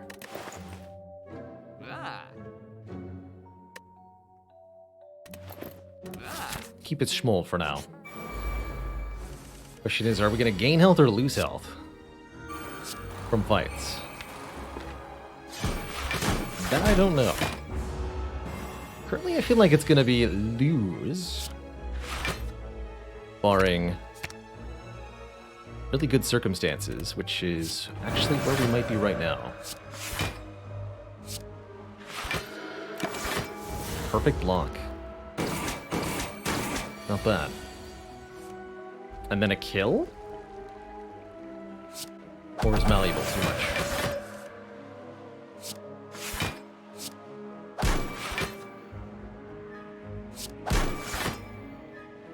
Oh, malleable, why? I can kill with lesson learned, then Fear No Evil, but that doesn't get me a lesson learned. And then he dies to spikes. I guess I should have done it then.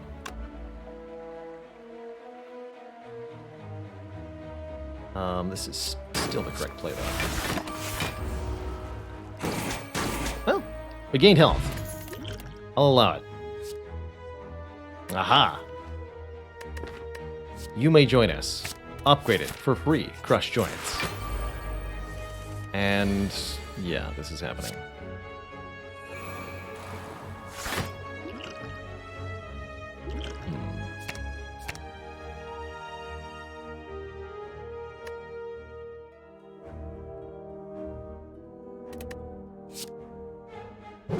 Joints, Fear Novel, then Tantrum, since I know I'm drawing another Fear Novel. And we'll use this.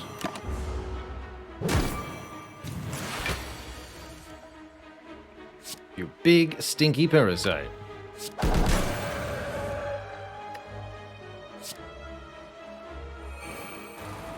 Could kill them both. Would really prefer to land Lesson Learned here. So I think I'll pay the hit point price. Not going to use the Swift Potion when that could be used in our elite fight coming up.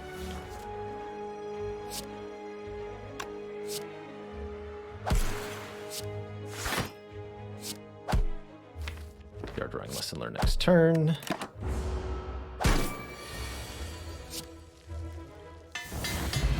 Third Eye gets upgraded, a good potion gets added. Could take another halt, or we could take a Deus Ex if we felt like we needed more energy, which I really don't feel like we do. Holding Bash could be helpful for an elite, perhaps. Our damage is still developing, let's call it.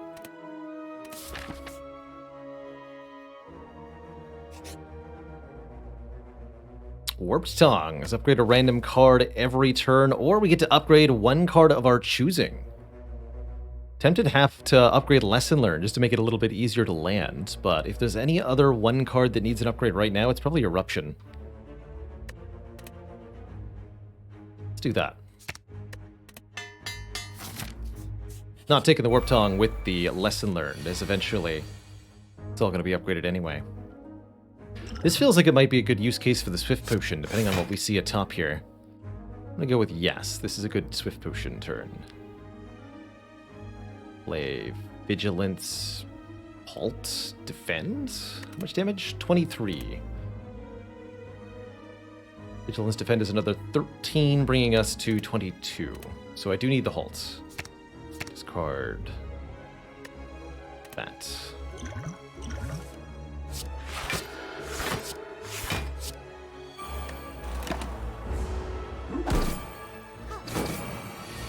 Mystic never attacks twice in a row. She'll be healing next turn. Should be another easy fight to Lesson Learned in as well.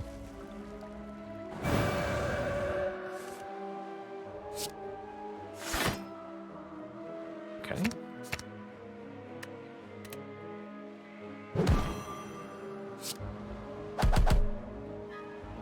Get him.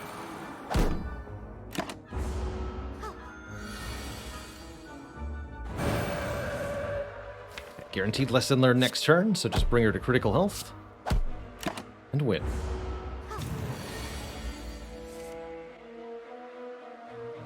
Zupus. I do personally really strongly value the appearance of my items in that game. Gotta look good, or what's the point?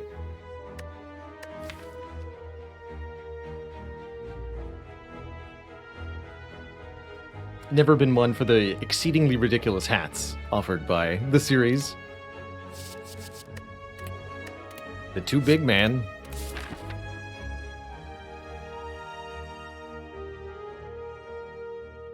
Although I really appreciate that Elden Ring did away with armor upgrades entirely, so you can focus on just swapping things out as you go.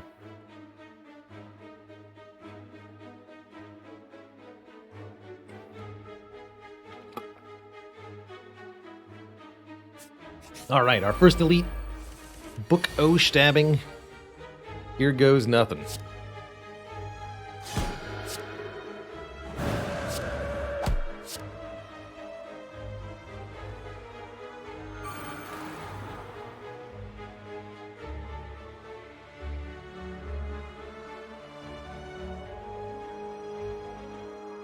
You can still upgrade shields, but as far as I could tell, it doesn't improve the stability of the shield, the guard boost. And therefore, you only improve the damage that you deal by striking with the shields. But I might not have looked at the right shield for that.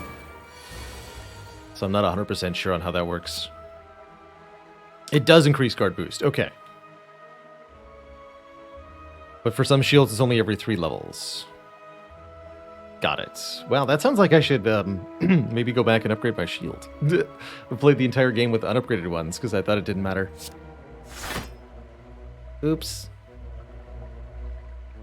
Well, heck, that's not a good hand. I may need to liquid memories next turn.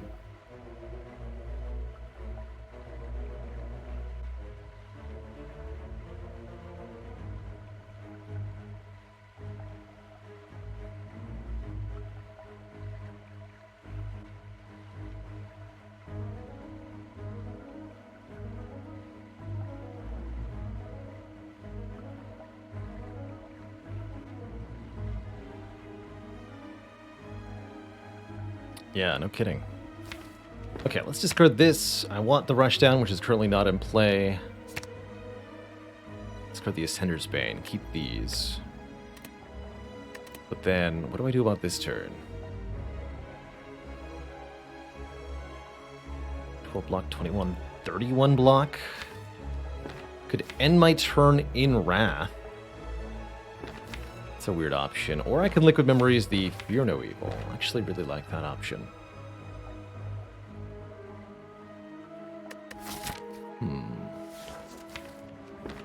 If I can do this without using the potion, I'd strongly prefer it.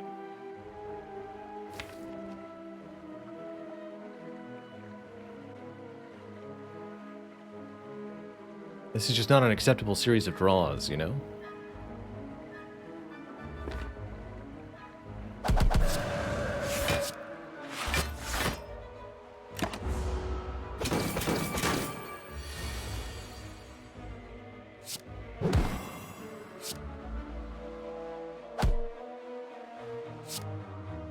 Seven plus 24, not enough. But what about Rushdown, then Fear No Evil, then Tantrum?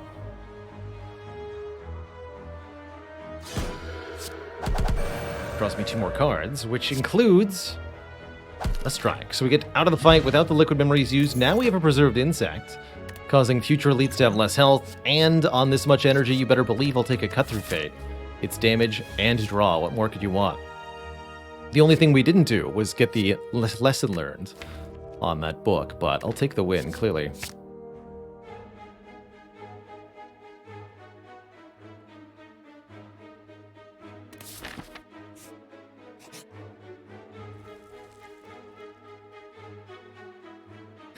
I am not opening this chest.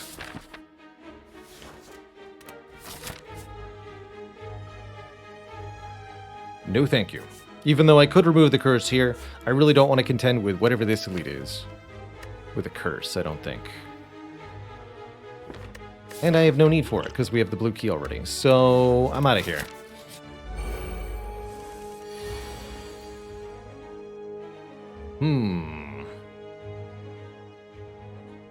Hey there, Merle.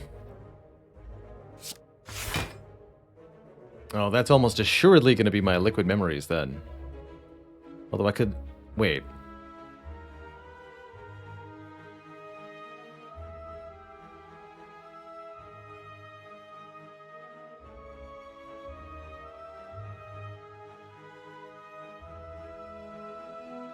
So I was thinking we could Liquid Memories the Fear No Evil to get out of Wrath, but is the Galaxy Brain play to Liquid Memories the Rushdown so that I can draw the Fear No Evil with the Tantrum? That feels like the right line.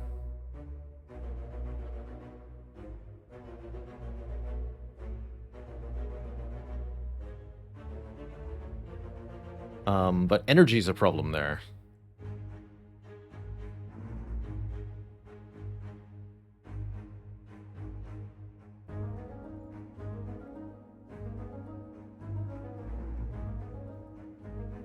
So Eruption and then Tantrum Strike kills 1. So yeah, I wouldn't be able to play the Like Water. But I can play the Fear Novel. Oh, actually, I don't need to play the Strike, though, right? Because I have the Fear Novel. So it's Eruption, Tantrum, Fear Novel. Make sure that kills. That's 17, 34. I'd have to play the Eruption on the red guy.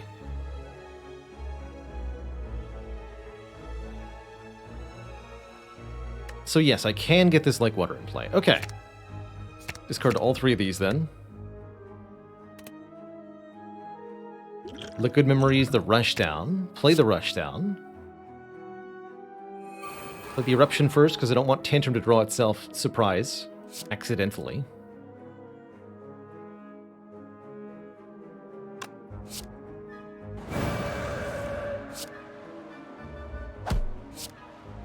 A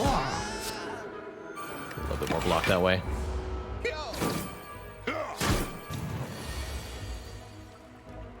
Either way, I'm happy to see it. We should be able to get a lesson learned on this nerd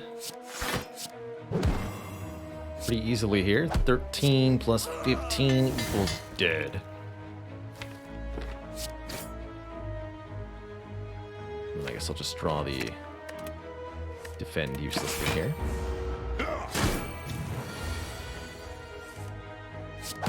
He did too. Good.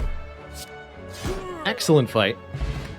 We get 2 more upgrades. A Whetstone is 2 random upgrades. I really like Whetstone and Warpaint both with a lesson learned in the deck because it just kind of makes everything happen that much faster. Also really like a Carve Reality. The deck is still a little bit lacking in actual raw damage. And I like that Carve Reality is 2 cards in 1 with, yeah, just 2 cards in 1 period. Pretty good base damage with an upgrade to 10 and then 12. 22 damage for 1 card. Sure. Get Cut Through Fate and Tantrum both upgraded. Amazing. You know what? Let's take 1 event here, just for 1 chance at the Coliseum event. That'd be like 2 upgrades rather than 1. Instead, we get offered Purple Fire Spirits here. We could donate the Lesson Learned to gain 10 max health, or otherwise just donate a card we don't want. I have to say, free card removal, always good. Since the defends are unupgraded, those are probably my preferred removals at this moment.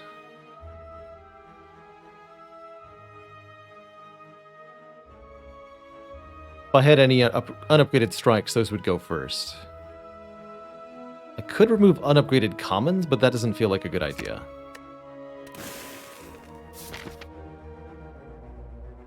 I have definitely received cards and then immediately removed them before. That's definitely happened. It's always a fun time. A Waffle.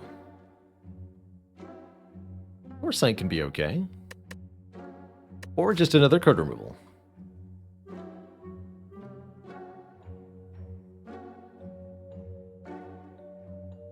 I think just another card removal. Ain't nothing wrong with that.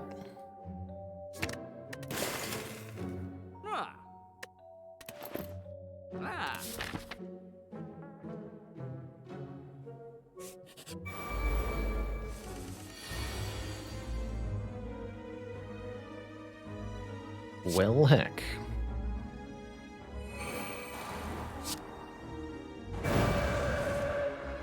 Easy. Perfect draw. I could actually go Fear Novel Tantrum again here. But I think I want to go Like Water, then Tantrum, then Fear Novel. Block this turn. Draw the Wrath again on a future turn. It's that simple.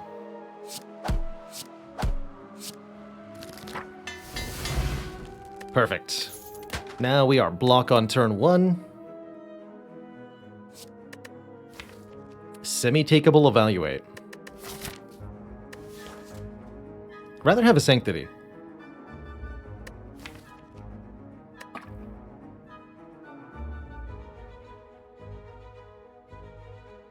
Hello and welcome, Bad Hair. May you slay many spires. Could take a Flurry of Blows, although I really don't like Flurry without a relic that interacts with it. It's just not efficient per card play enough for my tastes. Just gonna keep skipping. A Snake Plant rematch. This time, it's personal.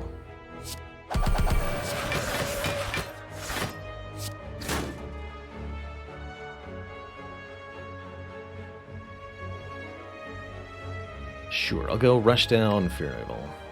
Rush Down Strike for Noble.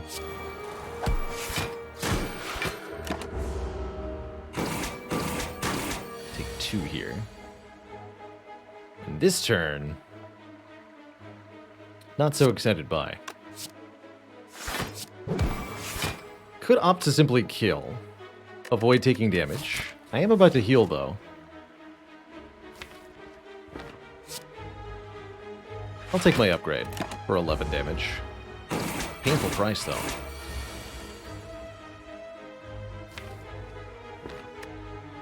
Oh, I actually get some of the health back, though.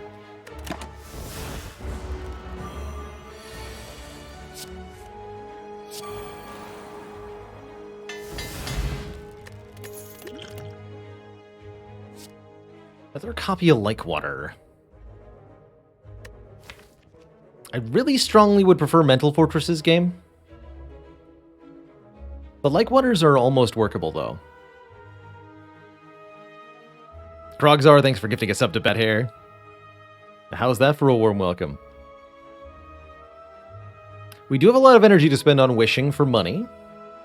That would let me buy maybe a relic or 2 if we did it meticulously. Actually, wishing for strength sounds genuinely very good.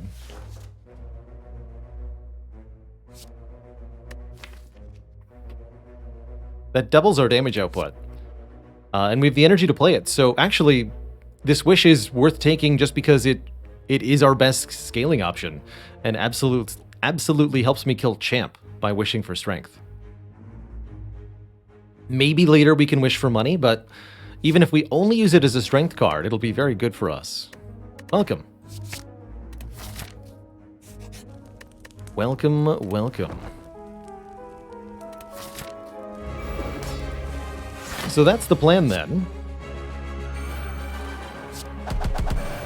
Wish for strength. Get rid of that Ascender's Bane. Leave Wrath as well.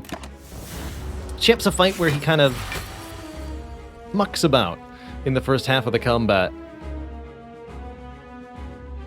Taunting you, but not being overly threatening until you bring Champ below half health, at which case he goes all Dark Souls boss on you and enrages, performing powerful new attacks that are not for the faint of heart.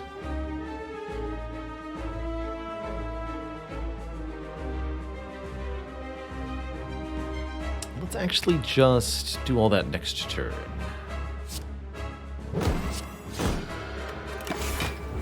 Take 2 here to set up this particularly lovely turn.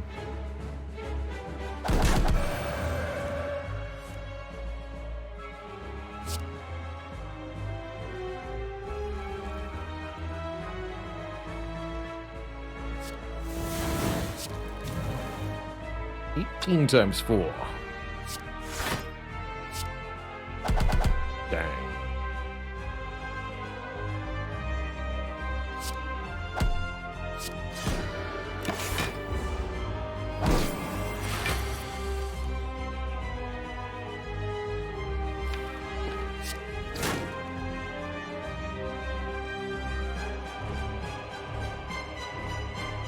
If I hit him with Crush Joints, then he's below half. Okay with this. We're setting up a heck of a turn next turn.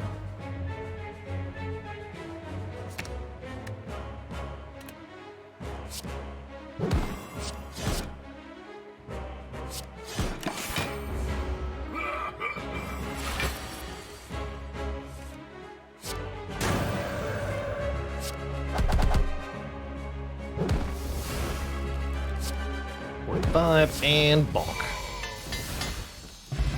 Alright. All thanks to the bonus power from the Wish. Speaking of powers, we got 2 here that are offered to us, but they're both pretty stinky.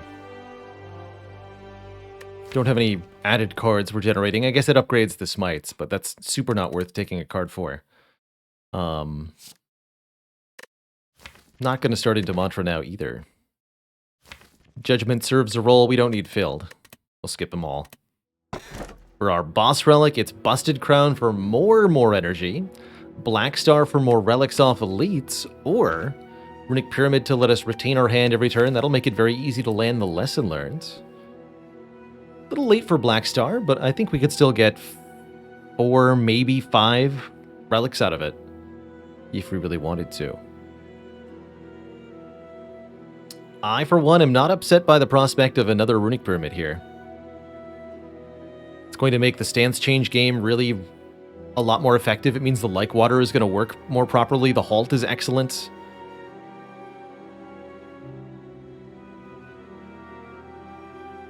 Why 5 relics? That would be assuming fighting 4 elites in Act 3 plus the 1 in Act 4.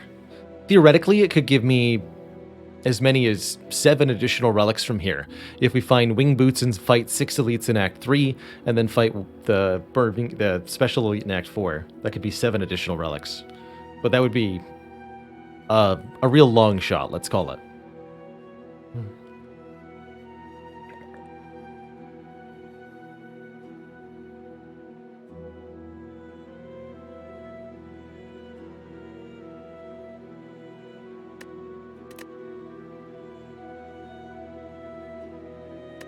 Yeah, Pyramid's going to help this make a lot more consistent.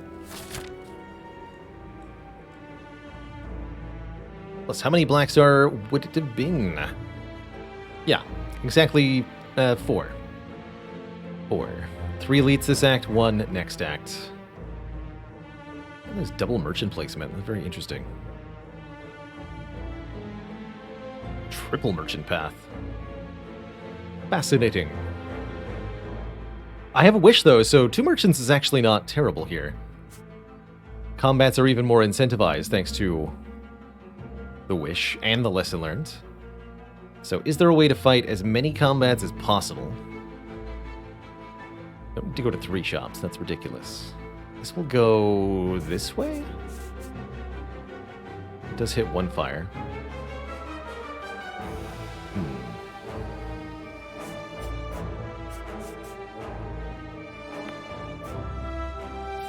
Not sure about that. The only way to not get a fire is to go through this shop. And then we're doing 3 shops, which is too many. Okay, so...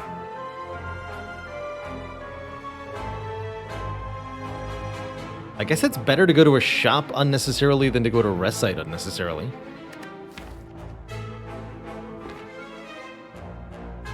Okay. We could just look at the contents.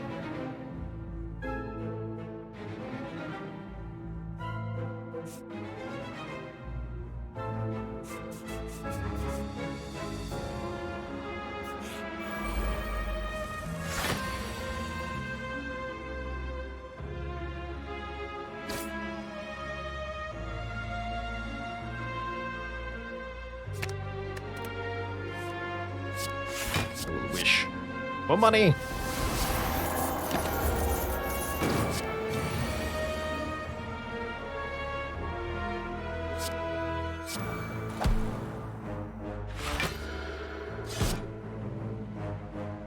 Now we're just waiting for double damage. Okay, that's not what I expected to happen. Hello. Well, heck. Now what?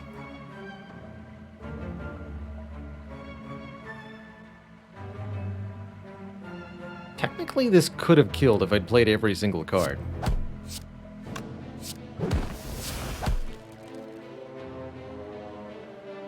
So my bad for not using my energy last turn, apparently. Ouch.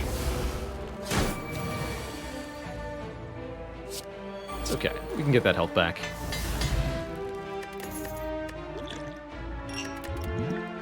And there it is, Mental Fortress. Welcome. And a bonus merchant.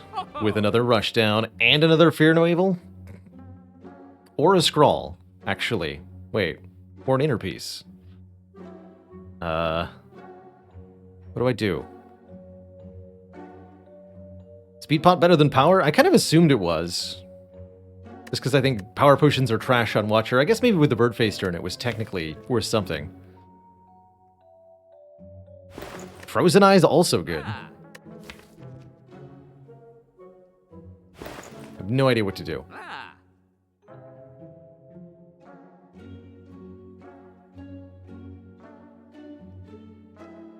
I think it's going to be Rushdown Inner Peace. Actually.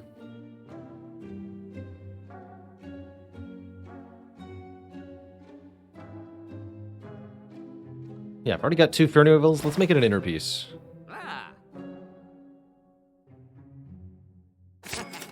It's also more healing per fight now. Stay a while and listen.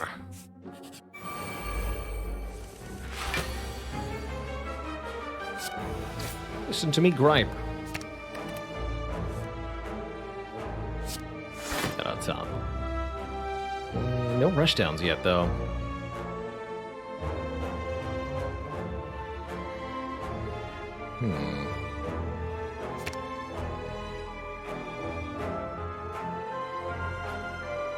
I don't want all of these.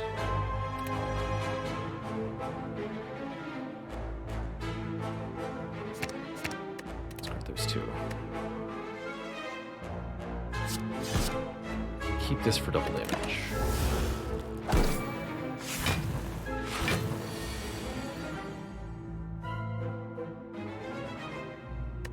No further cards may be drawn.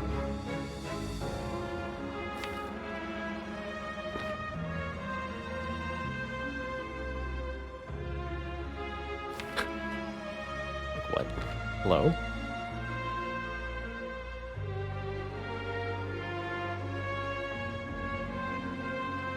Can I kill one without... Oh yeah, I can take 15 here. Can I do better than that? I don't think so. Is there a reason to not play the strike turn 1? If I play the strike on turn 1, I no longer have it in my hand with Wrath on turn 2, which is the idea here. To retain it so that I may play it for more. On a future turn. Actually, we're never killing, so... something like this.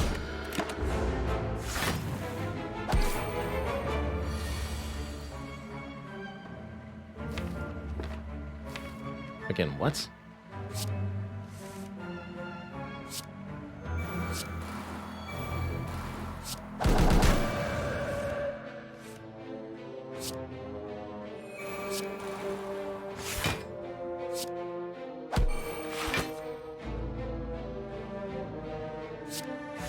I guess I wanted to crush joints before I did that, technically. This turn will be Vigilance Wish. Wish for gold. Still have to play my Like Water as well to get 2 health back here. There it is. There it is.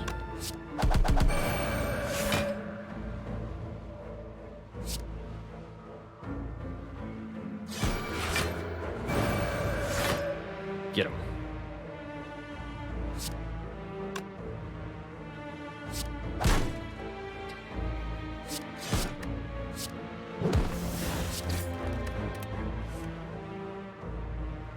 And then kill next turn.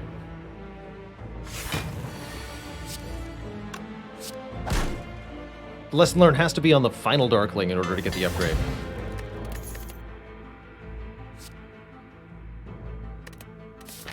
Skip all that. Spiker detected. Warning. Likewise, I'll hold on to Crush Joints here to actually apply the Vulnerable with it, perhaps. Hello? Odd draw order issues here.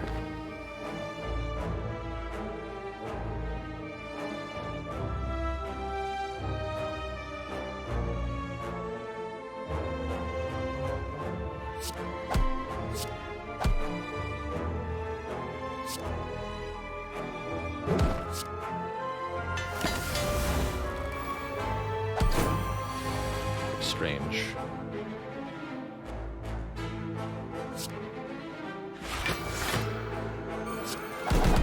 But once we're actually able to get some of the powers in play, oh boy, here we go.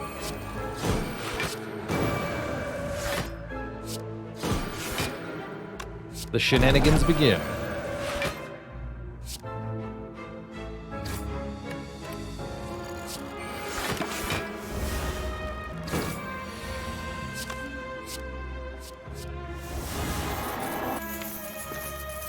Not allowed to play Tantrum here. Spooky.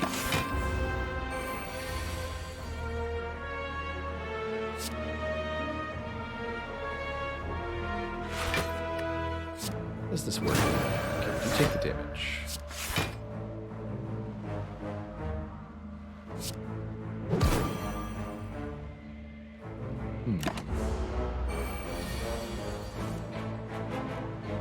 Worried that might happen. Ow.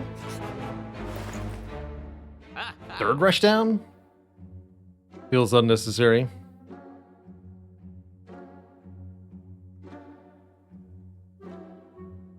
Cards with Lesson Learned are only upgraded for the next combat, Nate and Sal, so it does not apply to the remainder of the current fight. Something very important to note. I go here instead then. Is there anyone who can kill me on turn 1 in the elite pool? I don't think so.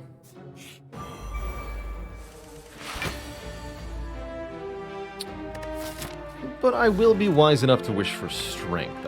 Actually, against Giant Head, I don't need to.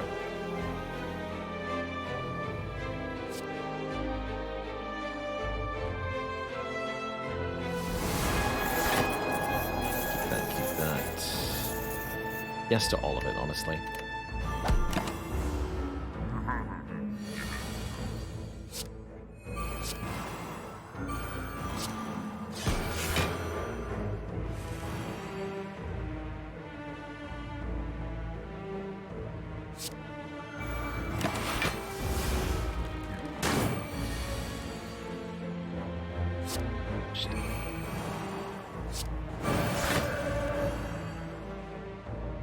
Go.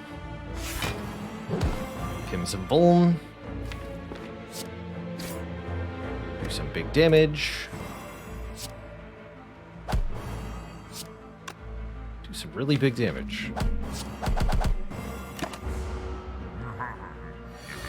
And now we can just swap Calm and Wrath pretty much as many times as we want per turn. Very little downside. So we have a kill. More health to work with, good. I think more Scry would also be a pretty good idea here. I'm liking the third eye in particular. Ooh, these ones are tough. We don't benefit from the preserved insect here. We can do a lot of damage very quickly. This absolutely could kill me. And I think we're already in a fairly risky position from the Spiker situation that we had. So I'm going to opt not to take the Rare Relic. Probably going to win the run without getting the additional bonus and avoid the small but possible chance of death there. I'd really just prefer not to, you know?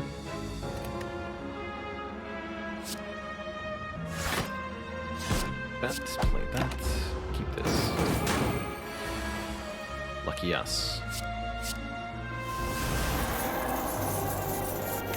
Okay, could attack for up to 45 damage next turn. We do have to be prepared for that possibility.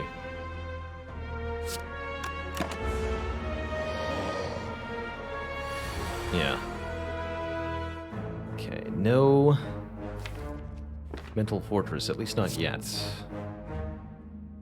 But that can change.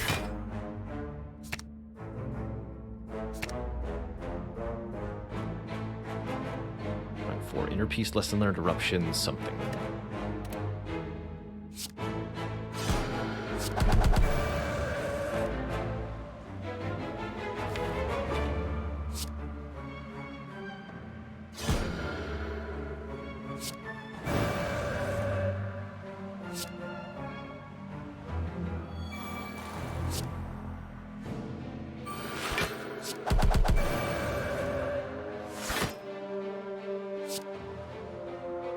then Vigilance gives us 33 plus 6, almost a full block. Could also go Empty Fist plus Defend, but that's less block than Vigilance is. Can't keep the cycle going otherwise. Okay, let's take the small amount of damage.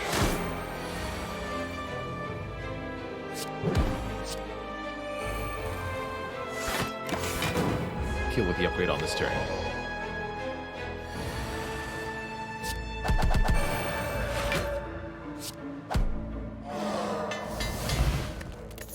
The Unceasing Top, very unlikely to do anything.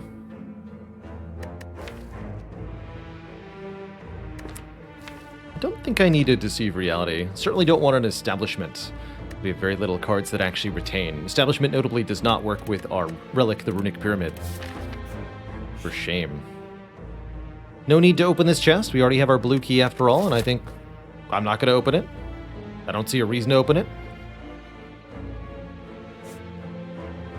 Given our current health situation, I think I'll opt into the fire here. We're going to recall so that we can rest at the final fire.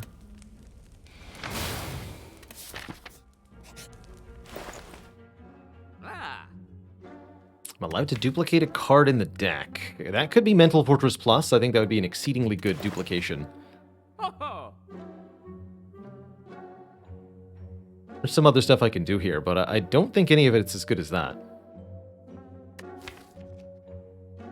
I guess I could technically duplicate Wish. Rush down. Before I go further, I'm also going to take a really quick bathroom break here.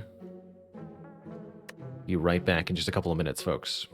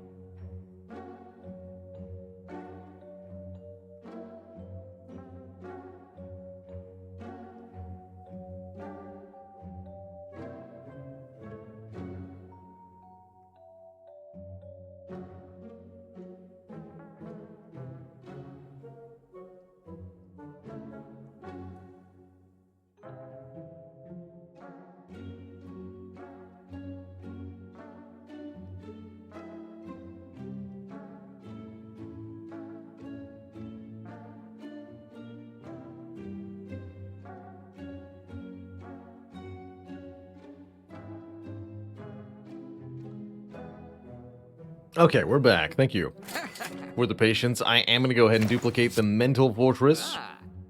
And I am going to go ahead and stride forward into this elite. Squaring down with the Reptomancer. Hello, Reptomancer. I'm going to go ahead and kill both these daggers as well.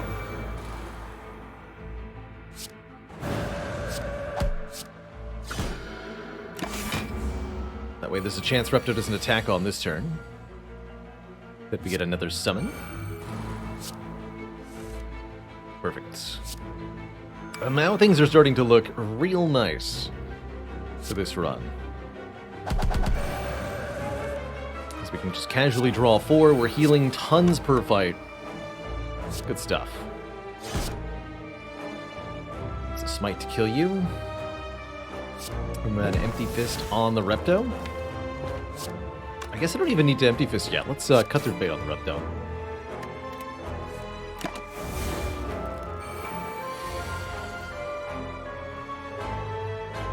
Do I have a kill? Not if I want to play the Wish, too. Fair enough.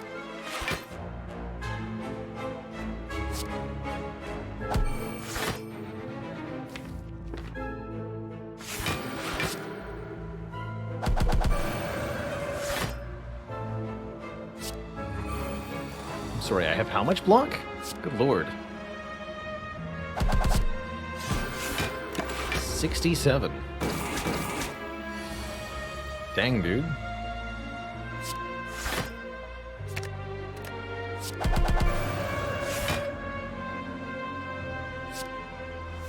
Push in.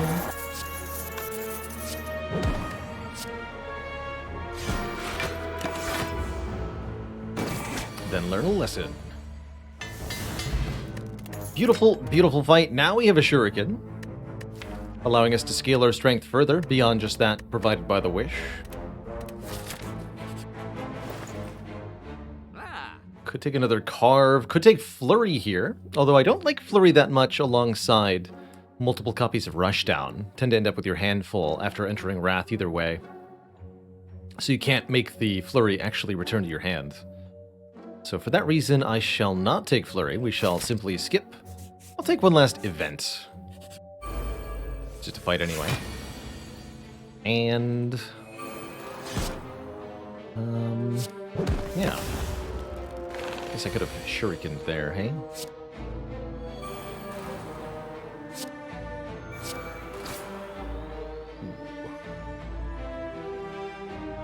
Ouch. We are resting, so this is fine.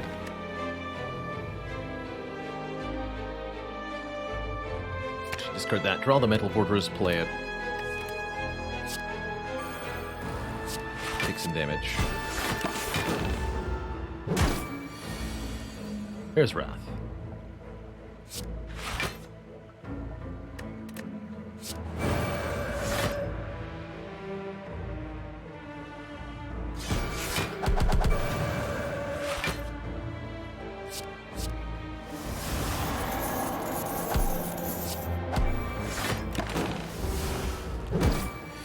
This fight is a really nasty fight.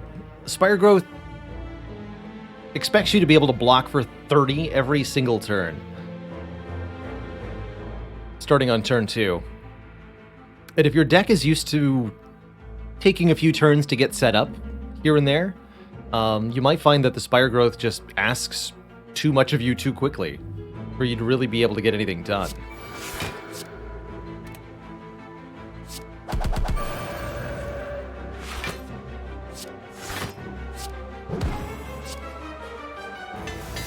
And the secret is burst of some kind, whether it's from accumulated energy upgrades, from potions, or from just having a lot of raw output. That's ultimately what you need. One more halt here. Feels unnecessary, but not excessively so. And I like the way it rounds out our deck into pairs. Pair of halts, pair of third eye, pair of Pure No Evil. And I like a Dex Potion as well, especially with all these halts, since I have no way to retain the Speed Potion.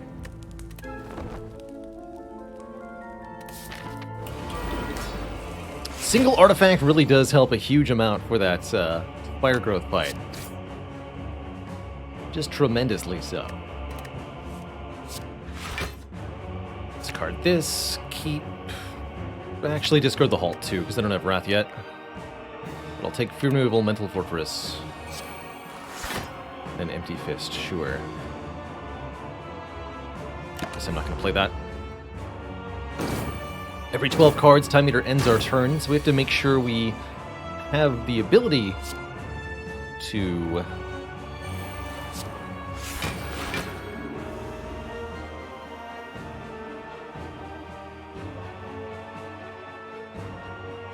play enough cards at the start of each turn. Usually that means leaving ourselves an allotment of cards for a future turn. I think I'm gonna wish for money in this fight. We can get away with it, right? No rushdown yet, huh?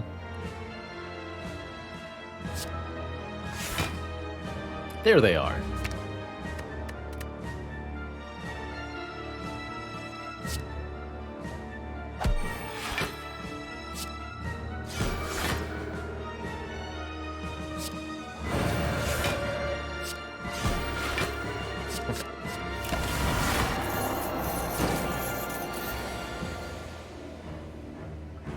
Means I can't change stances here, or can I? Your piece draws 4 for being in common. Really glad we picked that card up for the card draw.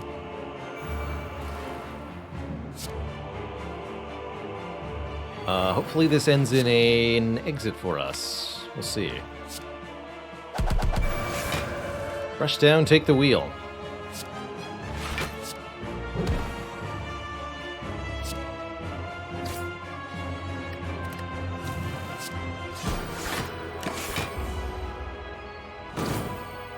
How do I keep track of how many cards to play? Usually by trying to alter how many cards I play on my turn to hit a specific target. For example, here I've only got 3, so I'm going to try to play 3 to make a really good turn. Change stance once, twice, thrice. Get a full block that way.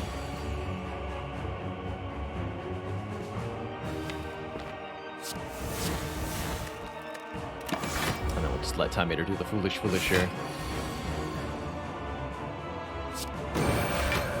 Very foolish. Young Padawan. And 5 cards for next turn, I guess. Not too many, not too few. You have to play the third eye to make sure I draw a stance change card. Good.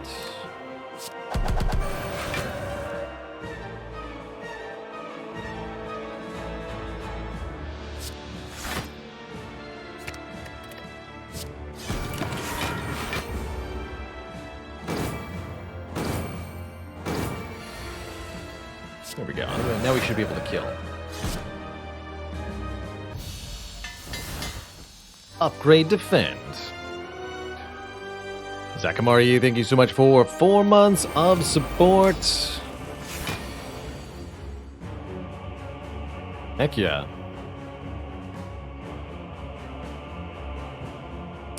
Lesson learned on either the birds or the awakened one of this fight. Really doesn't matter that much. Guess I'll just draw and play the Wish on turn 1? Sure.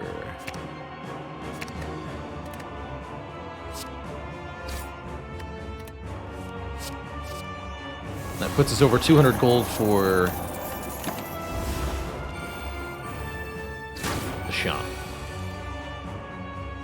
Oof. Tough turn here. Good thing we have health to spare.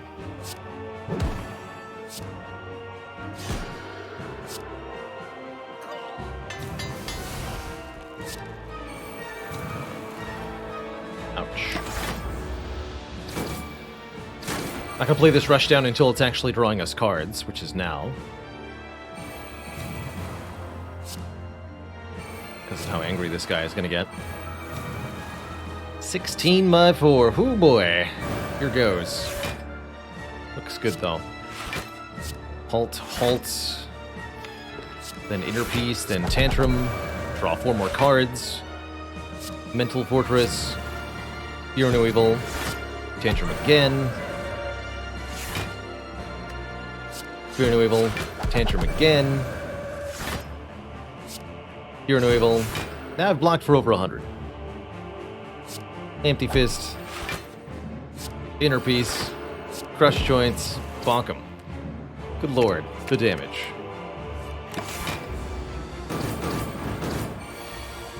Alright, I think we successfully did stuff. Good job, us.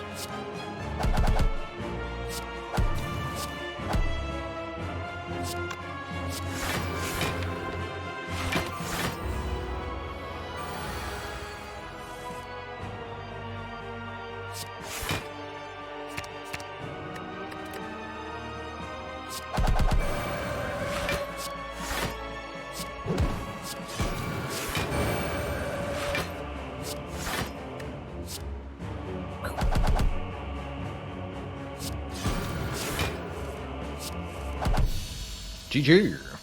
Who's next? Oh, that was the second fight. Who's next is the elites in Act 4. Two thump. Deep pulsing dread can be felt throughout the room. Is this the heart of the Spire, the source of all these boot swings? Red and blue flashes of anger and peacefulness, alternating like a disco ball.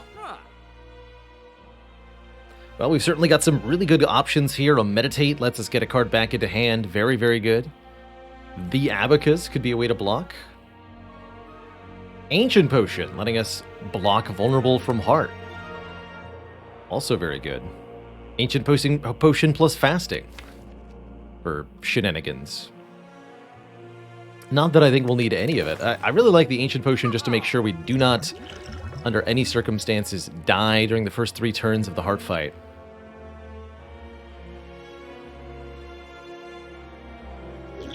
So that's going to be my pick. Keep the Duke Pot. And Meditate. That's what I choose.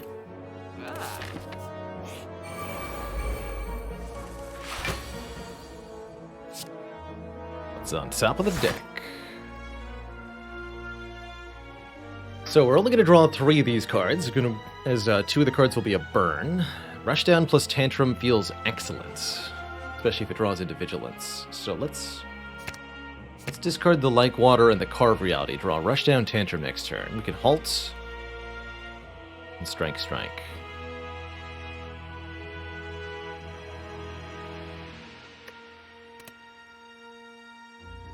And I guess I'll just play these on the Spear. Be a lot of damage headed our way next turn, but we have, hopefully, some of the tools required to block some of this damage right now. Okay, let's see what we're drawing. Not those cards, please.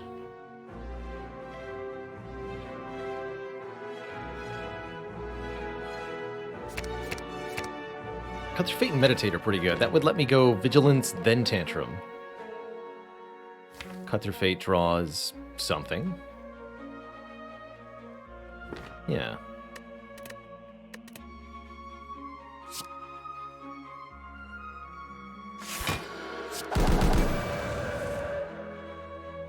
Ooh.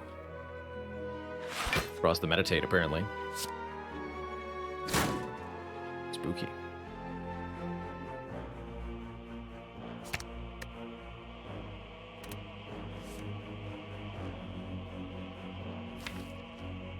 So I'm going to get back my...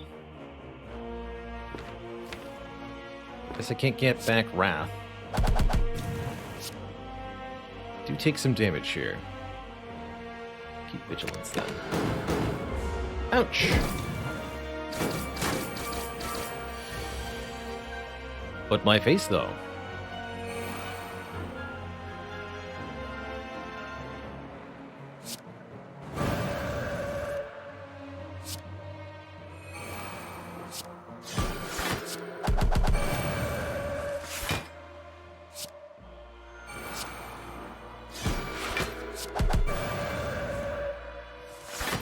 Where Spire Spear never had a chance.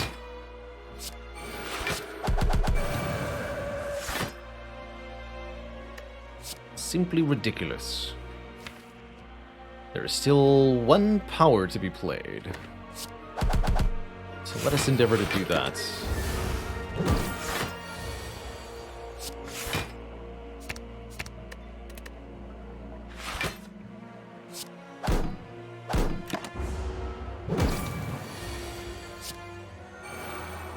And we'd like to get an upgrade here, too. on Meditate. Blood Vial heals us for yet 2 more. And I think, since we don't currently have a way to weaken the heart, a last-minute wave of the hand is an excellent choice here. Why'd I choose Art A20? As I've gotten more and more experience, it's become, personally, my preferred difficulty level.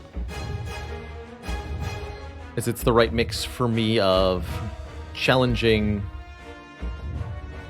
and enjoyable. It's also, I would say, relatively demanded by the audience at large. If I'm not playing on A20, then one of the most common questions I'll be asked is, why aren't you playing on A20? And YouTube's even more so true in that case.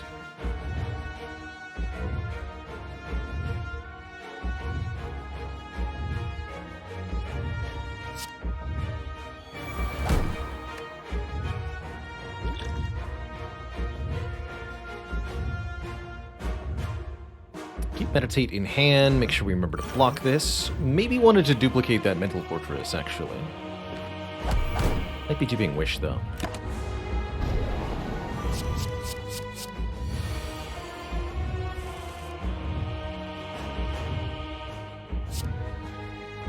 Let's go Vigilance Inner Peace. See what we draw here. Whole lot of nothing. Very well.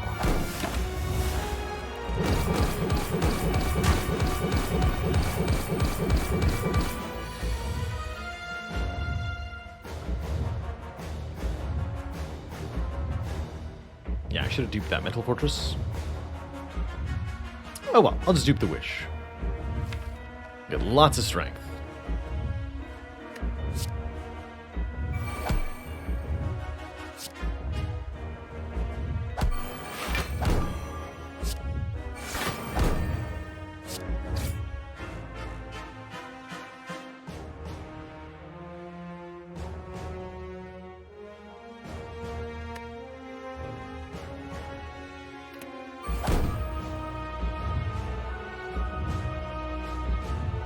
A lot of damage if I do that. Actually, maybe better to dupe the Like Water on this turn.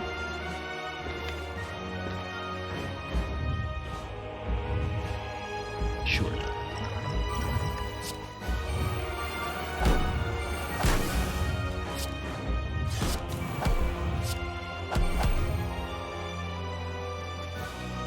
This and this, I think.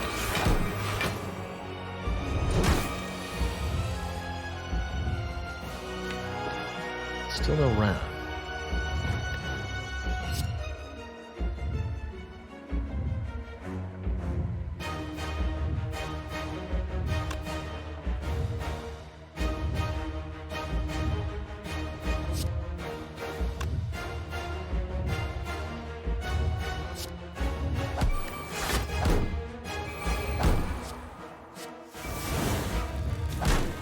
Just for next turn.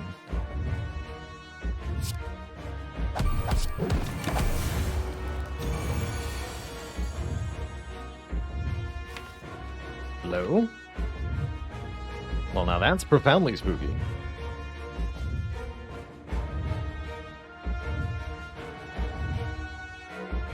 Where's the hand when you need to talk to it? Exactly.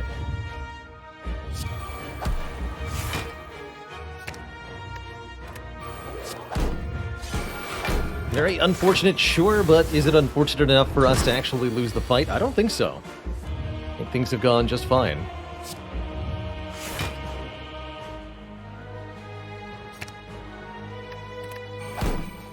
Things are looking up.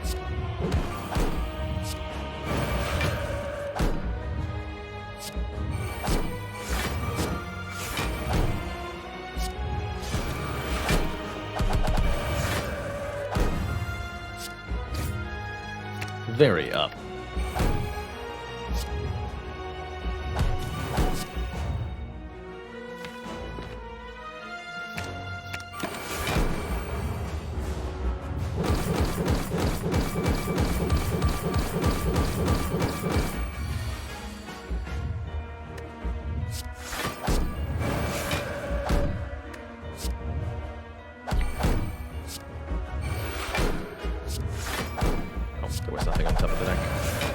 I understand.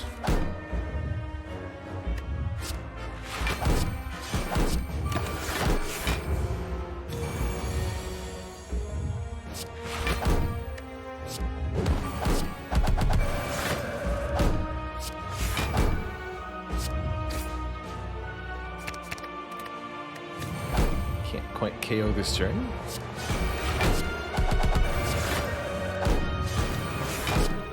That's all right.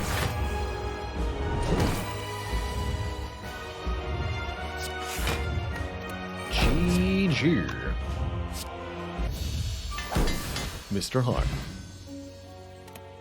GG. Back up to a clean 4 in a row. You'll love to see it.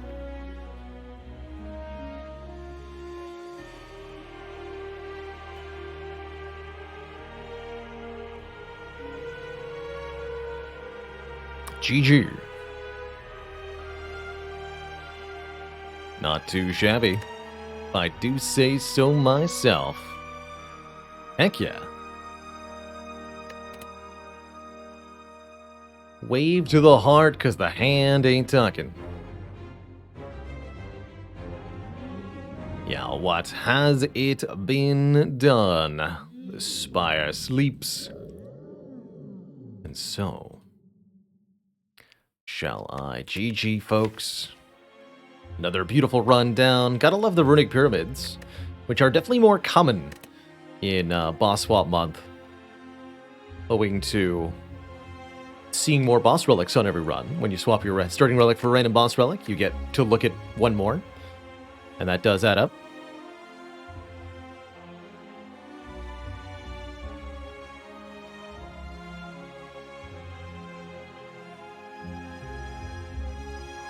You know, Flintlock, I don't even think I could answer that for all the time I have spent playing this game. I don't think I've really read the credits a whole lot.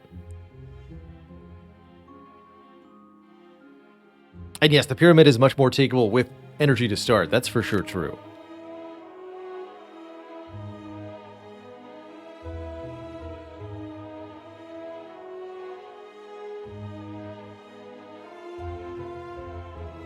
Well, I think I'd better leave some Spire runs for the rest of the week. We want to get to an even 100 before the end of the month. With 4 streams, it should be pretty doable.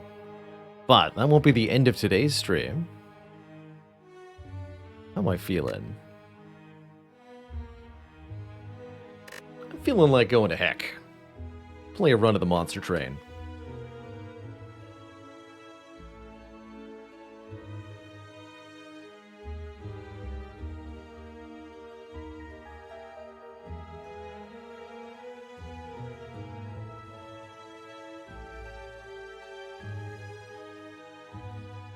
Go to heck, chat. You're headed out as we exit from Spire. No worries. Appreciate you being here. Did you know you can be notified when the stream goes live by joining the Discord? Fun fact. You also get to show off your sub emotes if you've connected your discount and Twitch accounts through the channel.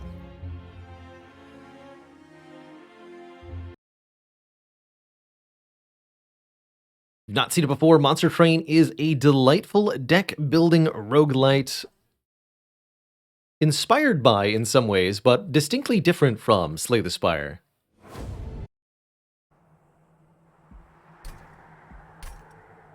In Monster Train... Oh yeah, let's put that in the title, too.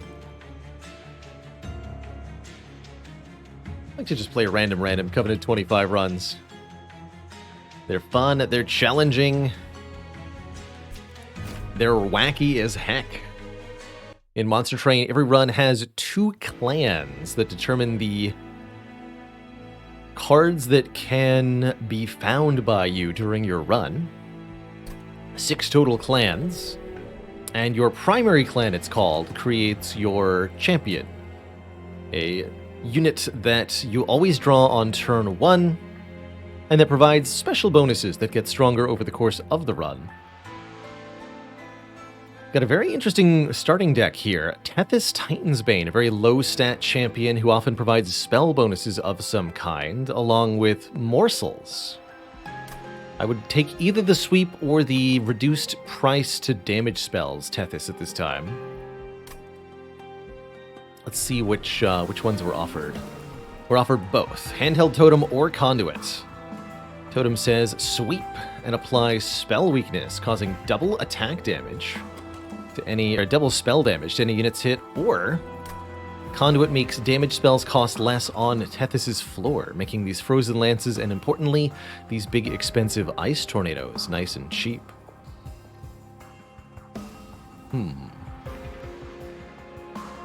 Really like conduit with ice tornado in particular. Also has slightly better stats, but the sweep version is really good for clearing out waves of enemies. Tough to say. I think I'll take the conduit. I really like going spell heavy with Stygian Guard. And there's a lot of ways to support that. We'll also grab 2 artifacts to start, and you better believe one of them is going to be 3 additional magic power, making our spells do 3 more damage, or if they're infused, or not infused, if they have the attuned keyword, 15 more power. And an incredibly amazing early Capricious Reflection. Cards in unit rewards and unit banners come with a free random upgrade socketed into them. That, my friends, is ridiculous if found this early in the run. So let's give it a shot. I think we could also probably make good use of the winged technology. Damage shield morsels would be nice to tank for our champion here. But I'm going to take Capricious Reflection, because I think it's a hilarious first relic in Monster Train. Start of each combat in Monster Train, you're offered a trial. Take a penalty in order to gain a bonus. In this case, start with enemies on the first 2 floors of the train in order to get some bonus gold. But I think that with our Ice Tornado, we'll find it ain't no problem at all, actually.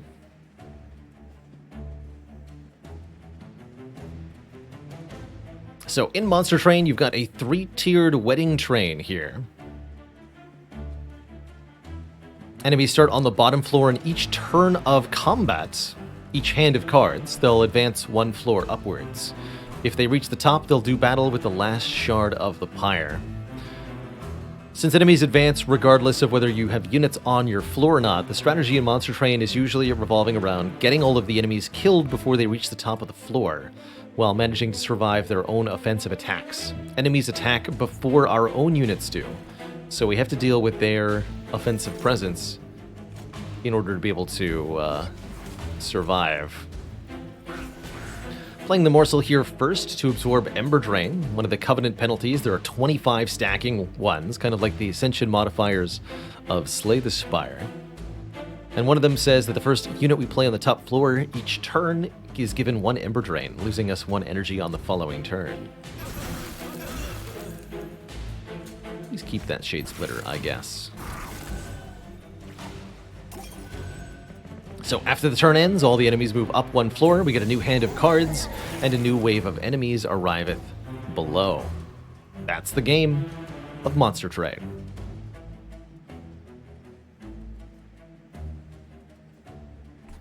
I'd like to Ice Tornado on the middle floor so that we can kill this Collector, giving us 50 gold if killed. Frozen Lances are free on the top floor. If I put a Train Steward in front, we'll absorb the damage. I can even go Shade Splitter, Train Steward. No, I can't do Shade Splitter, Train Steward, Ice Tornado. I can do Shade Splitter, Ice Tornado. Okay, definitely doing this. Yes, the money. The money gets.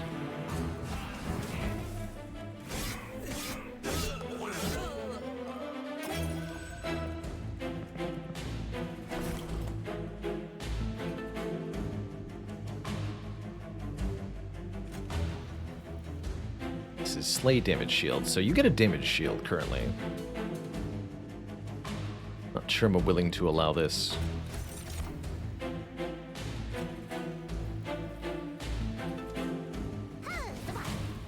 Here, how about this way? Perfection.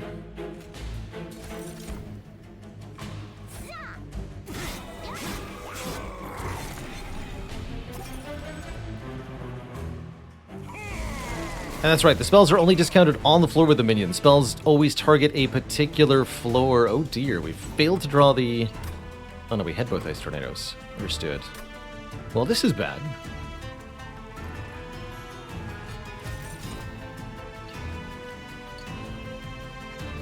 Nine.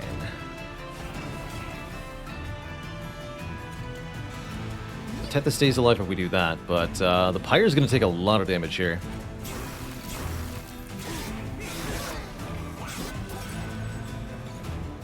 Ow.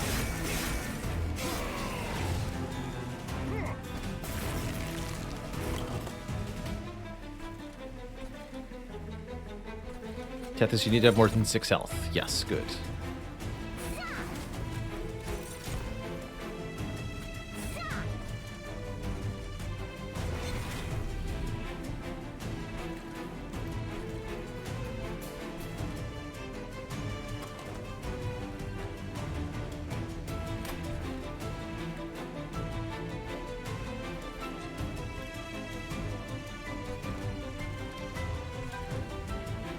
Put the steward in front.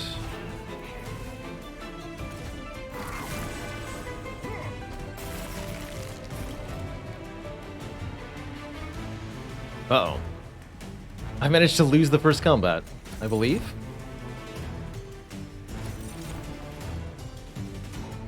Although, hold on. No, we give lifesteal to the train steward. We'll stay in the fight, maybe. Minus 97, is that enough? I don't think so. I'm supposed to Immortal Drain the steward there.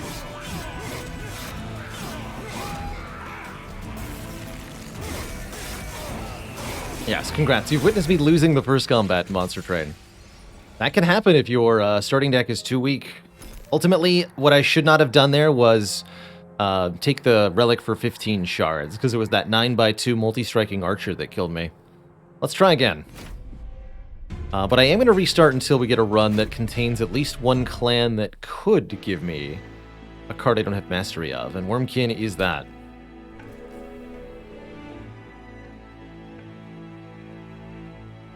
Morsel in front there. That boss had trample.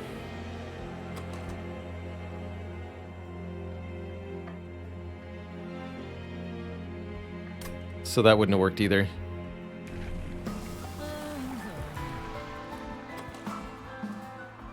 Alright, got double proclamation.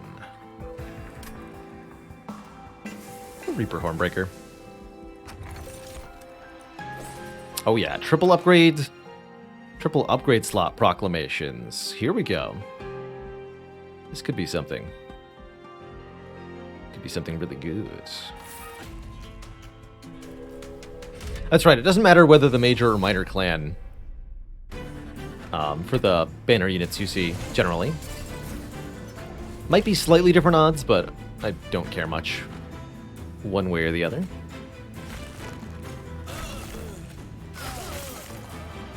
Dead. Spiky boys cannot be allowed.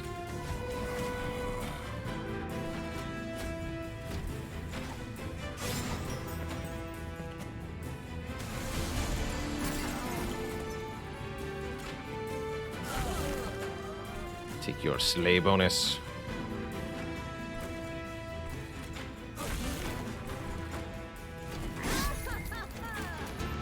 So this version of the Hornbreaker Prince gets stronger offensively every time he kills an opponent. Enemy unit. You gotta die, sir.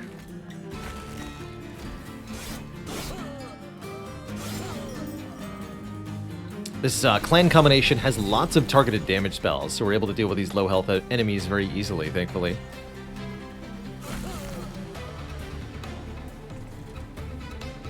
Prince is not going to have much health, though.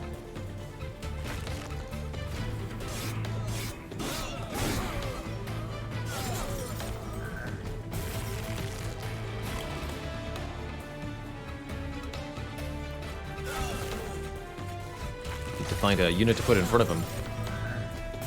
Am I going to lose the first combat again? That'd be really funny. No, we're good, we're good. Wait, maybe.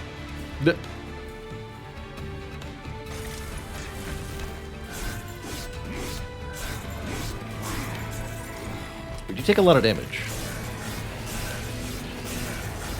Two of the toughest champs, I would say. Tethys and the Hornbreaker Prince. Very low base stats on both of them. Take the Infused Imp. Yeah, Prince has no defense for spikes, which makes him a little vulnerable there, but an Echo Infusion could help a lot. I also like this Infused Toasting Kit. Let's take the health generating card for now. And we're going to go for the Wormkin banner because that's the only way to get a Glugsider. Let's still look at Wormkin banners. Keeper of Echoes generates stats on their floor every time a spell is played. Actually, not a bad companion to the... well, every time an Echo is gained on the floor. Not a bad companion to the Hornbreaker Prince. Give it a chance here. And I can give it multi-strike, which is not necessarily the best on Keeper of Echoes itself, but does do just fine. If we need immediate damage, I can add Rage. I think it needs some survivability, though. Put the Keeper of Echoes in front, have the Hornbreaker Prince behind. Oh, and a Conscription Notice. That's a perfect third entity on the top floor. Gain a random unit card with +10/+10, -1 cost. I'd love to see it. Here, you can have some rage, sir. We'll also remove 1 Train Steward.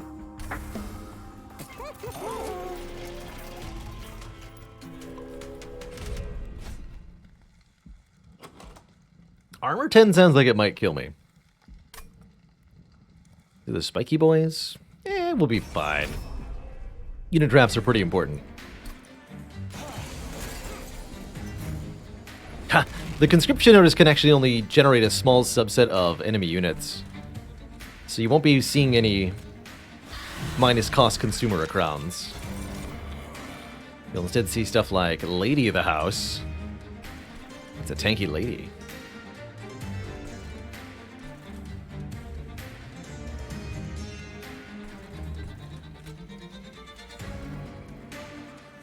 She's got burnout. I actually don't necessarily want to put her up top. Put her on the bottom. And you are being separated from your friends. No spikes for them.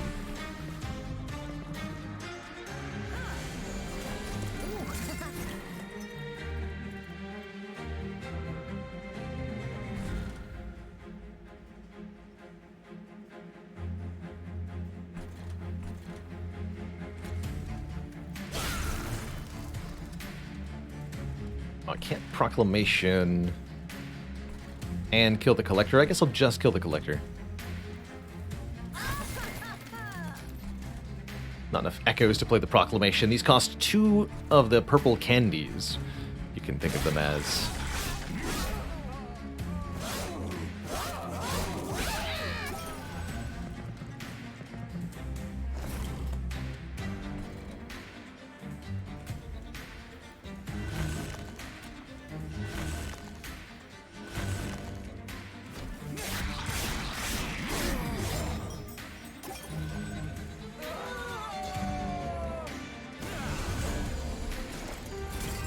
No spikes.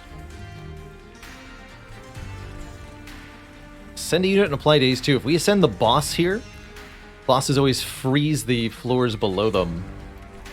So that will cause the minions on the same floor as the boss to perish. Although the boss will arrive 1 turn sooner then. That's okay. Add 50 damage.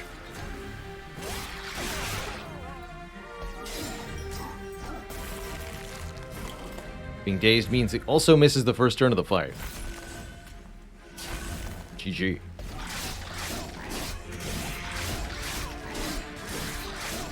Okay, we're off to a better start here.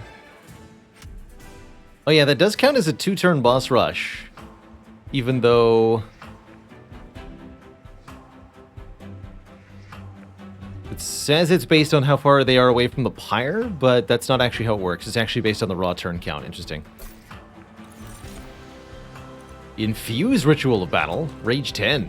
Yes. Yes. That's a lot of rage.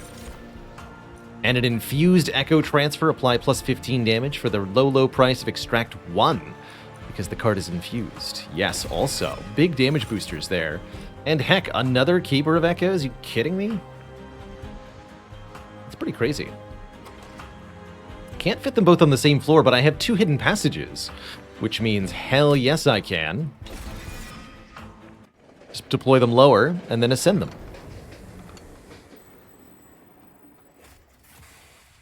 If you can get a floor that has a whole bunch of Keeper of Echoes, they start to get pretty ridiculous.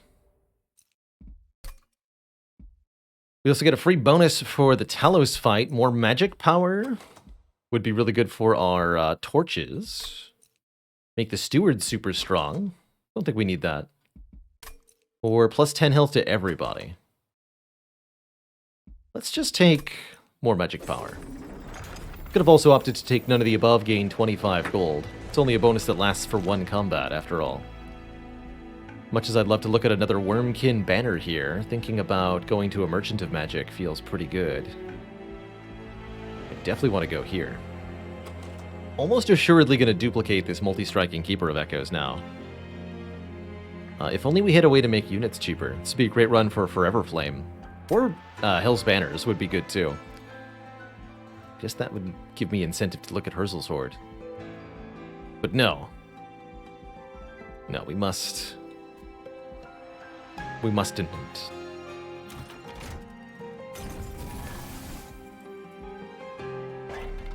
Let's see. Holdover. Holdover -1 cost, hidden passage.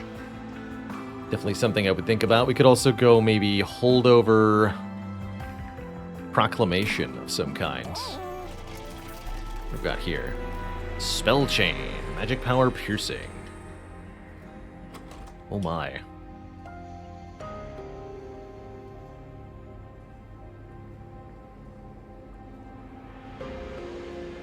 Oh my. I like Spell Chain on infused cards, particularly this Echo Transfer looking pretty good here. Although we need a Carving Chorus God to make it really busted.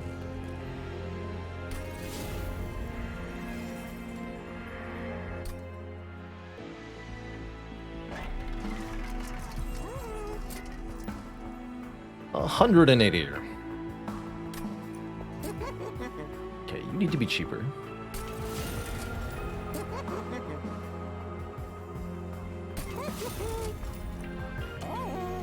Don't have enough money to... Okay, fine.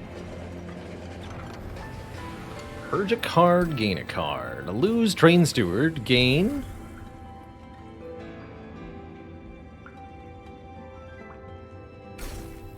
Unearthed Remains. Gain 1 slot for Charged Echo and 1 Charged Echo. For 2 costs, honestly, I'm not about that. Take the dollars. Get off our train, you stinky steward. That's right.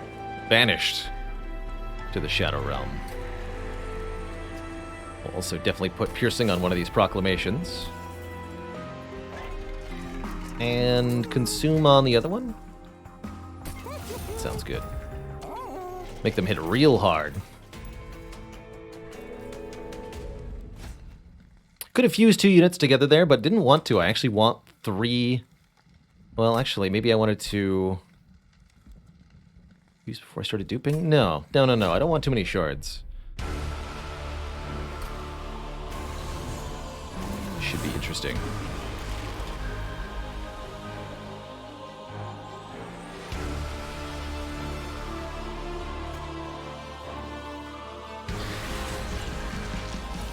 Get in there, buddies. Hee. So Telos attacks every turn. She'll attack our units on each floor, unlike other bosses. And a special type of attacking boss. Very rude. But not if you're dazed. Or I can just provide stat bonuses. I'll take the stats.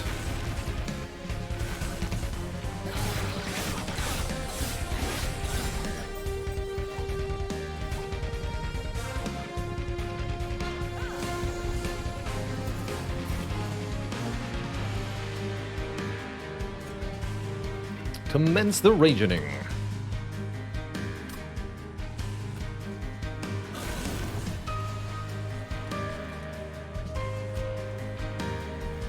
Put on the Siren.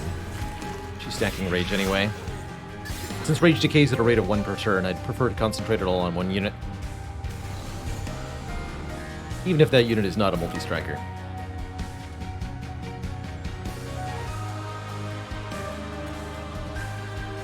Kerblam.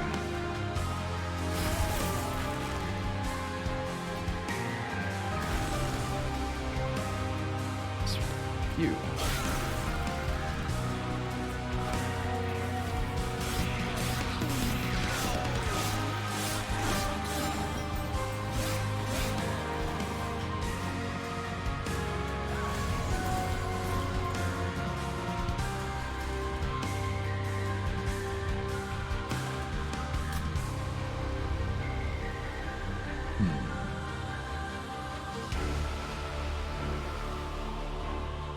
This Keeper of Echoes might perish soon. Let's again buff the Siren.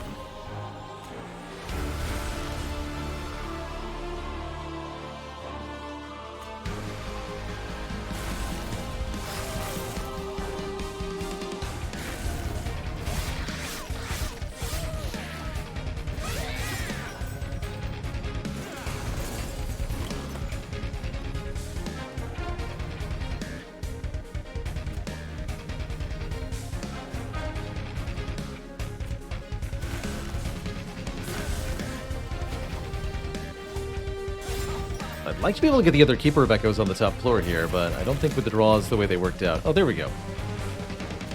Never mind. Buff you next.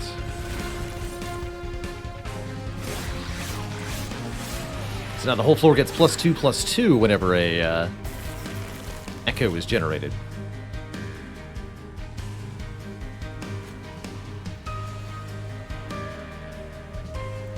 I can't remember if this works. I don't think I'm going to find out.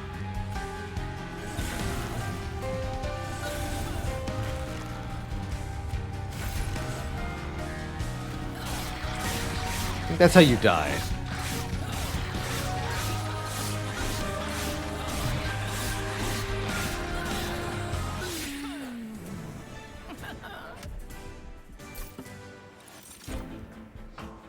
Repeat all summon effects.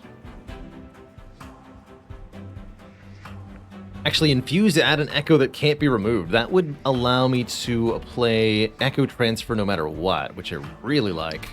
Also, 2 Echoes for 1 card. Works if your goal is to die. Yay. Plus Capacity is a pretty good infusion, actually.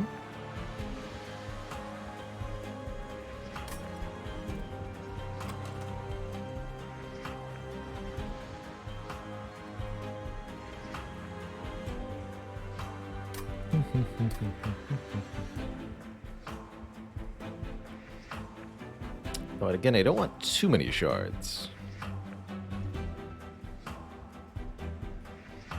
Okay, this is going to work out a little weirdly. I'm going to do it, I think.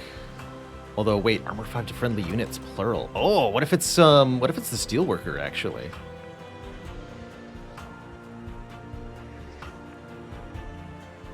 Then we're gaining massive armor every turn. In addition to huge amounts of offense, I really like that, actually. Let's go mass armor. Massive armor strats. And that way I can just take the additional energy that I need, honestly. Really feels like I could use more of it.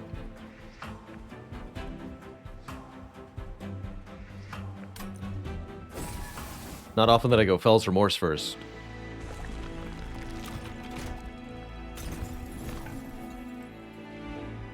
But today's the day. Reaper 2?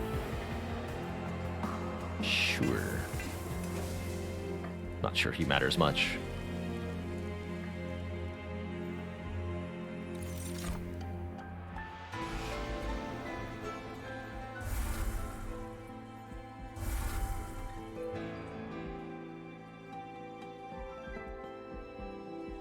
I'm not going to need those shards or the money. So we'll ignore the divine boons here. Boss Bone, thank you so much for 20 moons of support. Heck yeah. Spell shield? Yeah.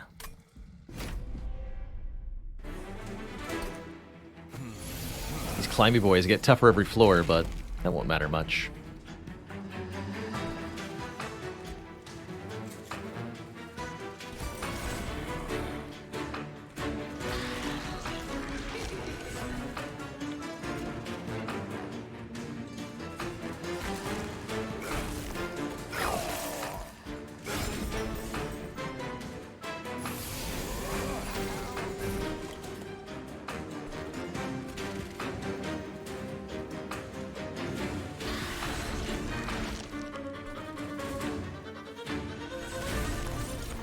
And now the statting begins.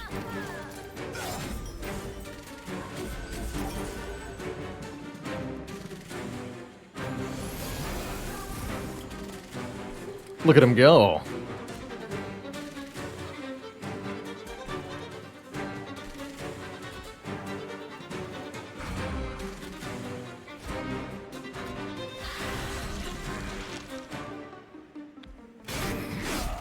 How'd you end up in front, sir?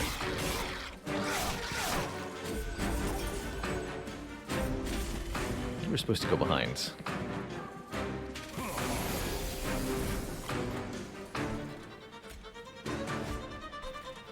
And now, stats.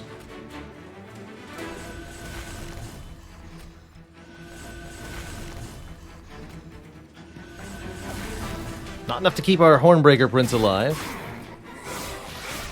Don't think we needed him that bad, though.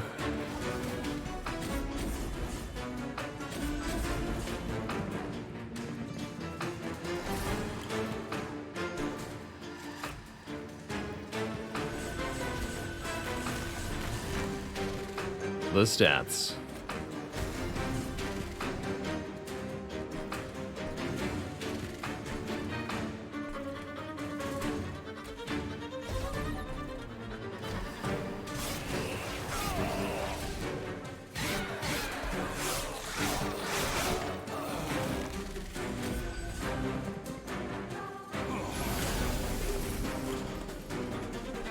It's so beautiful.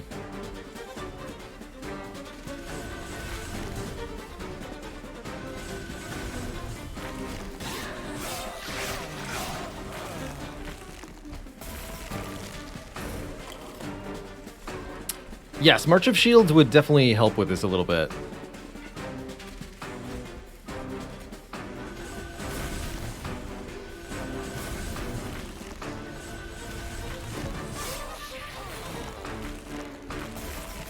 Just a bit. GG.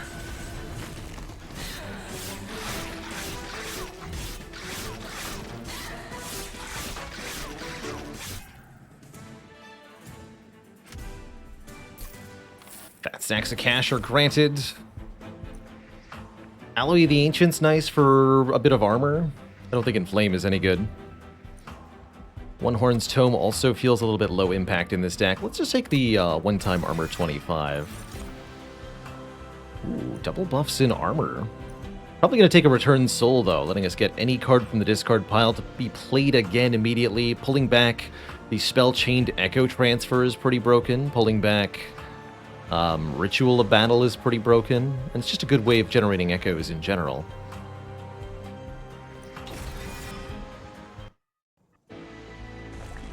And we're going to keep duping our cards. But first, we must fuse them together. Dazed on the bottom floor or chance to keep cards that would otherwise consume. It's rather interesting. I think the wing clippings.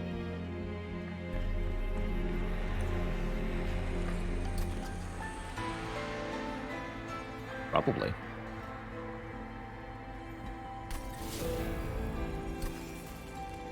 Well, this is the big one. Steelworker goes into this Keeper of Echoes, and we dupe that Keeper of Echoes. Puts us over 100 shards already. But that's a good place to be.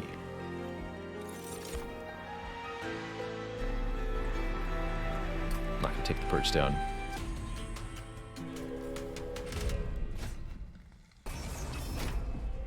Got plenty of pyre health, so we'll take this Mark of Invasion. Should be no problem. Same basic strategy that has been working so far. Ought to be tremendously effective at this point.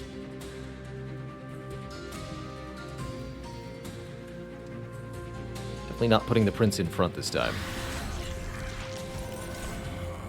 Ooh, Slate gain gold. Yeah.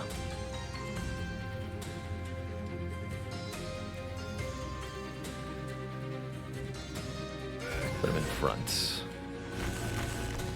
Or not quite in front, rather. Put him where he'll make us some money.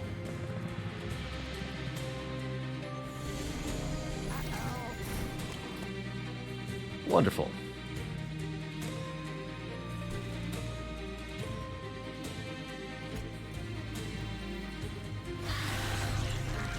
Hopefully you may ascend to the next floor before long.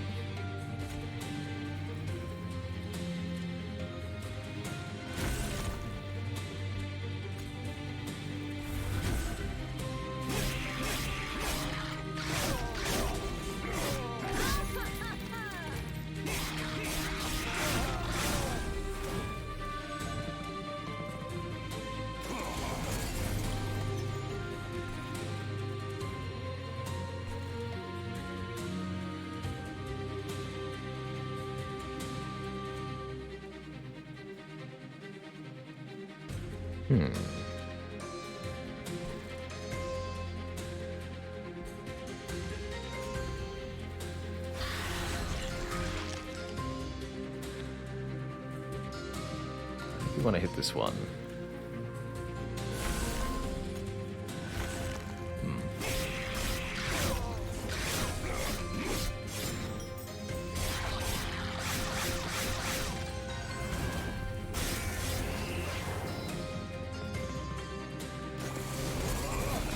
This is almost going well.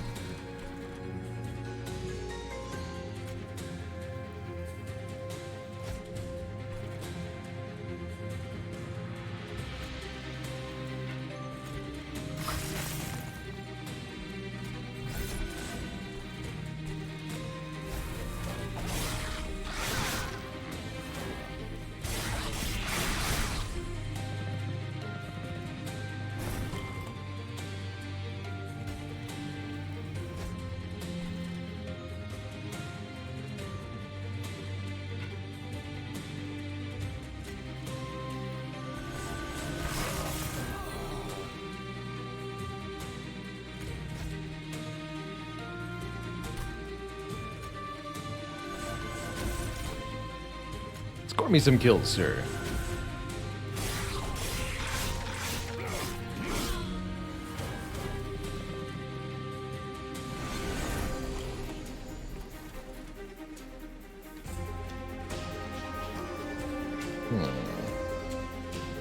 Okay, you're going up top. It is written.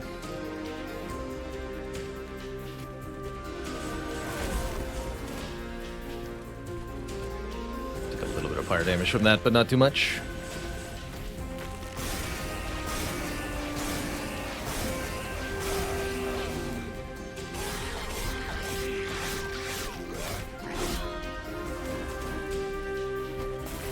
My dog is a month. Thank you so much for 2 months of keeping it cozy. Heck yeah. Appreciate you hanging out.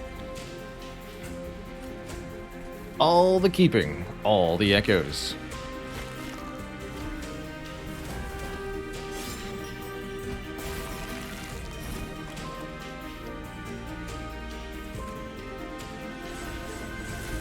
Just add echoes.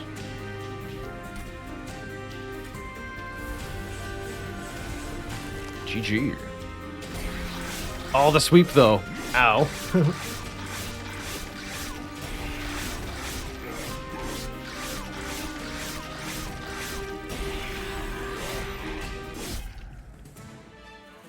How do you like that?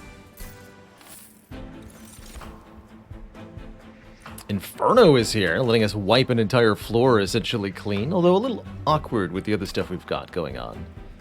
Battering ram could be cute with all the armor we're generating from double steelworkers. I think I'm going to skip, though. Too expensive. Now, Dazed 3, that'll take. Dazed is an excellent way to shut down late-game bosses for a little bit. Shut them down, shut them up, shut them off. Shut them out. Given that we have 3 upgrade slots on spells, I'm going to go upgrading our spells a bit more here. Double stack. Ooh, that's the one. Double stack the Soul Crushing Guild. Yes, please. It's going to be a yes from me.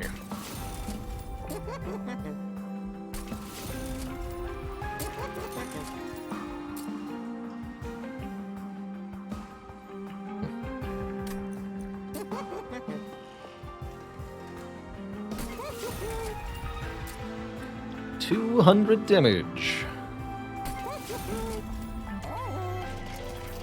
And here, 30 more magic power. I can make. I'm sorry, how much? 400 damage proclamation. Holy crap! With piercing. Now that is a spell.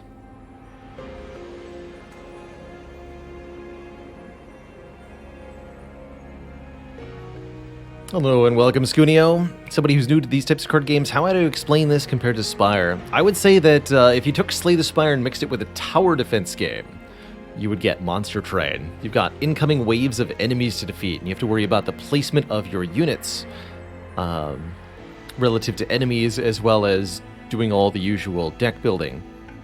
That said, I think the decision-making of Monster Train is a little bit easier to get your hands on, to wrap your head around, just because of how many fewer decisions you get overall during the course of a run. But it's definitely challenging. I will say that. It's definitely challenging. You start losing these basic cards now. I could also maybe lose Tiresome Climb, but I like having another way to daze my foes.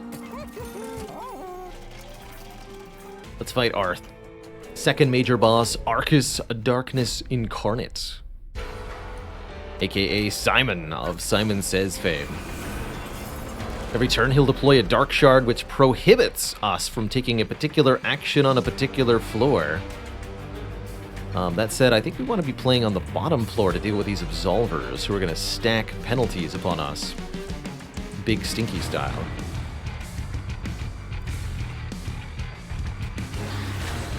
Let's do something like this for the moment.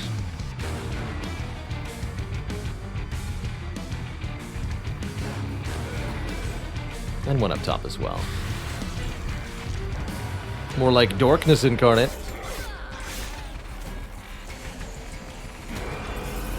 Yeah, we definitely want to be killing these Absolver type foes.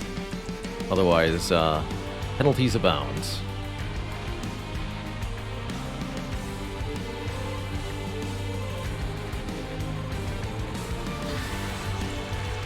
Up. You must go up.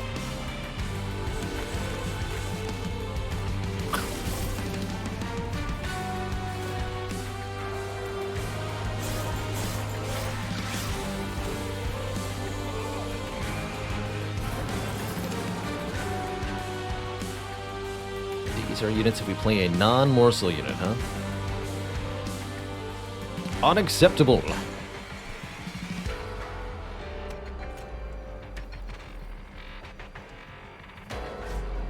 Time to start retreating upwards.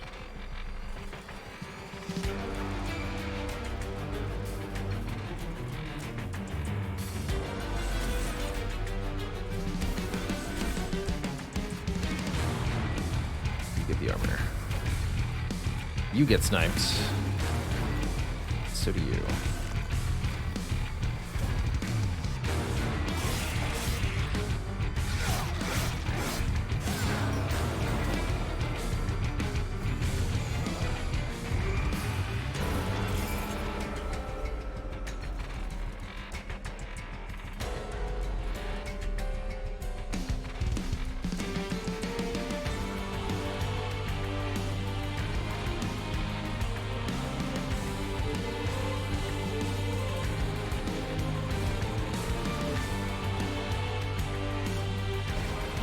makes me 20 gold. Bit of a roundabout way to get there, but here we are.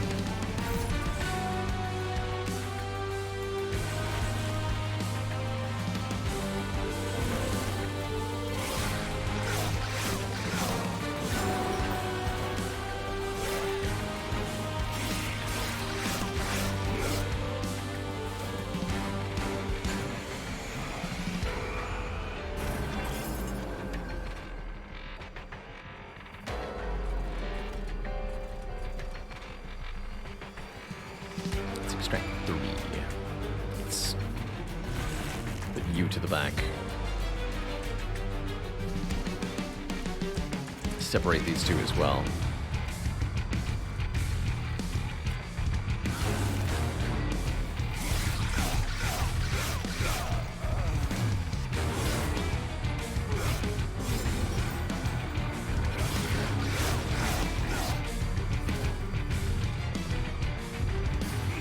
This guy. For money! Yes, perfect. X.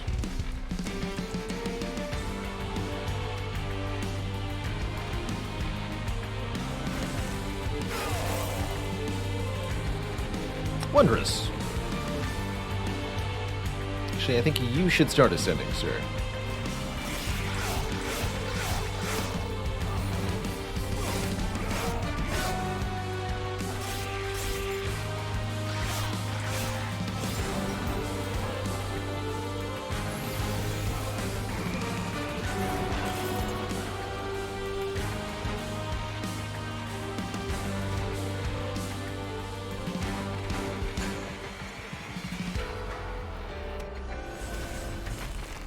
Actually, do I have the...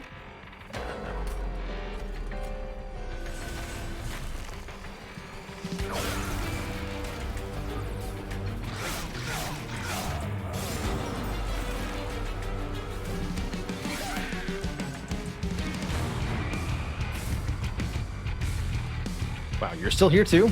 Crazy.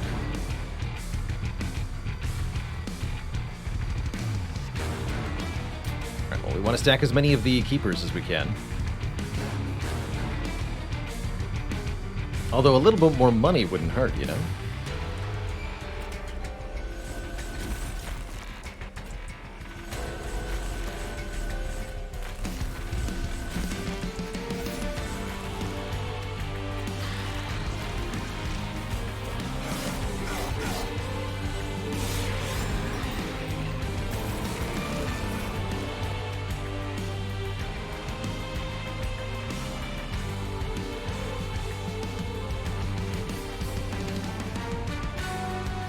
You. Daze the crap out of you. Daze you even more and ascend you. Blah. And then everybody comes to a death. GG.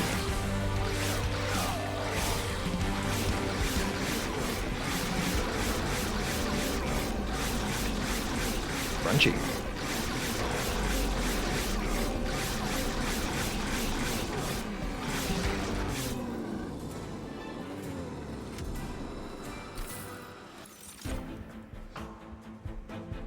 Double rage could be a thing.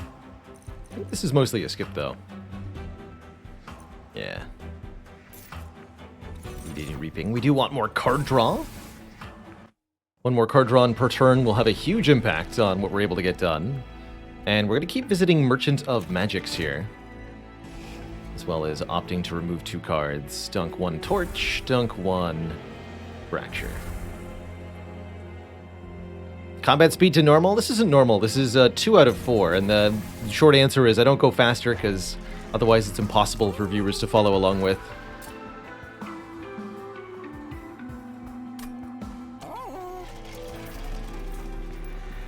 Spell chain offered again. Interesting. Can't be double spell chain, can you? No. Okay. I could spell chain the holdover hidden passage in case I really need to ascend units. I think spell chaining the Eternal Kinstone might be the way to get lots of echo generation, lots of stat scaling.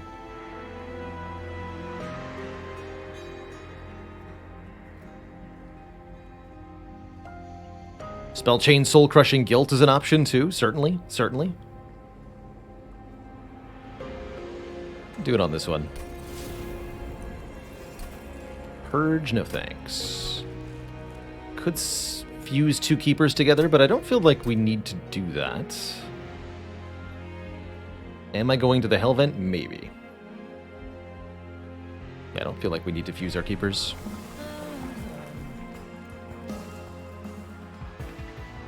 Prowler was probably the better variant to go here. I'm just going to keep going full slay progression on that guy. Why the heck not?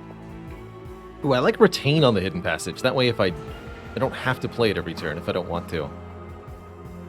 Or hold over this one, so I also have it when necessary. Let's do that. Retain on the Soul Crushing Guilt was probably actually the best option. But we're not going to worry about that too much.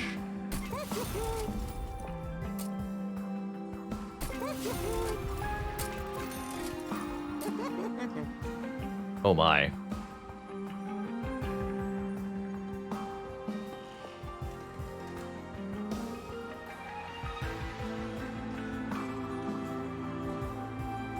Hold over on Echo Transfer or on Eternal Kinstone? I think we want it on Eternal Kinstone, just to spam as many stat ups as possible every turn. I think that's the intended outcome there.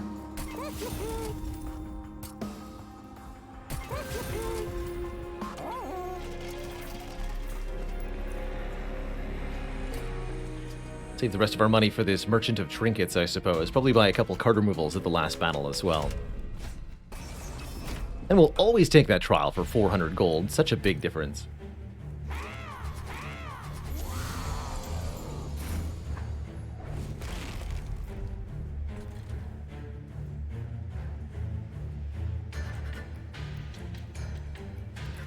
What a turn one.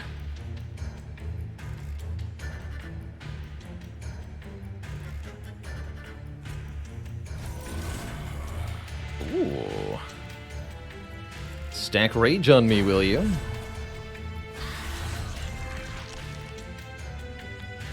Don't mind if I do.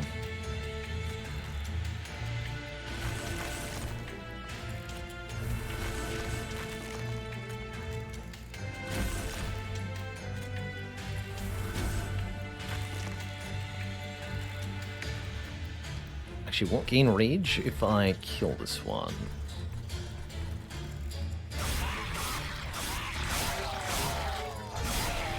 It's a lot of damage, but we can deal.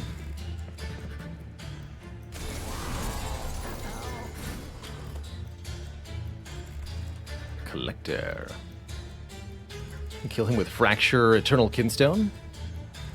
Ain't no problem.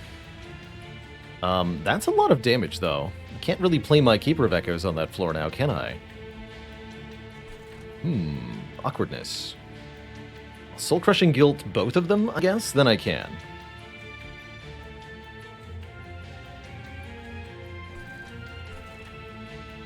Yes, that will work.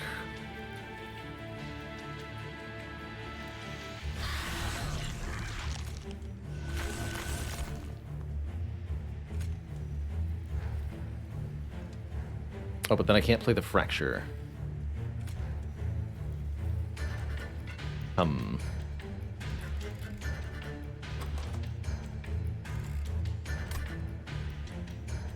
guess the money doesn't matter that much.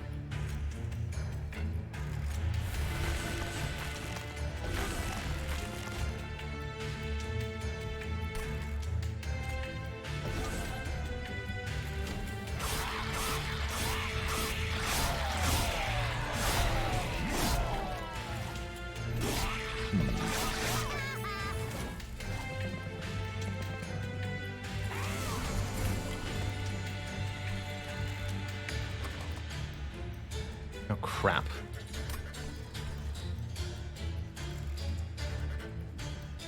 Oh, dear.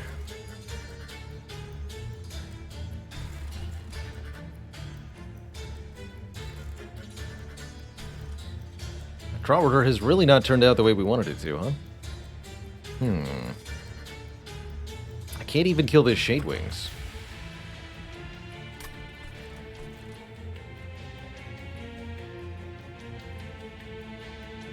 Fascinating.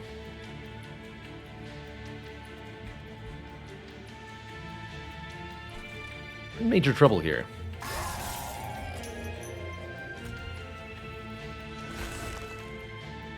Oh, you live. Okay, good.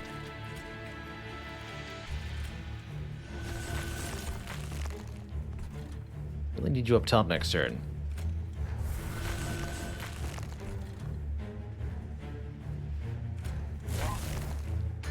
Guess we just get the stats, huh?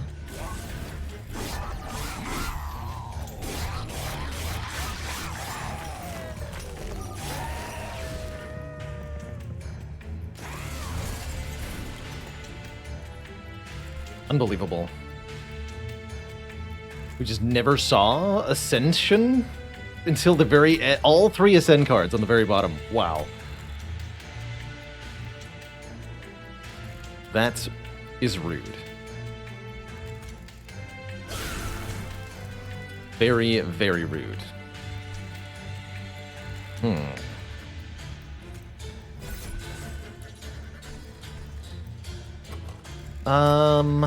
Well, that's bad.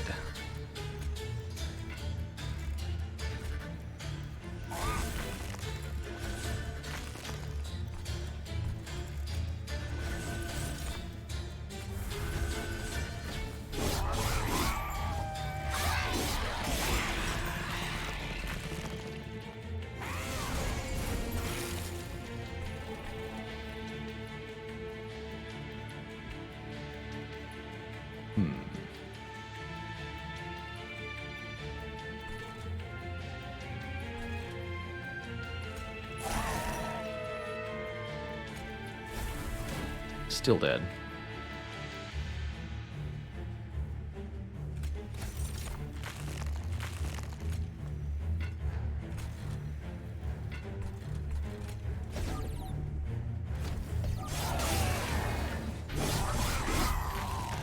The champ is getting stronger every turn. Here we go.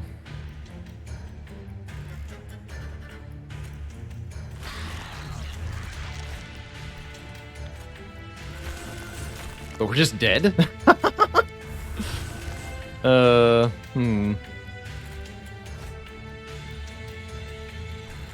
Okay.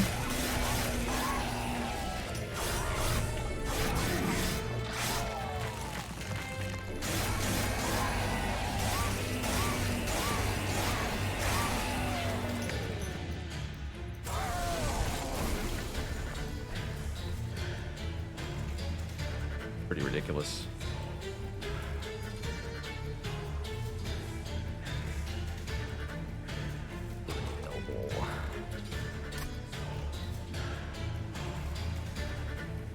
Okay, we can tiresome climb 2 of these.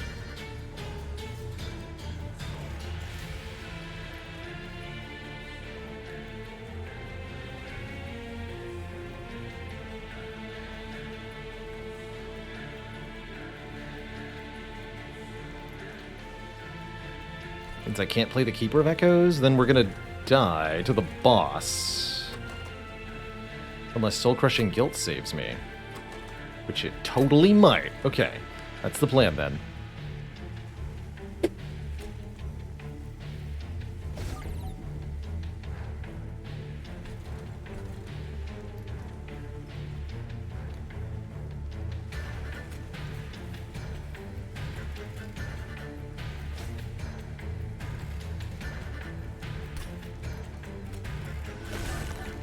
Oh, but that kills me to this guy then? No, we just ascend you as well. Okay.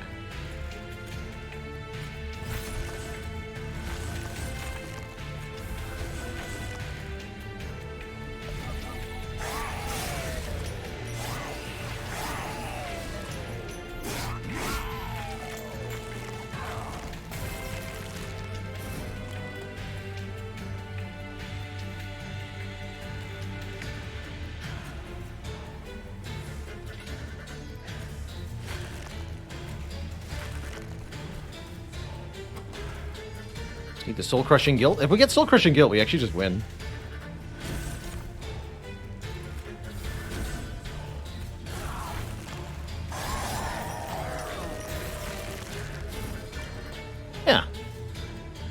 No problem at all.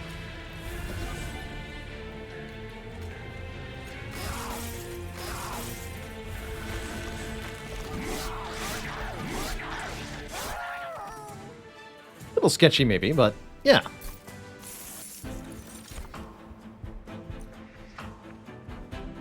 Can't believe we got all 3 ascends on the very bottom, though. That was ridiculous.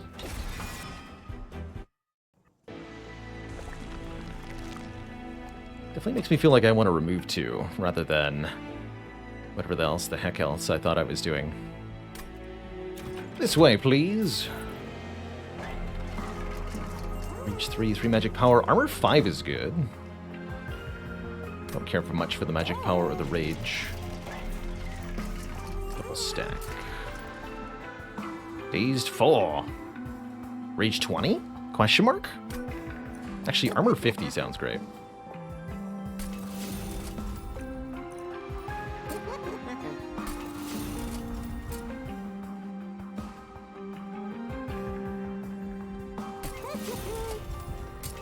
Cost protections on Ritual of Battle seems pretty hilarious. Could get another holdover here. I like holdover infused Return Soul for its ability to do some serious shenanigans to the deck. Could be a little breakable though.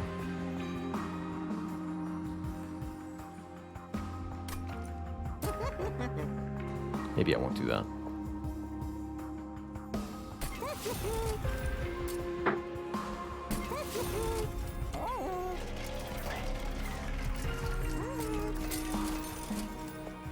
These are all pretty meh. Resonant Shard helps a little bit. Actually, Rationing Scales will set my Pyre health to 50? Yes. Let's do that.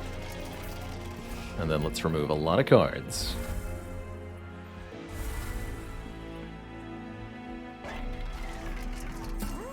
Tip to remove Echo Infusion. I think I will do that. It's not helping me enough for 1 card played. Alright, 50 Pyre health going into Seraph the Chaste here. This is a Seraph that will debuff our units, purging rage, damage, shield, and similar effects.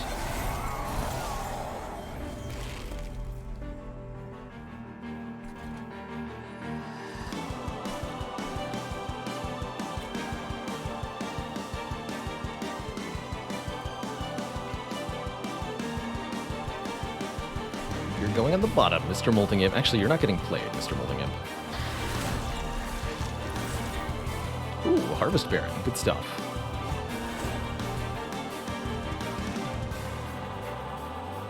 Oh, I can't do that yet. I understand.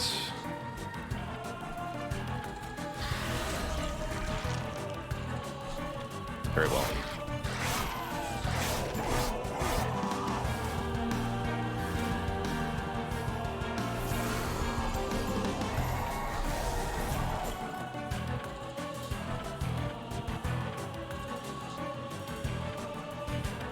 Shockingly difficult to keep these Keeper of Echoes alive at times.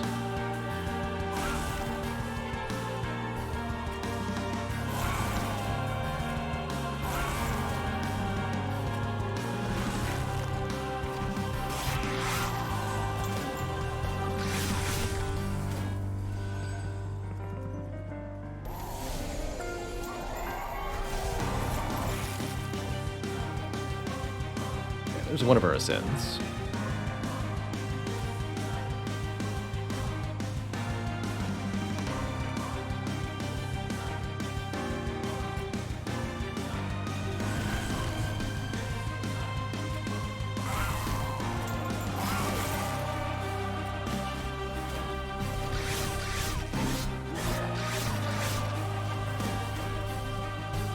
Too bad.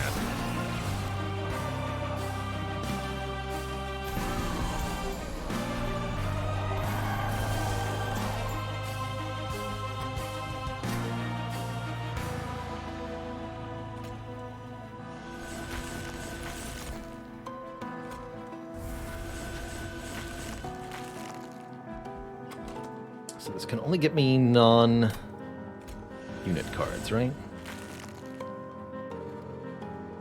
Correct.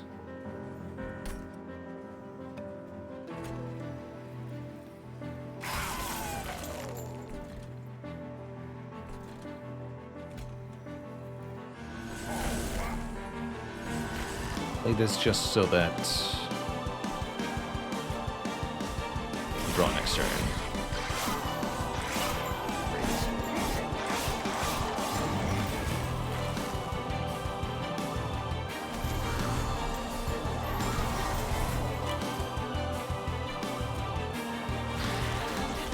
Here we go. Now things are starting to actually work properly.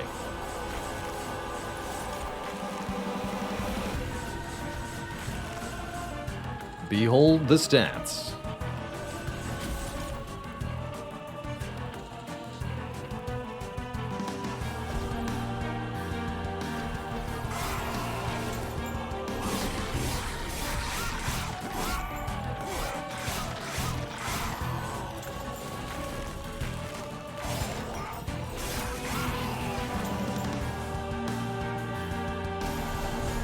There's so many enemies in this fight. It can often be rather difficult to get the required amount of damage dealt.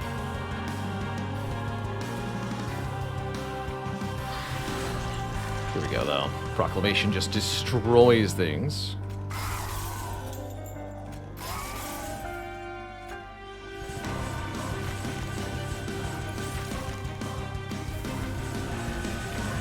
The stat guard.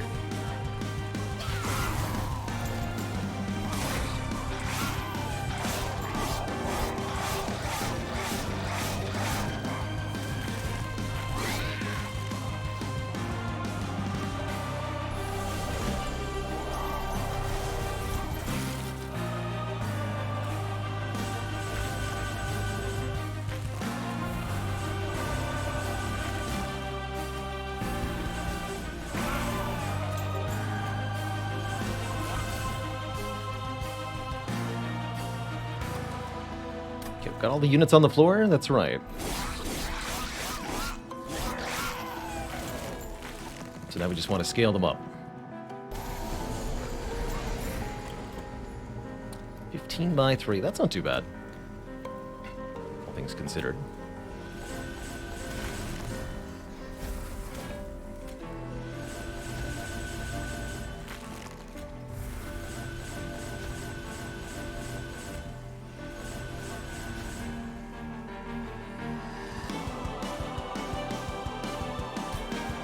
Stats.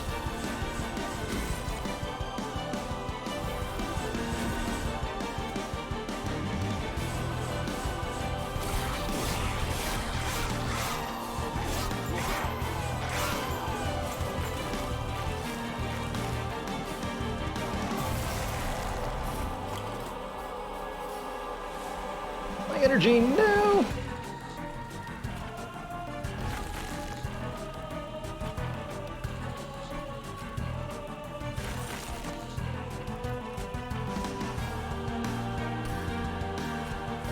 Well, turns of days, by the way.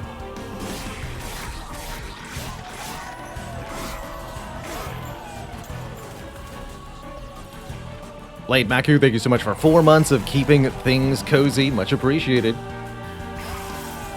Kerblam.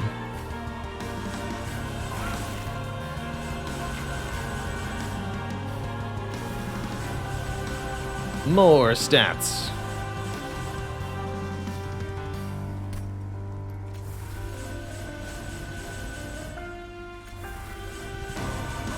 Yes!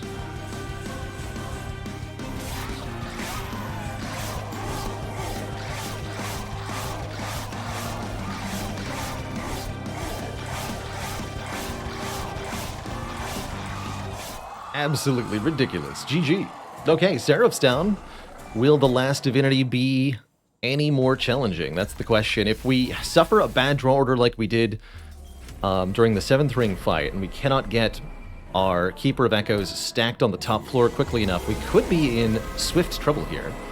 Let's see what the opening draw looks like. Double, Keeper of Echoes, a little problematic, but we'll have to see. Hornbreaker Prince will die after 2 turns on the top floor. Don't really like to see that. Maybe I'll put him in the middle. I don't think that's correct either.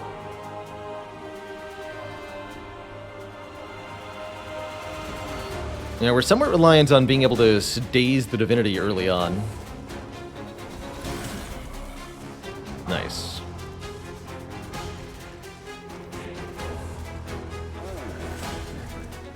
Let's see how this goes for now. Whoop, it's not there. Here.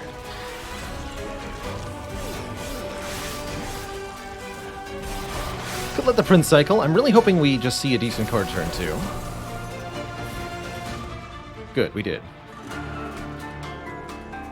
Perfect. This is exactly what we wanted.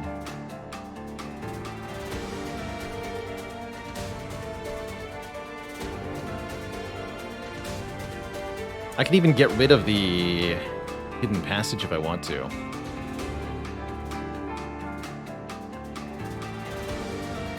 And we could even daze Top Floor Divinity with the Tiresome Climb. So I'd say this went basically ideally. Let's just get everything set up here.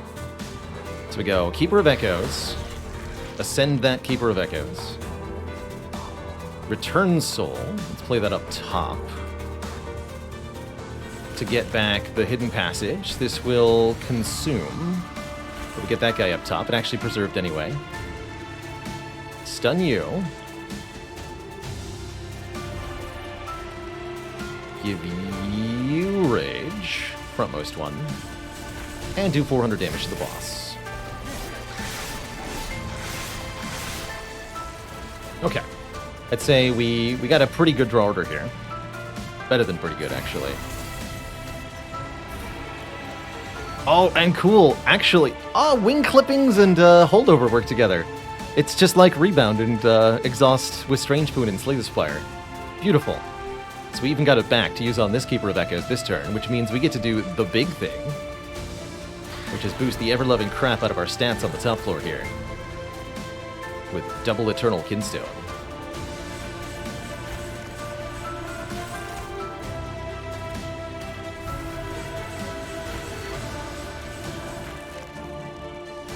It's mildly problematic, though.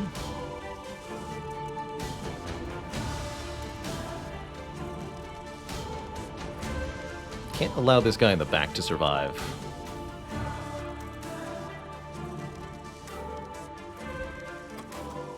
So I could get back Eternal Kinstone. I think I just need to get back Torch.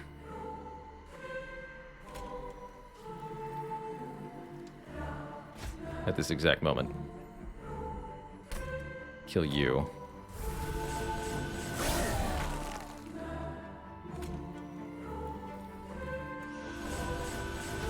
Take a little bit of fire damage. Nothing we can't afford to lose.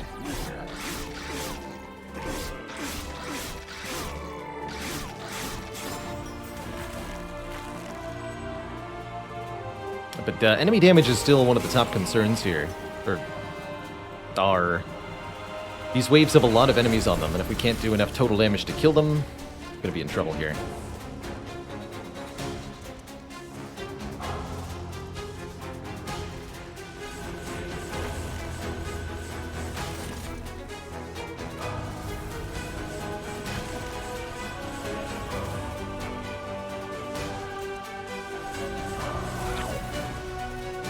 You. Daze the boss. Okay, this is looking better now. I'd really like for this to consume. Here, you go up. Perfect.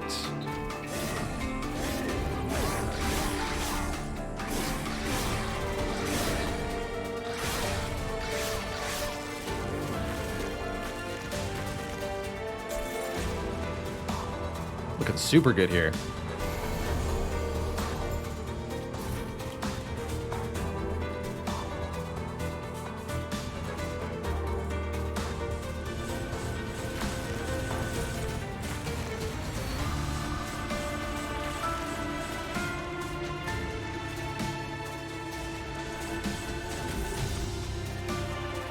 The power. All of them perish. You.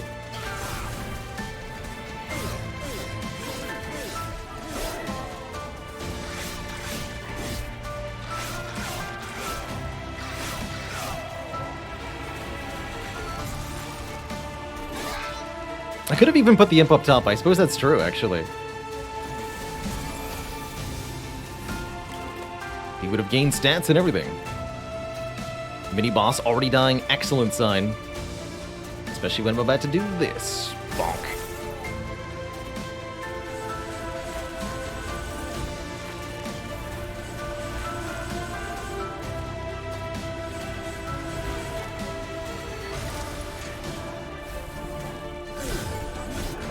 Say that's a GG, chat.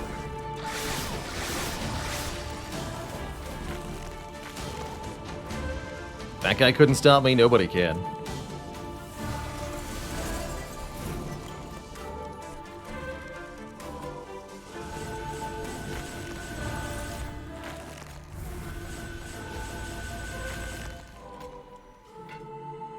Got rage.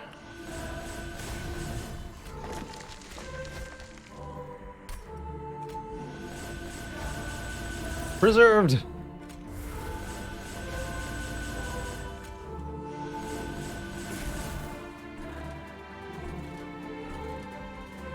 France, what? Multi-strike? Terrifying.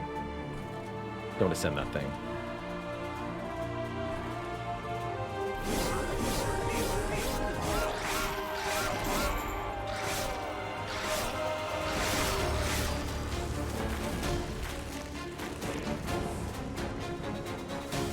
Would you say this run really inspired you? Ha ha! Ha. Piercing. Ascend. Preserved again! Just keep playing it right now.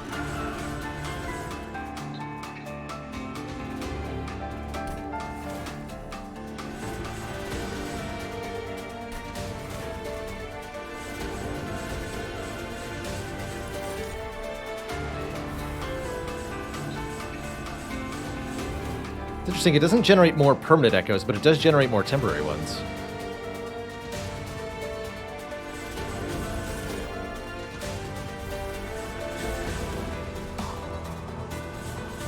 $242 by 2.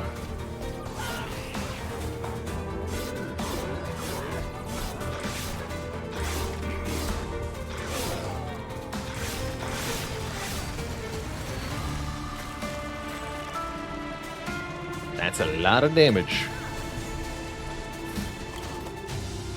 How is this still here? Hello? Hmm? It's still here?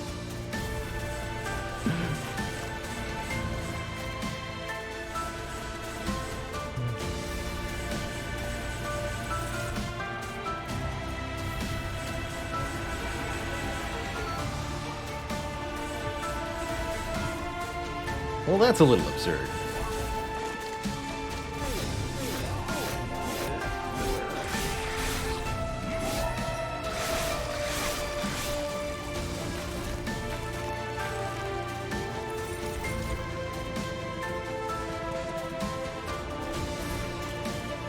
Okay, it's finally gone. Got consumed.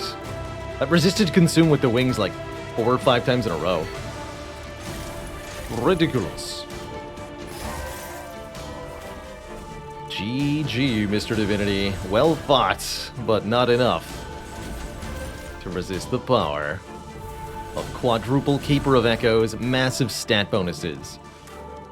We got our Hornbreaker Prince to have 273 max health. GG.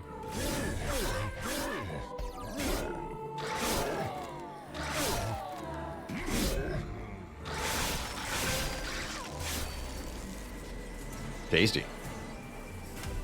GG, folks. What a run.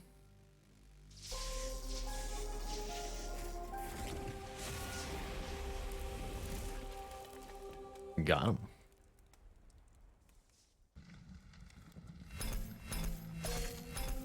The train sleeps, and so shall I. I'm going to be getting out of here myself. It's dinner time for Baylor. Hope you all enjoyed the deck building today.